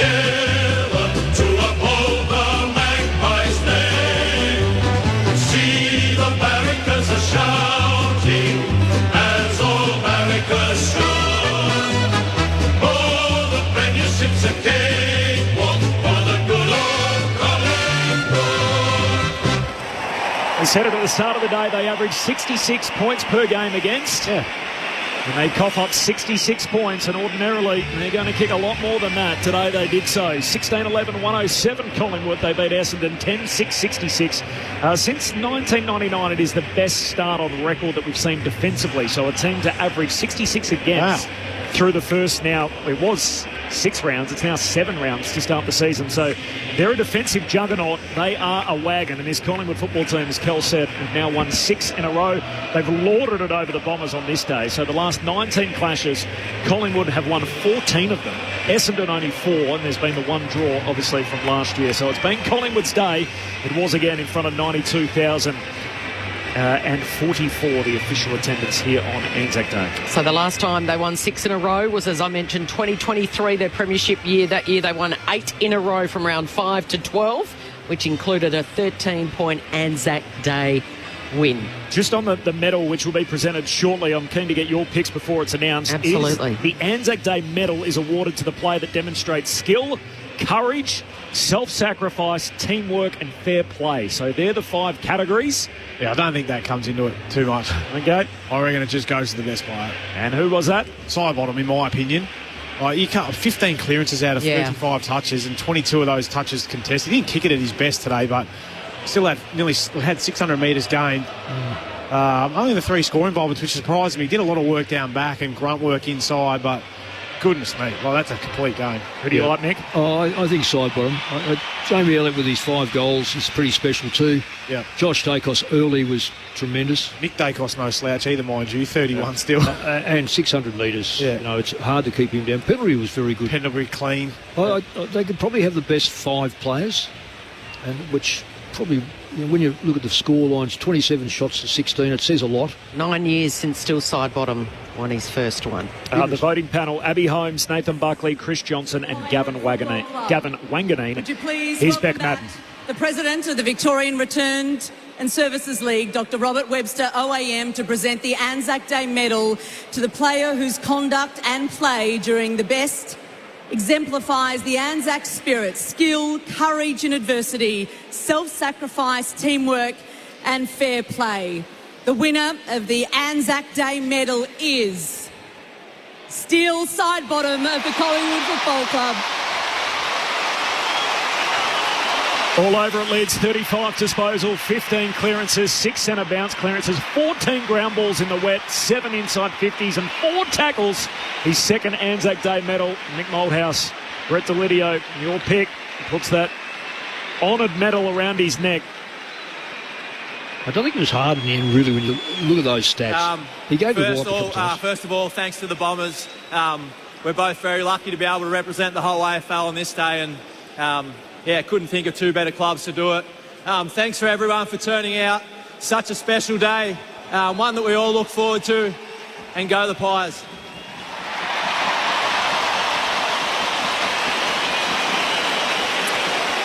Prior to the presentation of the Anzac Day Trophy, let us first acknowledge the performance of the Essendon Football Club, who were gallant in defeat today. Would you please now welcome Nick Dacos and Craig McRae to receive the Anzac Day Trophy from Dr. Robert Webster OAM and Sue Catamol, Chief Executive Officer of RSL Victoria. This is a perpetual trophy provided by the RSL in dedication to the memory of those footballers who served in times of war. The names of the VFL footballers known to have sacrificed their lives during active service are inscribed on the trophy.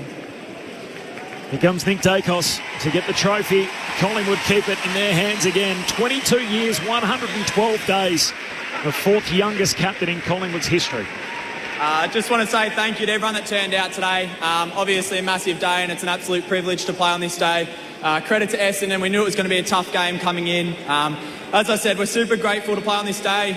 Keep donating over the weekend to Anzac Appeal. I know it goes a long way. Thanks, guys. He's a class act, Nick Dacos. Thank you, everybody. And that concludes the formalities, as you heard there from Beck Madden. So he's only 33 days older than Ned Long. If it wasn't for those 33 days, he'd be the youngest member of Collingwood's team. So they are an old side. He's 22 and he captains the side today. Now, I mentioned he was the 4th youngest in the club's history. The other 3, by the way, are Len Thompson, who's of course, the 2-time Brownlow medalist in 1972, a 5-time best and fairest winner. So that's Len Thompson. He's the ruckman in the team of the century. Then there's Dick Lee, who's the 11-time leading goal kicker, a 3-time premiership player. He is the half-forward in the Collingwood team of the century. And then there's Murray Wiedemann, who was in there as the centre half-forward in the team of the century, 2-time premiership player, premiership captain. So he joins only 3 other team of the century members as one of the youngest ever to captain Collingwood. So that's elite company. Which is astonishing. And then at the other end of the scale, still Sidebottom wins the best on ground as a 34-year-old playing his 338th game of football. He was taken in the 2008 draft, which feels like a lifetime ago. 2-time premiership player, of course, All-Australian, won a couple of best and fairest. But Mick, a player that you know so well, that you coach for a long time, did you ever think at 34 he'd still be playing and winning these medals in his 338th game of footy? Kel, the honest truth is that 2 seasons ago, so would have been their premiership year, wasn't it? Yeah. He was great on grand final day in their premiership year. Start of that year, though, I reckon. Was he not that great, or was it the year before that he was one of those slower? years, one of the years he just looked dreadfully slow. Yep. Was getting caught, disposal ordinary. So the answer is no, and I'd be lying if I said yes. So the answer is no, because I thought they may give him another year. But that next year, whatever it was after that, he's consolidated his role. He's now gone from wing to mid, and the mid now is up for the smarts. And if you can't get knocked off your feet, he never gets knocked off his feet. Then that's why Pendlebury's so important too. He never gets knocked off his feet. So those 2 players have regenerated their careers by playing not outside but inside.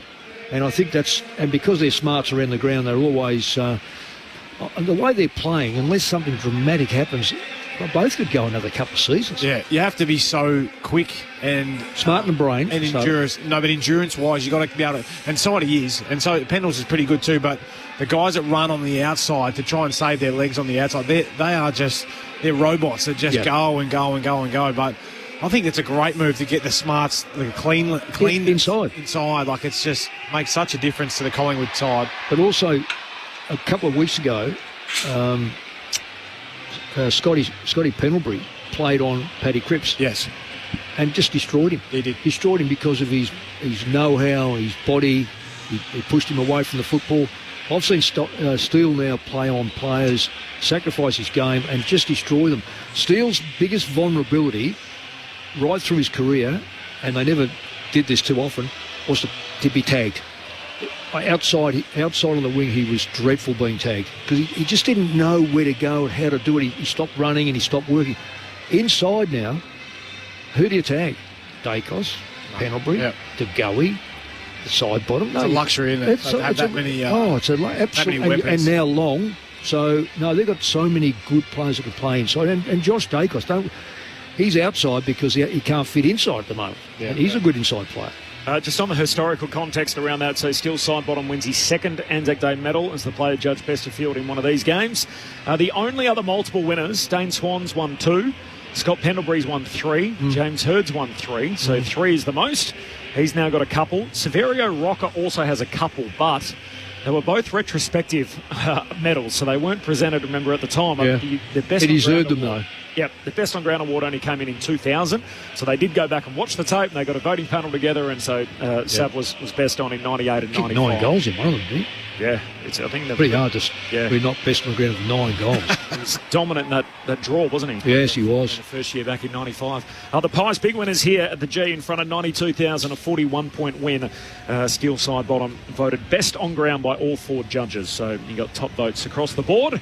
Brett Delidio will have the ABC Footballer of the Year votes for us coming up shortly. We'll get an update from Hodgie in the room around Dan McStay shortly as well, so we're worried about his knee.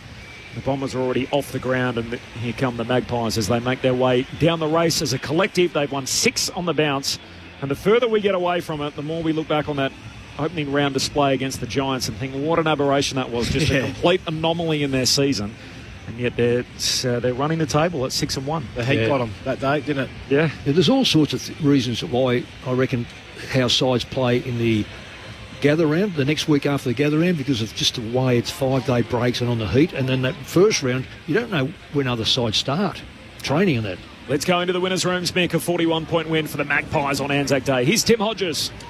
Corbin, as you'd imagine, with the biggest home and away game of the year, the rooms are jam-packed. So you'll hear, as soon as I see the Collingwood players come through, and that's still Sidebottom leading them in now.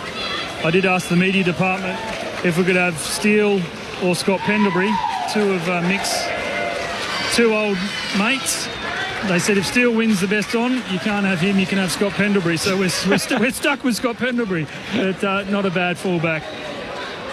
So Jack Crisp, who breaks the record next week, is in with all four of, I don't know whether they're all his kids, but there are four are following him. And Bobby Hill, I think, is the last of the Magpies. Just trying to get a sight on Dan McStay. Yeah, Dan McStay is in. He is showered in the civvies. So Jack Crisp and Bobby Hill go arm in arm, and we'll sing the song.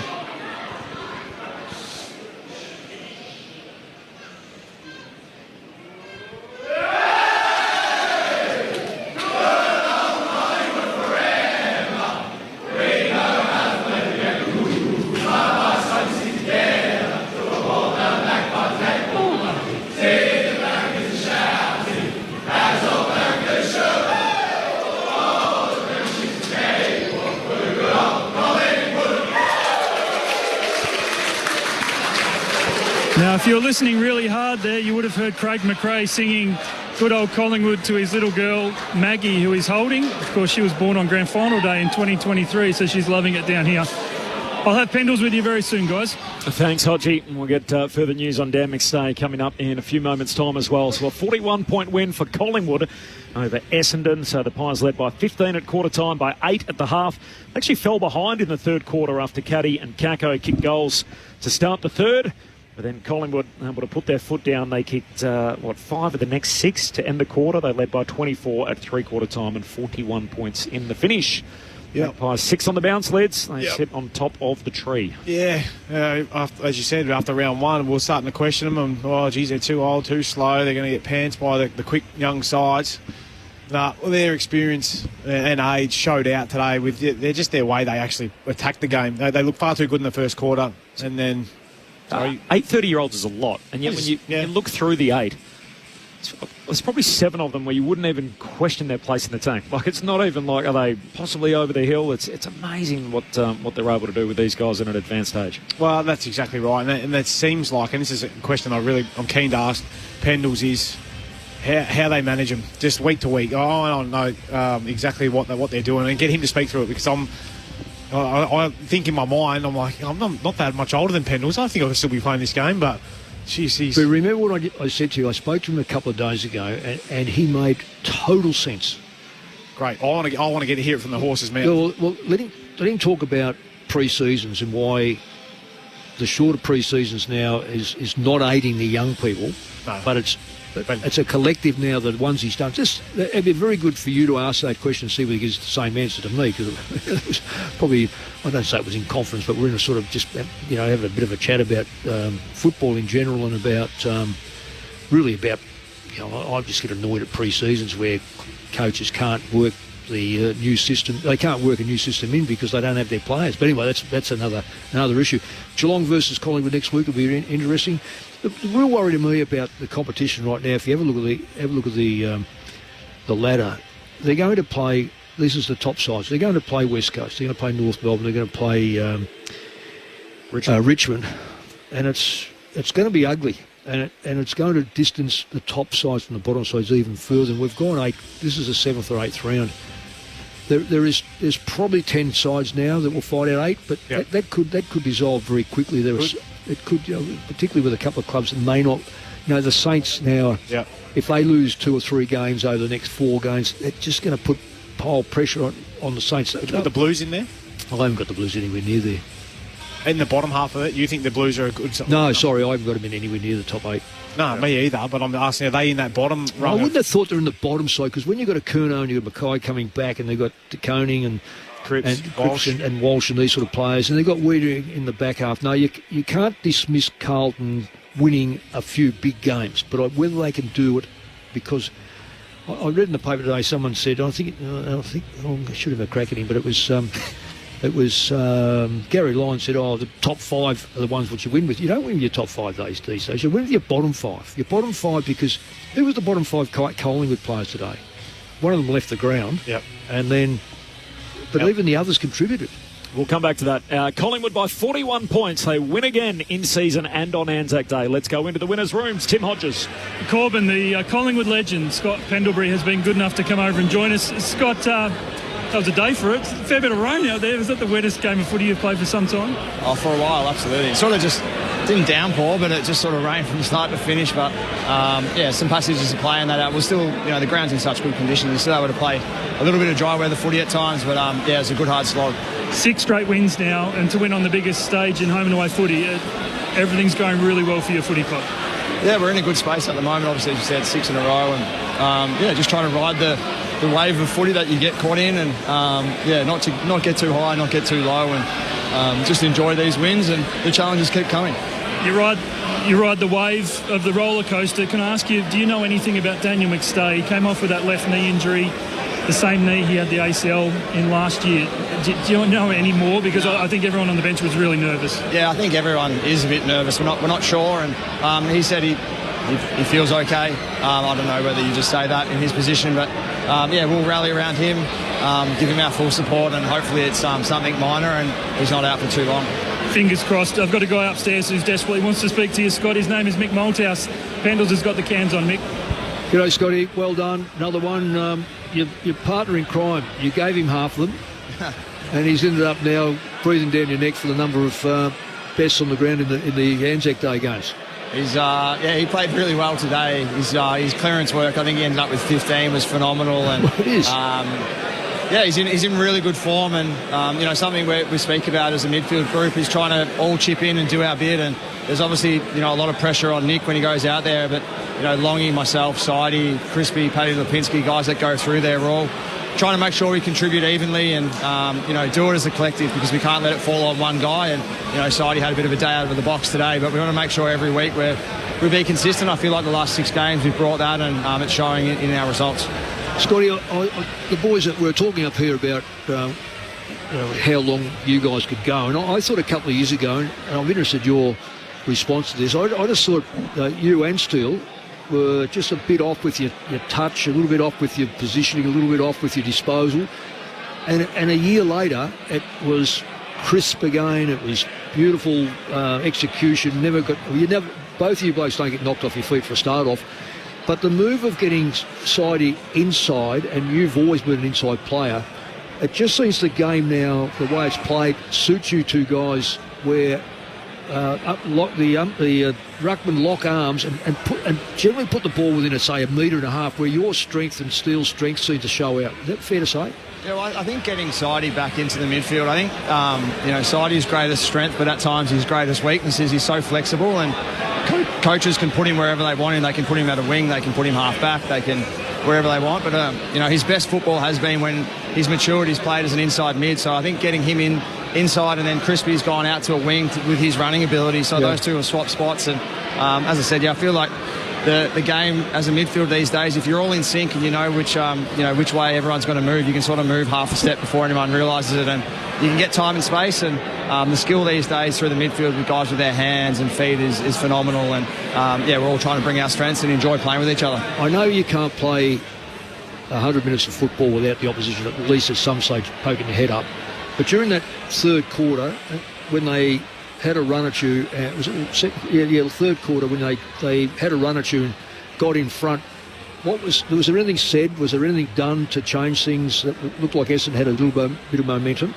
Yeah, I think they got some momentum just around their clearance game and a little bit of their kick mark stuff. So, but as you said, like it's modern footy. I don't know what the word modern footy even means, but they're going to have runs and momentum. It's just making sure that it's 2 goals, it's not 6 goals, or it's 3 goals, not 7. So we sort of knew what they were doing and how they like to do it. It's just tightening up our screws and making sure we don't keep giving those same looks to them. And I felt for the majority of the day the game was played the way we wanted it to be played, and it was good to finish off with I think it was like an 8-goal win in the end.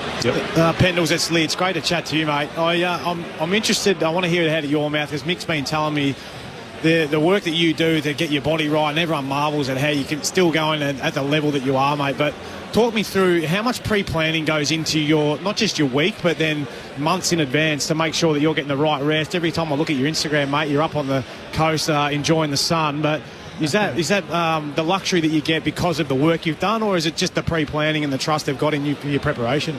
We were fortunate enough last week to have the Easter Thursday game, and we're allowed to stay for 3 days. So anytime you can get some sun, especially with what's coming in Melbourne, you take that. But I've had great mentors along the way, and Mick being one of those, and early days, told me to go work with Paul Lecure, who's one of the hardest working guys you can see. And I think I'm still curious about how to get better and look at world sports. And I feel like I just keep saying Mick taught me this, but Mick looked at ice hockey a long time ago about rotations, and I've looked at athletes across the world and what they're doing. LeBron James, Manny Pacquiao is a boxer, a lot of guys and what they're doing, and guys can play into their 40s. And one of the things Mick told me when I first walked in as a 17-year-old is he'll never hold his birth certificate against me. My birth certificate against me. So if I'm right to go, I'm right to go. So I love what I do. The job's amazing. The group and the club's been phenomenal, and I'm just trying to play my role in it.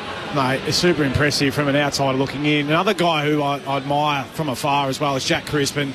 He's going to break the record next week, mate. How good and how much do you respect what he's able to do, not only to consistently play for that many games in a row, but at the level that he's been able to do it as well?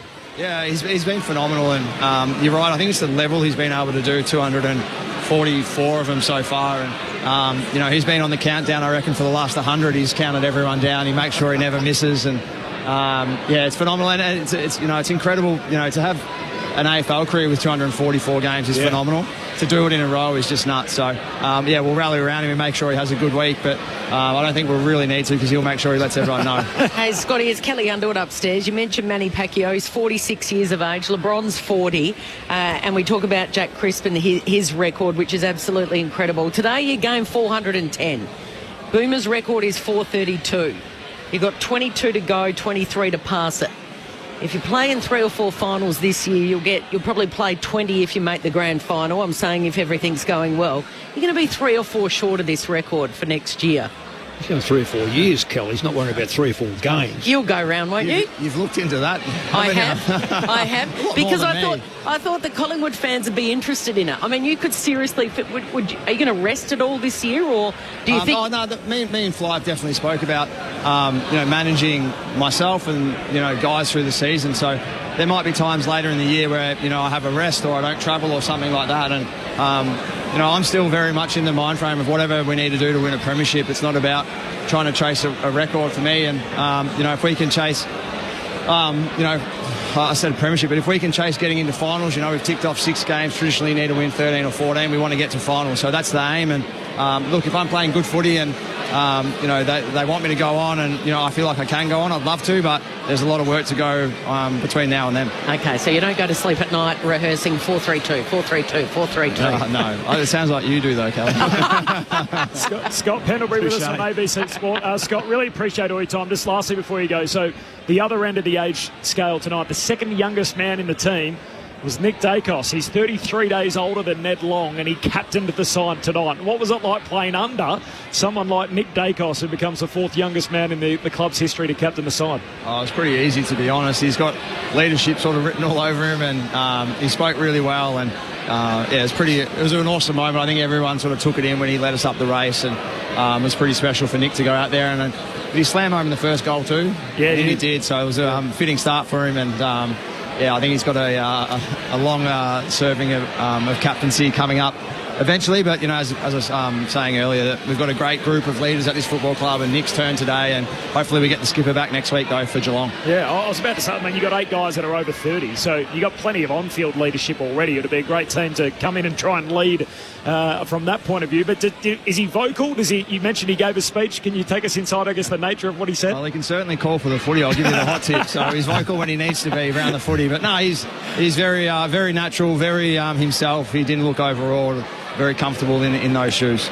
We'll let you go and get dry. I appreciate your time. Cheers, Thanks, guys. Scotty. Thank you. Scott Pendlebury, always great to have him with us, and particularly on such a big day, the 3-time ANZAC Day medalist. And, of course, Collingwood, not just Collingwood, but league great, Scott Pendlebury. What a day again for the Magpies. They win 6 on the bounce, and they win by 41 points over the Bombers. He'll break that record, won't he? Yep. That's incredible. He's got no thoughts about retirement because he loves his job. He calls it his job. He explores the world to stay in front of any fatigue, any ageing, anything he can pinch to make himself better. So he wants to be better every year. It may not happen, but it's the goal to be better. He's highly competitive. And when you're that close, he could probably smell this club winning. They won 2 years ago. Real chance of winning today, this year. When you look at it, the older players, I think you might have said, or Corby might have said, the older players, none of them are showing age. They're all up and about. Side Bombers won today. Pendlebury's in the top 5. Howe is he's the best backline player today for Collingwood. I don't know if he's the best backline player on the ground, but he was certainly for Collingwood. So they're 30-year-olds, Mick. Jamie Elliott, kick 5. He's kick 32. 5. He could go around 2 or 3. Yeah, well, let's say he could go around next year anyway. Pendlebury 37, we've just Easy. touched on. Sidebottom 34, we've spoken about. The AFL's Iron Man, Jack Crisp, 31. Well, the way he's going, he didn't get a lot of the football, but he's played on the wing. It's hard day, a little wet, I reckon. But he's still up and about. 30. Jeremy Howe, 34, who we spoke about. Brody Mychek, 32. Now because he's a key centre forward, they get smashed every week. He started late though. That's in his yeah. favour. He has started late, but if there's anyone, he could be it. He could be it. But let me just say this: if Denwick stays on his knee, Mychek's important for the next couple of years. There's 2 more, the 30-year-old brigade, the 8 of them. Tim Membry at 30. Yeah, well, he's just hanging on. And the other one's Will Hoskin Elliott. He's on the dip. They can't all be up. So, no, but 5 or 6 of them. Oh, that's unbelievable. Absolute safe as houses. Yeah, and then you can throw in who they're going to recruit or get over the next couple of seasons, maybe to replace. Geelong used it right. Lockie Henderson, bit stiff. I don't think he played in the premiership, but he got replaced by DeConing. They win a premiership. Last year, a couple went out. This year, a couple of players aren't around. But their strength is the team underneath coming through. Collingwood's the same here. They've got, as you said, Brett, young Long now 11-11, 22 possessions, had a few clearances, inside 50s, score involvements. He now comes in and becomes another player that Lipinski the same. If it's not Hoskin Elliott getting a game because they get a few back, he steps up. Yeah. Mick Malthouse and Brett Delidio on ABC Sport, Corbin Middlemass and Kelly Underwood in the box. We've got all our team downstairs. So Ben Cameron's lurking around in the Bombers rooms. We'll catch up with one of the Dons in just a moment. Tim Hodges, who we've heard from already, and the concern for Dan McStay coming out of the game. So it's a left knee injury. He was subbed out before 3/4 time, and of course has had that surgically repaired in the past after tearing his ACL in the preliminary final of 2023. Collingwood by 41 points after falling behind early in the third term. Now, a little forward promote. So coming up tomorrow on AFL Saturday on ABC Sport with myself, Corbin Middlemass, Mick Malthouse, and it's not Luke Ball tomorrow. Adam Ramanauskas will be in the chair with us. The coach of the Collingwood Football Club is going to join us tomorrow on AFL Saturday. So we'll hear from Craig McRae, which would be great. I think there's only 3 living Collingwood Premiership coaches with us on planet Earth. One of them is Lee Matthews. The other 2 will be having a chat tomorrow, Mick Malthouse and Craig McRae. Also, Zach Merritt will stop by for a chat as well. So we'll have a chat to Zach, who's going to work the game with us. So he'll be in the experts chair. First go, or has he done a couple? He did one a couple of years ago with Brendan Goddard, and of course they're great mates. And how'd that go? Well, it was West Coast Carlton, and I think the Blues won by about 120 points. So it was Beach would have switched off then halfway through the third. Imagine being a current player trying to comment on that, which made it very tough for Zach. So I'm hoping the game lives up to it. St Kilda Brisbane, and he can give us a few insights as to what it's like running around on the green stuff. All right, let's go into the Bombers' rooms. Ben Cameron's downstairs. Ben. Thanks, Corb. Down here in the Essendon rooms with Jordan Ridley. What are your immediate reflections on that match? Yeah, obviously disappointing. Felt like we had our chances. Probably run to the pump a bit early, but I thought we held up reasonably well, and the tide started to turn a bit in the second and third. But ultimately we just couldn't string it together in the last quarter. We had Mick Malthouse and Brett Delidio up in the commentary box, and they were really big at quarter time about you guys needing to adjust and get the kick to handball ratio better, and it felt like he did that in the second term when you guys got back into the match. What was spoken about, if anything? Oh, that was certainly the exact thing we talked about, really. It's a wet day, so territory's gold. I think it was time to take it off the line if we're wide open, but if not, just getting the ball forward is a good result. What about in the second half, when Collingwood were able to gain the ascendancy and kick 10 goals to 5 in the second half, which the gap in the game? What do you think allowed them to do that? I think they were just a bit cleaner going forward. I think they were able to play a bit of a forward half game and really train out the front and put our backs under a bit of pressure, which made it hard. But, I don't think we did a lot wrong. They're a very good team. They certainly are that. What about for you? I mean, you've been cruelled by injuries in recent years. How nice is it to get a little bit of continuity together and play some football? Yeah, it's been great. It's been obviously starts the season I wanted in terms of just being out in the park, and that was sort of the main focus over the whole summer and over the off-season last year. It's just getting my body back up to a point where it can sort of deal with the rigours of AFL footy every week. So to be able to do that so far is great, but there's still a lot of games to go. Harry Jones was subbed out of the game but did have ice on his ankle on both sides, and he had some ankle issues in the pre-season. Do you know if he's A-OK? Yeah, I spoke to him just before. He'll be fine. I think it'll be no issue for next week. 3-4 on the season for the Dons. What are your expectations as to what this group can still get out of the year? Yeah, I think it's just to keep improving. I still think there's still a lot of the guys have some really good confidence that their best footy is good enough to match with anyone. It's just bringing that really consistently, and really privileged to play in games like this where we get to try and match it with the best team. So we'll just keep looking to bring that and keep building week on week. It's undoubtedly a special day, ANZAC Day. It's a solemn day, but it's a special day to play in. How did you enjoy the week with the build-up, with people speaking to the team, and also, standing out there for the observance ceremony pre-game? As you said, it's a really special day, and to be able to play a very small part in the commemoration of the day is an absolute privilege. I think if you ask any player on Essendon or Collingwood's list, they'd say that this is the home and away game they look forward to the most, and it sort of never fails to give me goosebumps standing out there when there's 90,000 odd people just completely silent. It's pretty awesome. Did you guys have a quick chat as a group or with Brad Scott, or has that not happened yet? And if there were either of those two chats that took place, what was sort of said? Nah, it hasn't happened yet. I think that'll be in the next sort of 10 or 15 minutes. Appreciate your time. Best of luck for the remainder of the year, Jordan. Thank you. And thanks to the Bombers as well for that access in defeat. Jordan Ridley from the Dons there after game number 99. Short week for Essendon, even shorter week for North Melbourne, so they play Thursday night under the roof at Docklands. The Roos haven't even played yet, and they've still got to go to Adelaide and come back and play the Bombers next Thursday. So Jordan Ridley there. Oh, it's all wrong. It is. All that is so wrong. Yeah. I did an article in the West, and one of your colleagues, Mark Duffield, texted me back and said, add on this, and this. It's ridiculous how they place some sides under massive pressure and expect a result, and yet it just appears some of the bigger sides that need to be looked at. Well, they don't go out there to look up, but they are looked after. Yeah. And I just think that they get the best spots. There's no doubt about it. It's always been the way. Oh, it's okay to get the best spots, but try not to put the pressure back on sides of 5 day that are travelling. They've got to share their 5 day breaks out though. You can't just because you're the best team, you're going to play in the marquee spots. You can't just. Because the game's by halfway through this year, we're going to be going, really, probably 7th, 8th, 9th and 10th might fight it out, but the top 6 will be done. I don't think you want that.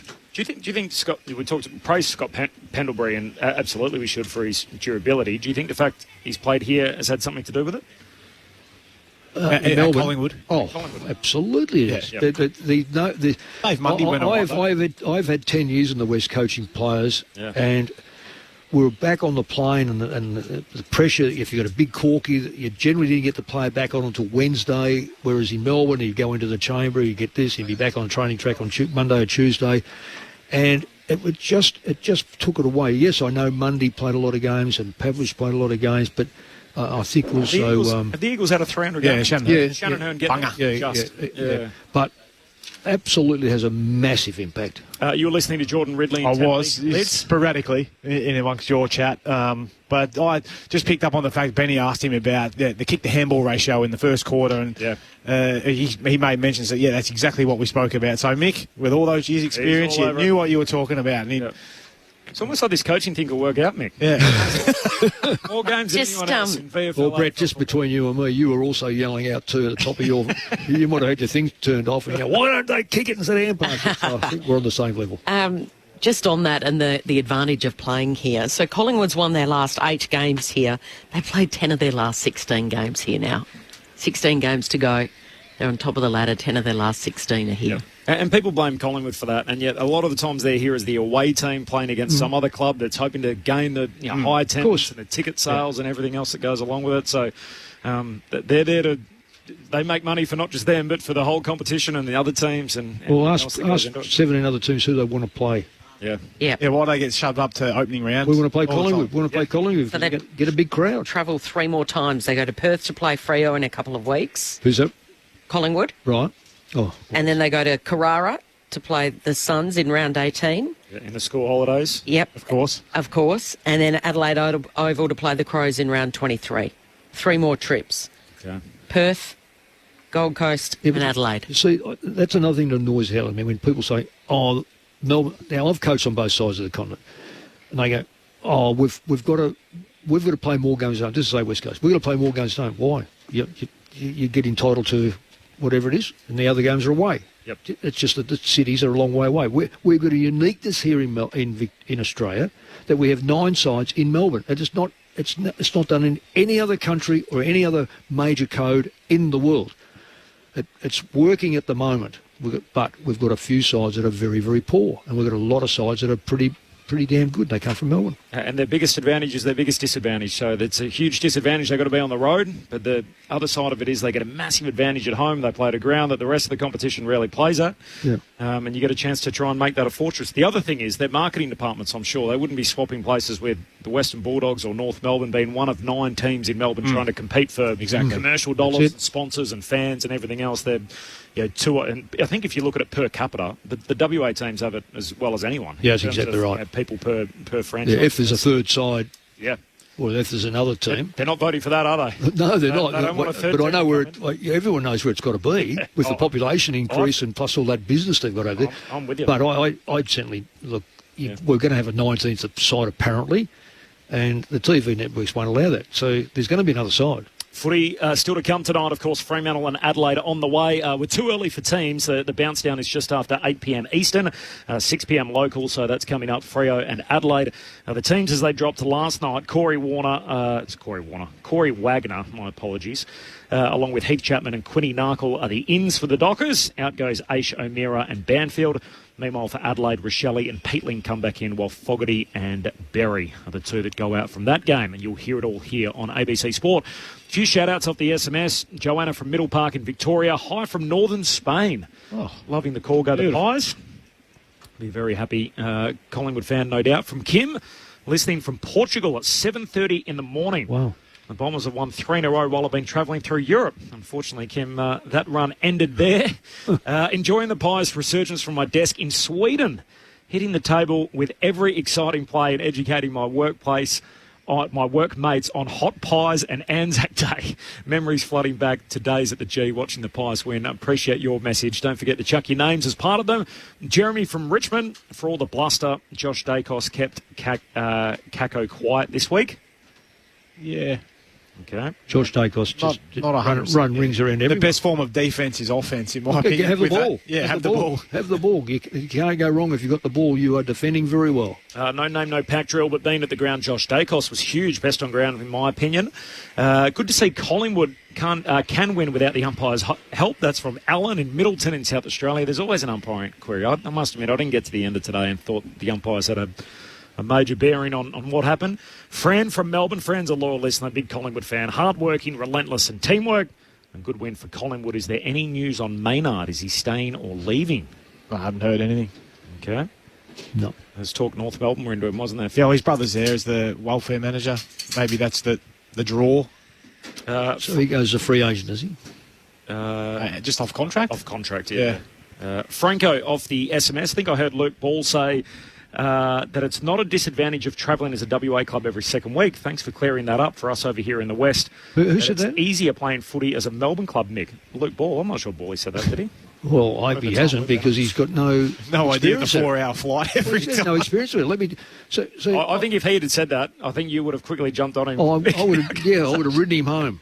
I know it from just playing in Sydney, not the other side of the country, how challenging it is to travel every second week. Well, he's not here to we didn't travel. We travelled sometimes 3 weeks in a row.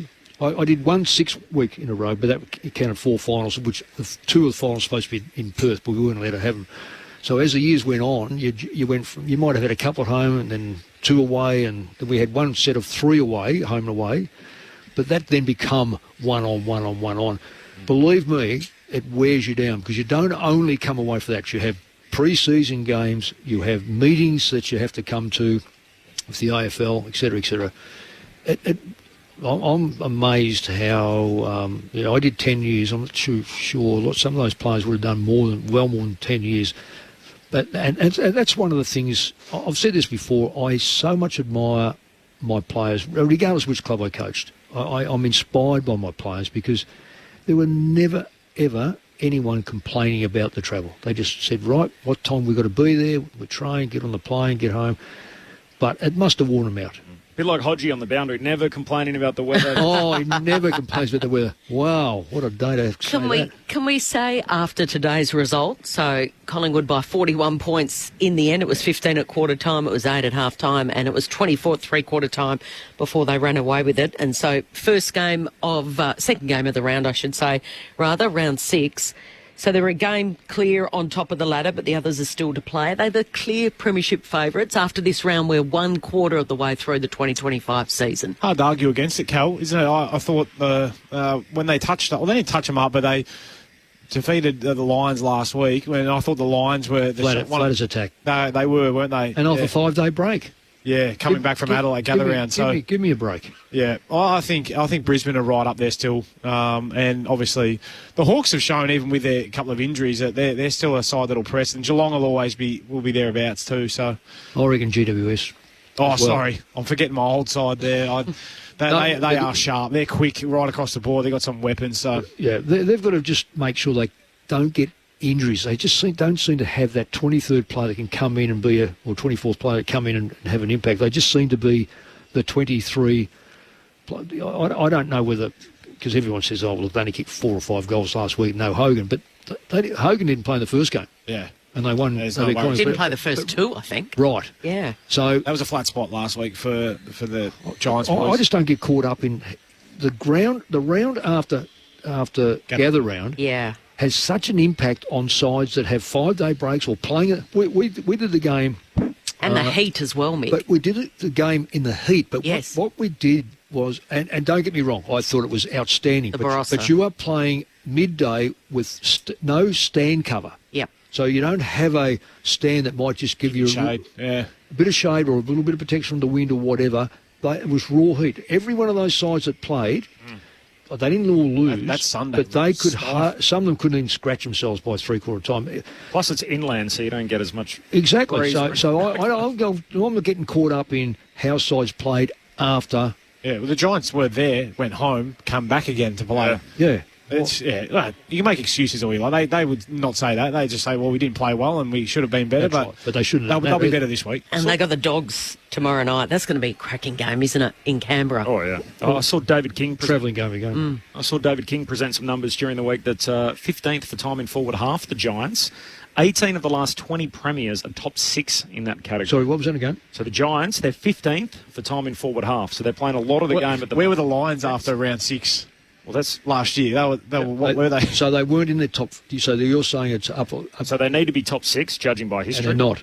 At the end? They're 4th last. Yeah, but at the end. At the end. Yeah. At the end. Right. So they're 15th for time in forward half. A relevant stat. Need to be top 6. I think it is I do think it's a relevant stat because that's one thing the Giants do worry about is the number of entrances. They don't get a lot of cider at it. Yes, but what I'm saying is that at the end they're judging the premiers by and where they are in the top 6 by the end of the year. Yes. Let's not get too carried away because the Lions won it last year and they were 1-5, if that. It adds a bit of weight when I put more games in VFL AFL history in the coach's box behind me, doesn't it? It just stacks up a little bit. Nice to have your support, Mick, alongside Brett Delidio on ABC. I love to roll Corby. He's challenging him on his stats. It's not over my stat, it's David King's, but that's why I'm challenging it, not yours. You just repeated it. Corbin, Middle, Madison, Kelly, Underwood, along with Lids and Mick in the box. Thanks to Tim Hodges and Ben Cameron, of course, for all their work throughout the day. We've got the latest from downstairs, and we'll have a little bit of... Should we have a little bit of Brad Scott before we get the votes? Let's have a listen. Still to come, Fremantle and Adelaide on the way, but here is the Bombers' boss, Brad Scott. Brad, you get in front early in the third quarter and then they kick 10 of the next 12. Where do you think it went wrong after early in the third? Oh, well, I mean, I think even before that, we were probably under pressure from the start of the game when they kicked the first couple and, it was obviously going to be one of those days where territory was going to be important and it's almost like minimising the damage, like costly turnovers because it felt like that sort of game that...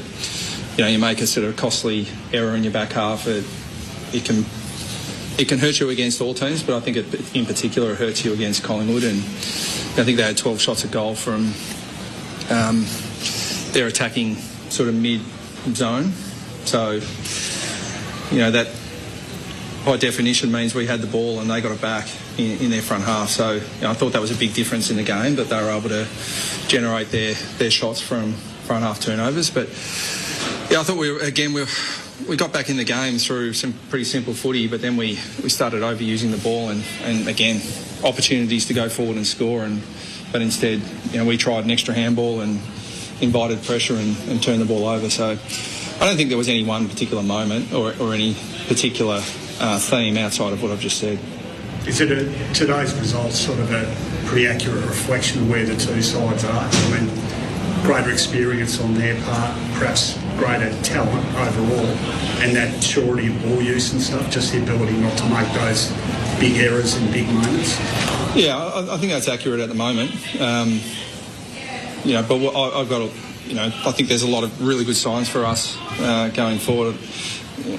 Conceded a lot of inside 50s, but Zach Reid looked like one of the better players on the ground. Andy McGrath's job on Bobby Hill, Norm Smith medalist, really dangerous player, particularly in these conditions. A lot of really good signs, but I'd agree with the conclusion there that just a bit of their class and that elder statesman, that Pendlebury side bottom were real influential, and our midfield's been a real strength of ours, but we probably lowered our colours today to their 4 or 5 versus our 4 or 5.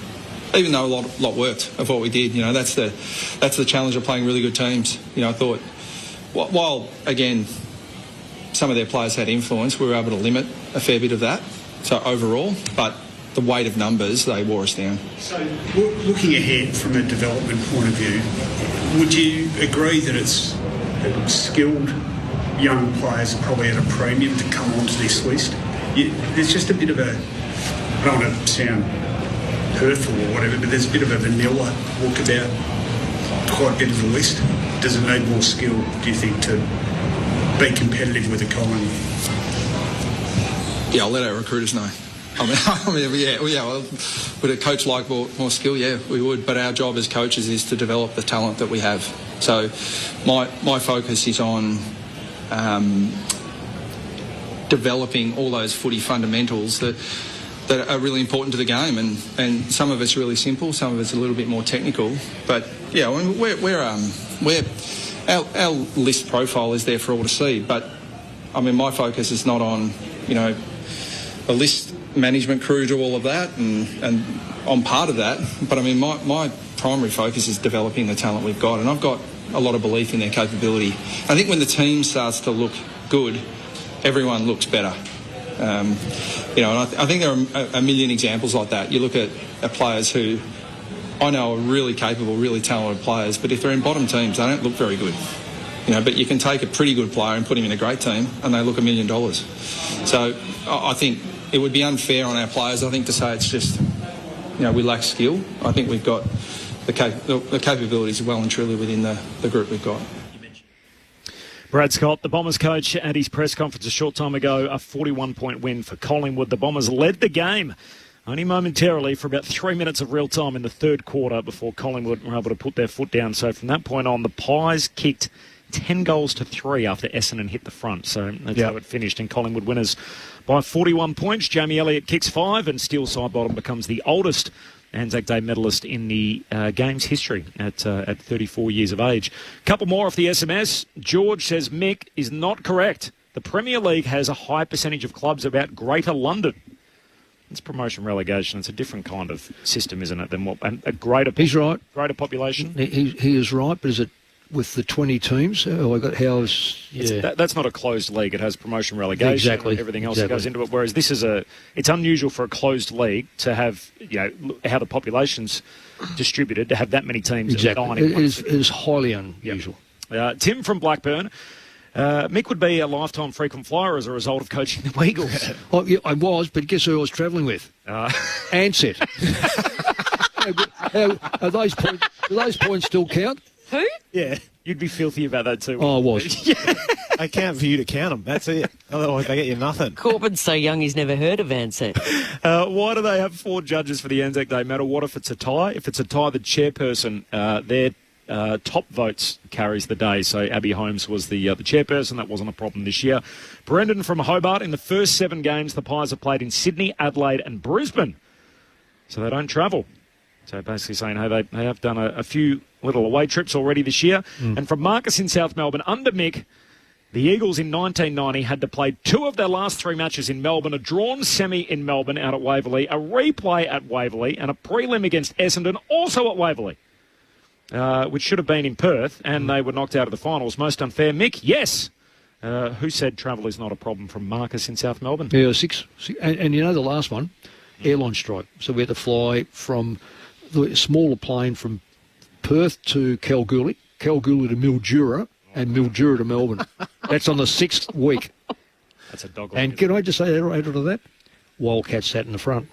The Cats? Well, Wildcats sat in the front because they needed the leg room. Taller. Apparently we did. Was that Ricky Grace? Right. Yes, Ricky Grace, all those blokes. We had Jacob Gossage in the box with us pre-game. He spent 13 years in the military, 3 deployments over to the Middle East. He's an Eagles fan. He said he's the nephew of Tim Gossage, and he said he come into the rooms when you were coaching as a young guy. He said he got to carry the bags of Peter Matera at one stage, and so we're so blessed to have him with us as one of our veterans, obviously, who joined us as part of the pre-game. But we spoke about the way that, I guess, we honour our servicemen and women every other day of the year, not just on this day on the calendar. And I spoke about how in American sports they pay tribute to a armed serviceman or woman at every single game or whatever. Which I think is outstanding. And I got a message from Alan Black. He's speaking about the Wildcats, of course, the former Perth Wildcats coach. And he sent me a message to say that they actually do at the Wildcats. They recognise an ex-serviceman or woman at every single game that the Wildcats I think it's play. outstanding.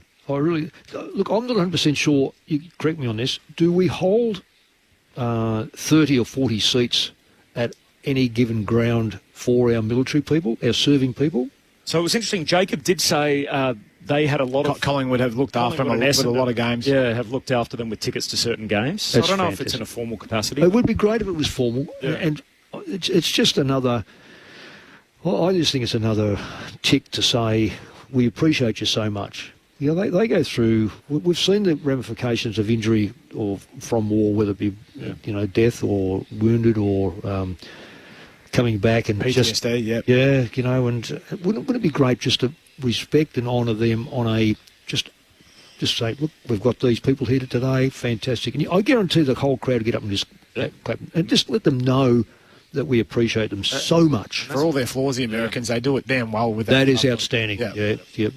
Full-time Collingwood by 41 points. Coming up, Fremantle and Adelaide will take you to Perth next for the full broadcast. Clint Wildren heading up the call. Teams are another 10 minutes or so away. The votes in the ABC Footballer of the Year before we get out of here. I can know the top 5 Collingwood players, but I'm sure you want to do it, though. I can tell you. Just look at you. I just want to prove my worth in this box because it's been Mick Lovefest in here today and all the texts and everything like that. A stiff bloke out there today is Nick Dacos. He was actually outstanding. I thought, mate, to go out there and get 31 touches and lead the side for the first time, 11 clearances, 9 score involvements and 620 metres game, please. To not make the votes, you must have been pipped by a couple of other players. 1 vote, the guy kicked 5, Jamie Elliott. I thought he was fantastic, super clean early and set them up with a couple of those ground balls and just fed them off. 11 score involvements to go with his 5, obviously 6 of those were his shots on goal, but 2 I went with Dacos, but J variety. Josh, he hit 36, 761 metres gain off half-back. Really just run his own race all day. I know he kept Kako quiet. Well, I'm not sure Kako got to the right spots and Josh just went to where the ball was. And 3, none other than the oldest ever winner of the ANZAC Day medal, Steele side bottom, 36, 15 clearances and 600 metres gain. I thought he was fantastic all day and proving that age is no barrier. Yeah, 3 for side bottom, 2 for Josh Dacos, 1 for Jamie Elliott. Brett Delidio's votes in the ABC Footballer of the Year.